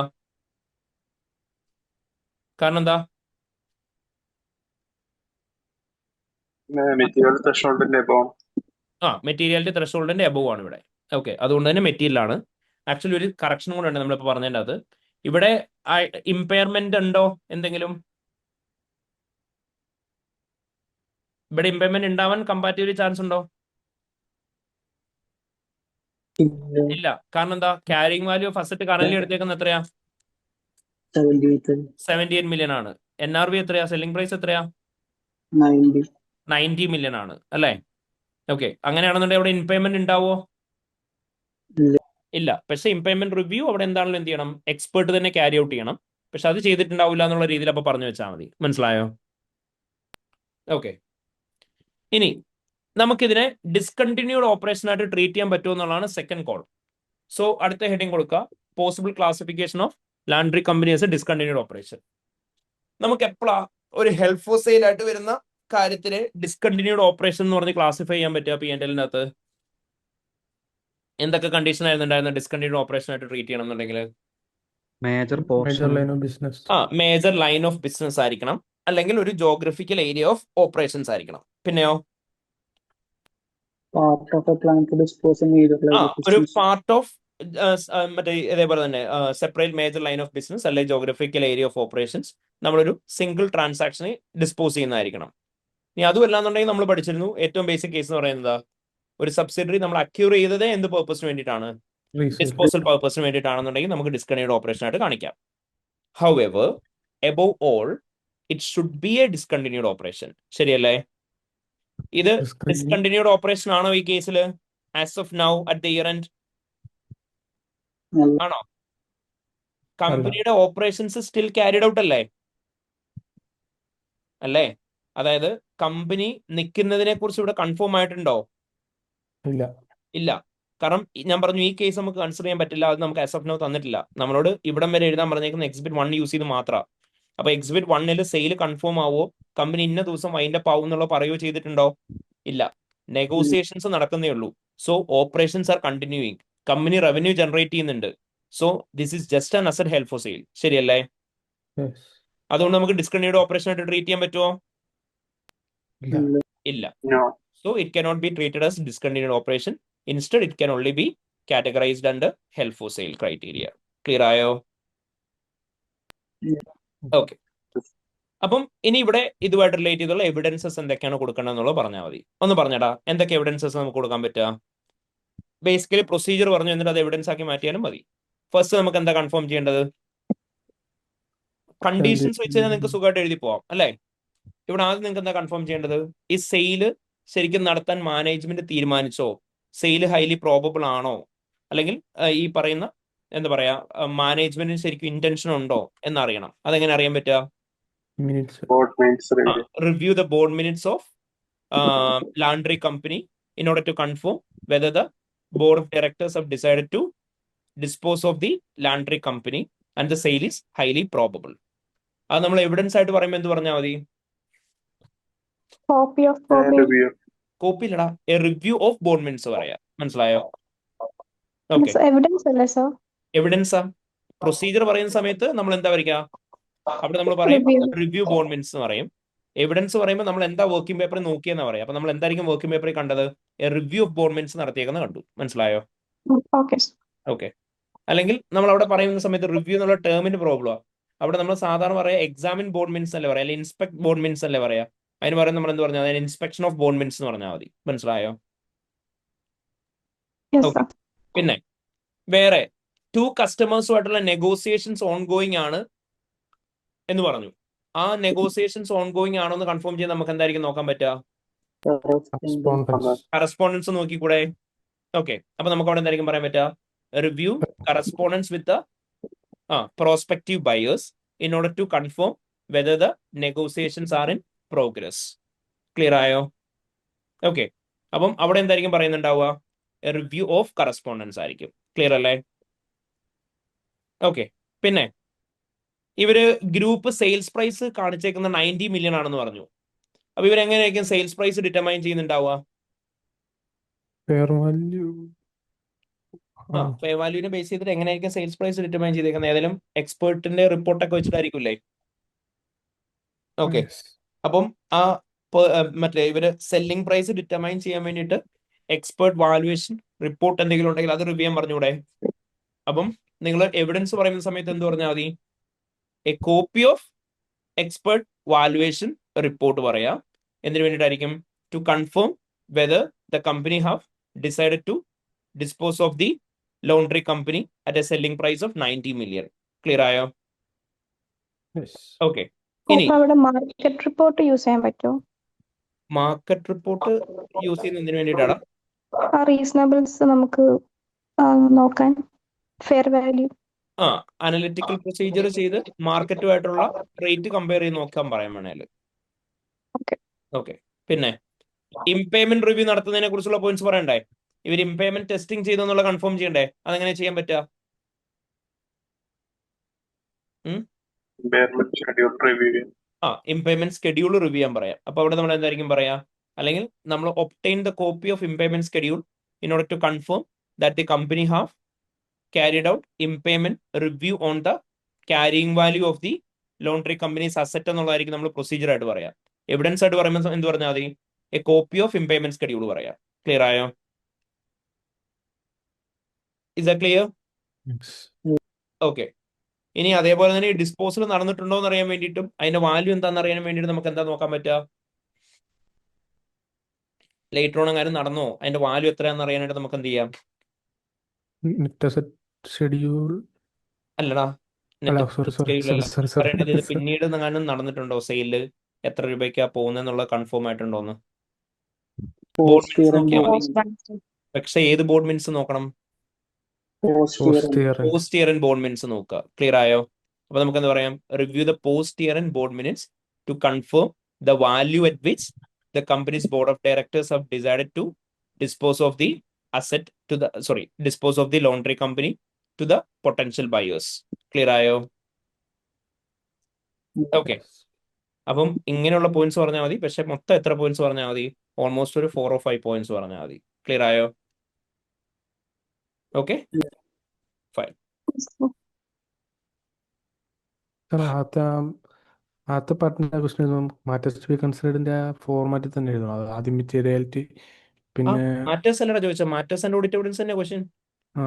Okay matters and audit evidence തന്നെ question, മാറ്റൊന്നുമില്ല. Okay. ഇതുണ്ടോ അവർ പറഞ്ഞേക്കുന്നത്? നോക്കിയേ, Kuku the part B asks for the matters to be considered and the audit evidence. So use the MAR approach. MAR approach ഏതായിരുന്നു? First materiality of the issue പറയാം. Next criteria for non current അസെറ്റിന്റെ standard പറയാം. Discontinued ഓപ്പറേഷന്റെ standard പറയാം. Asset ഇവിടെ എന്താണ് treat ചെയ്യണമെന്നുള്ള പറയാം. ദെൻ അതിൻ്റെ അകത്ത് എന്താ മിസ്റ്റേക്ക് ഉണ്ടാവാനുള്ള പോസിബിലിറ്റി എന്നുള്ള പറയാം. അതാ MARE അപ്രോച്ച്. ക്ലിയർ ആയോ? ഓക്കെ, അതാ പറഞ്ഞേക്കുന്നുണ്ടോ? നമ്മൾ പറഞ്ഞേക്കാണ് ഇവിടെ അസറ്റുമായിട്ട് റിലേറ്റ് ചെയ്തുള്ള റെക്കഗ്നേഷൻ ക്രൈറ്റീരിയ പറയാം. ഡിപ്രിസിയേഷനുമായിട്ട് റിലേറ്റ് ചെയ്തുള്ള ട്രീറ്റ്മെന്റ് പറയാം. എന്നിട്ട് നമ്മൾ എന്ത് ചെയ്യുക? ഇവിടെ റിസ്ക് ഓഫ് മിസ്റ്റേക്സ് എന്തൊക്കെയാണെന്നുള്ള പറയാം, അപ്രോപ്രിയറ്റ്ലി ഫോളോ ചെയ്തിട്ടില്ല എന്നുണ്ടെങ്കിൽ. ക്ലിയർ ആയോ? സെയിം അപ്രോച്ച് തന്നെ കേട്ടോ. ഓക്കെ. ആൻഡ് അവിടെ നമ്മളോട് പറഞ്ഞേക്കുന്ന പോയിന്റ്സ് എന്തൊക്കെയാന്ന് നോക്കിയാൽ അവർ പറഞ്ഞേക്കുന്നത് ഫസ്റ്റ് അതല്ല, മാറ്റേഴ്സ് ആൻഡ് എവിഡൻസ്. ഫസ്റ്റ് പറഞ്ഞെന്താ? Possible classification of held for sale. IFRS 5 definition എഴുതുക. സിനാരിയോക്കകത്തുള്ള ഡേറ്റ നമ്മൾ അപ്ലൈ ചെയ്യുന്നതിനാണ് 2 മാർക്സ്. അതായത് ക്രൈറ്റീരിയ എന്തുമായിട്ട് ലിങ്ക് ചെയ്യുന്നതിന്, ക്രൈറ്റീരിയ മീറ്റ് ചെയ്തിട്ടുണ്ടോ എന്നുള്ള ഫാക്ടേഴ്സ് നമ്മൾ ലിങ്ക് ചെയ്തില്ലേ, അതിനാണ് 2 മാർക്സ്. ദെൻ ഡിസ്ക്ലോഷർ റിക്വയർമെന്റ്സ് കൊടുത്തിട്ടില്ല എന്ന് പറയുന്നതിന് മാർക്ക് കിട്ടും. Then possible classifications discontinued operation. IFRS 5 discontinued ഓപ്പറേഷൻ്റെ ഡെഫിനിഷൻ പറയുന്നതിന് നമുക്ക് മാർക്കുണ്ട്. അടുത്ത് സിനാരിയോ വെച്ചിട്ട് നമ്മൾ പറയാം ഈ പർട്ടിക്കുലർ ക്രൈറ്റീരിയ മീറ്റ് ചെയ്തിട്ടില്ല എന്നുള്ളത്. അപ്പോൾ അവിടുത്തെ പോസിബിൾ ഇംപേയ്മെന്റിന്റെ കേസ് പറയാം. മെറ്റീരിയൽ മിസ്റ്റേക്സ് എന്തൊക്കെയാണെന്നുള്ള പറയാം. എവിഡൻസിന് ഓരോന്നിനും 1 മാർക്ക് ഈച്ചായിരിക്കും കിട്ടുക. നിങ്ങളോട് പറഞ്ഞിട്ടുണ്ട് ഓരോ പോയിന്റിനും 1 മാർക്ക് ഈച്ചായിരിക്കും നിങ്ങൾക്ക് കിട്ടുന്നുണ്ടാവുക. അതേപോലെ തന്നെ ഹാഫ് മാർക്ക് ആയിരിക്കും കാൽക്കുലേഷൻസ് എന്തെങ്കിലും ഉണ്ടെങ്കിൽ കാൽക്കുലേഷൻസ് നിങ്ങൾക്ക് തരുന്നുണ്ടാവുക. ഓക്കെ, ക്ലിയർ ആയോ? ഇനി നെക്സ്റ്റ് അവിടെ തന്നെ നമ്മളോട് ചോദിച്ചേക്കുന്നത് എന്താ? The group has selected a buyer and is at advanced stages of negotiation with the sale expected to occur by end of October 2015. the following discussion with the group finance director, the consolidated financial statements have not been amended with disclosure of the planned disposal of laundry company. അപ്പൊ നമ്മളോട് പറഞ്ഞു negotiations in progress ആണ് and അവര് advance സ്റ്റേജിലെത്തി. അപ്പം end of ഒക്ടോബറിൽ അതെന്ത് ചെയ്യും എന്ന് പറഞ്ഞു, ഡീല് ക്ലോസ് ചെയ്യും എന്ന് പറഞ്ഞു. ആൻഡ് കൺസോളിഡേറ്റഡ് എഫേഴ്സിനകത്ത് പക്ഷേ അമെന്റ്മെന്റ്സ് ഒന്നും നടത്തിയിട്ടില്ല, അവർ നടത്താൻ റെഡി ആവുന്നില്ല എന്ന് പറഞ്ഞു. 4 മാർക്കിൽ നിങ്ങളോട് ജസ്റ്റ് ചോദിച്ചേക്കാണ് അപ്രോപ്രിയേറ്റ് ഓഡിറ്റ് ഒപ്പീനിയൻ എന്താണ്, ഇമ്പാക്ട് ഓൺ ഓഡിറ്റേഴ്സ് റിപ്പോർട്ട് എന്താണ്. എടാ അപ്പോ ഈ ഒരു സ്റ്റേജിലേക്ക് എത്തിക്കഴിയുമ്പോഴത്തേനും നമ്മൾ എന്താ ചെയ്യണ്ടേ? അതായത് ഇവിടെ എന്തായി, ഒക്ടോബറിൽ, അതായത് നമ്മുടെ ഇയർ എൻഡ് എന്ന് പറയുന്നത് സെപ്റ്റംബറാ, സോറി ഇയർ എൻഡ് എന്തായിരുന്നു, മാർച്ച് ആണ്. നമ്മുടെ ഒരു പർട്ടിക്കുലർ ഡേറ്റ് നമുക്കിപ്പോൾ കിട്ടി, ഒക്ടോബർ 2015 നമുക്ക് എന്താവും മനസ്സിലായി, ഡീല് ക്ലോസ് ആവും, ഡിസ്കണ്ടിന്യൂഡ് ഓപ്പറേഷൻ ആവും മനസ്സിലായി. അപ്പൊ ഇനി നമുക്ക് അതിനെ എന്തായിട്ട് ക്ലാസിഫൈ ചെയ്യാം, ഡിസ്കണ്ടിന്യൂഡ് ഓപ്പറേഷൻ ആയിട്ട് ക്ലാസിഫൈ ചെയ്യാം. പക്ഷെ നമ്മളോട് പറഞ്ഞു അവരതിനെ എന്ത് ചെയ്യുന്നില്ല, ഡിസ്കണ്ടിന്യൂഡ് ഓപ്പറേഷൻ ആയിട്ട് ക്ലാസിഫൈ ചെയ്യുന്നില്ല. അപ്പോൾ എന്താണ് ഓഡിറ്റ് ഒപ്പീനിയന്റെ മേലുള്ള ഇമ്പാക്ട്, റിപ്പോർട്ടിന് മേലെ വരുന്ന ഇമ്പാക്ട് എന്നാണ് ചോദിച്ചിരിക്കുന്നത്. So will that be a material misstatement? For sure it will be a material misstatement അല്ലേ? കാരണം എന്താ, ഒരു സബ്സിഡറിനെ ഡിസ്പോസ് ചെയ്യുന്നതിനെ കുറിച്ചാണ് നമ്മൾ പറയുന്നത്. And value of asset is 78 million. And നമ്മളോട് പറഞ്ഞിട്ടുണ്ട് revenue is 144 million and 10.1 million ആണ് പ്രോഫിറ്റ് ബിഫോർ ഇൻകം ടാക്സ്. അപ്പം പ്രോഫിറ്റ് ബിഫോർ ഇൻകം ടാക്സും ഇത്രയും ഫിഗേഴ്സ് ഉള്ള ഒരു സബ്സിഡറി ആണ്. അപ്പം നമ്മുടെ വാല്യൂ ഓഫ് മെറ്റീരിയാലിറ്റി എന്ന് പറയുന്നത് നമ്മളോട് ഓൾറെഡി പറഞ്ഞിരുന്നു, it is just 5 million. So this is highly material to the financial statements. ഇത് പെർവേസീവ് ആയിരിക്കുമോ? ആയിരിക്കും. കാരണം എന്താ, all line of financial statements will be misstated in the consolidated affairs. ശരിയല്ലേ? അപ്പൊ അതുകൊണ്ട് തന്നെ it is affecting multiple elements of the financial statements. So due to which ഇതെന്താണ്, പെർവേസീവ് ആണ്. So it's a misstatement which is material and pervasive. അതുകൊണ്ട് തന്നെ നമ്മൾ എന്ത് ഒപ്പീനിയൻ ആയിരിക്കും കൊടുക്കേണ്ടി വരിക, അഡ്വേഴ്സ് ഒപ്പീനിയൻ ആയിരിക്കും കൊടുക്കേണ്ടി വരിക. ആൻഡ് ഇമ്പാക്ട് ഓൺ ഓഡിറ്റ് റിപ്പോർട്ടും ചോദിച്ചിട്ടുണ്ട്. So following the opinion paragraph എന്ത് കൊടുക്കണം എന്ന് പറയാം, basis for adverse opinion paragraph include ചെയ്യണം. ക്ലിയർ ആയോ?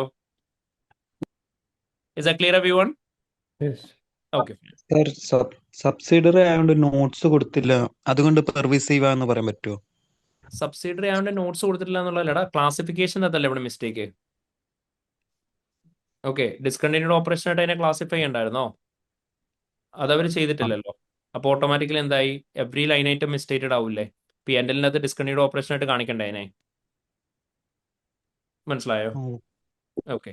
ഈ പെർവേസീവ്നെസ്സിനെ നമുക്ക് വേറെ രീതിയിൽ പറയാൻ പറ്റില്ല. അതായത് യൂസേഴ്സിന് ഐഡന്റിഫൈ ചെയ്യേണ്ട ഒരു സിഗ്നിഫിക്കന്റ് ഇഷ്യൂ തന്നെയല്ലേ ഇത്, മനസ്സിലാക്കേണ്ട ഡിസിഷനിൽ. അപ്പൊ അത് ആ കാണിച്ചില്ല. രീതി വേണേലും പറയാം. പക്ഷെ ആക്ച്വലി നമ്മുടെ ക്രൈറ്റീരിയ എന്ന് പറയുന്നത് എന്താണ്, പ്രൈമറി ആയിട്ട് നമ്മൾ ആ 3 പോയിന്റ്സ് പഠിച്ചിട്ടില്ലേ? അതിന് പുറമെ എക്സാം അപ്രോച്ചിലാണ് നമ്മൾ ബാക്കിയുള്ളതൊക്കെ പഠിച്ചിട്ടുള്ളത്. അതുകൊണ്ടാണ് നമ്മൾ ഇത് വെച്ച് തന്നെ പറഞ്ഞത്. മനസ്സിലായോ? ഓക്കെ. അപ്പൊ അതാണ് ഈ പറഞ്ഞേക്കുന്നത്. നമ്മളോട് പറഞ്ഞിട്ടുണ്ട് അപ്രോപ്രിയേറ്റ് ഒപ്പീനിയൻ കൊടുക്കുന്ന പറയുന്നതിന് ഡിസ്കണ്ടിന്യൂഡ് ഓപ്പറേഷൻ ആണ്, മെറ്റീരിയൽ ആണെന്ന് പറയുന്നതിന് 1 മാർക്ക് കിട്ടും, പെർവേസീവ് ആണെന്ന് പറയുന്നതിന് 1 മാർക്ക് കിട്ടും, മെറ്റീരിയൽ ആൻഡ് പെർവേസീവ് ആയതുകൊണ്ട് അഡ്വേഴ്സ് ഒപ്പീനിയൻ കൊടുക്കണം എന്ന് പറയുന്നതിന് 1 മാർക്ക് കിട്ടും. ഇത്രയൊക്കെ നമുക്ക് മാർക്ക് വരുന്നുണ്ടാവുക. ആൻഡ് അവർ ആ കൺക്ലൂഷൻ പറഞ്ഞേക്കുന്നത് നോക്കി അവരിങ്ങനെയാണ് കൺക്ലൂഷൻ പറഞ്ഞേക്കുന്നത്. Progress with respect to sale of laundry company എന്ന് പറയുന്നത് ഡിസ്കണ്ടിന്യൂഡ് ഓപ്പറേഷൻ ആണ് എന്നുള്ളത് കൺഫേം ആയി. സോ കൺസോളിഡേറ്റഡ് എഫേഴ്സിൻ്റെ അകത്ത് നമ്മൾ എന്ത് ചെയ്യണം, സെപ്പറേറ്റ് ലൈൻ ഐറ്റം ആയിട്ട് കാണിക്കുന്നുണ്ടാവണം ഡിസ്കണ്ടിന്യൂഡ് ഓപ്പറേഷൻസിന്റെ amounts. Then lack of classification ഉണ്ടായിക്കഴിഞ്ഞാൽ അതൊരു മെറ്റീരിയൽ മിസ്റ്റേറ്റ്മെന്റ് ആയി മാറും. ഇത് പെർവേസീവ് ആണ്, കാരണം every line of financial statements affected ആവും. So automatically financial statements fully misstated ആവും. സോ അതുകൊണ്ട് തന്നെ നമ്മൾ എന്ത് ചെയ്യുക, കൺസോളിഡേറ്റഡ് എഫേഴ്സിൻ്റെ അകത്ത് ഇതൊരു മിസ്റ്റേറ്റ്മെന്റ് ആണ്. സോ ഡ്യൂ ടു വിച്ച് നമ്മൾ ഈ മിസ്ലീഡിങ് ടു ദ യൂസേഴ്സ് ആയതുകൊണ്ട് തന്നെ പെർവേസീവ് ആയിട്ട് അതിനെ ട്രീറ്റ് ചെയ്യണം. അഡ്വേഴ്സ് ഒപ്പീനിയൻ കൊടുക്കുക, ഗിവിംഗ് അല്ലെങ്കിൽ stating the financial statements does not give a true and fair view. And basis of opinion പാരഗ്രാഫിൻ്റെ അകത്ത് നമ്മൾ ബേസിസ് ഫോർ അഡ്വേഴ്സ് ഒപ്പീനിയൻ ആയിട്ട് വേണം കൊടുക്കാൻ. അതിൻ്റെ അകത്ത് എന്ത് കാരണം കൊണ്ടാണ് അഡ്വേഴ്സ് ഒപ്പീനിയൻ കൊടുക്കുന്നത് എന്നുള്ളതും കൺക്ലൂഡ് ചെയ്യണം. ക്ലിയർ ആയോ? സാധാരണ നിങ്ങൾ റിപ്പോർട്ടിംഗ് എഴുതാറുള്ള സെയിം തന്നെ. Okay, all right. അപ്പൊ ഇത്രയും കാര്യങ്ങളാണ് ഈ ഒരു പർട്ടിക്കുലർ ക്വസ്റ്റിനകത്ത് ഉള്ളത്. ഈ ക്വസ്റ്റ്യൻ ക്ലിയർ ആണ് എല്ലാവർക്കും? പ്രോപ്പർലി പക്കാ?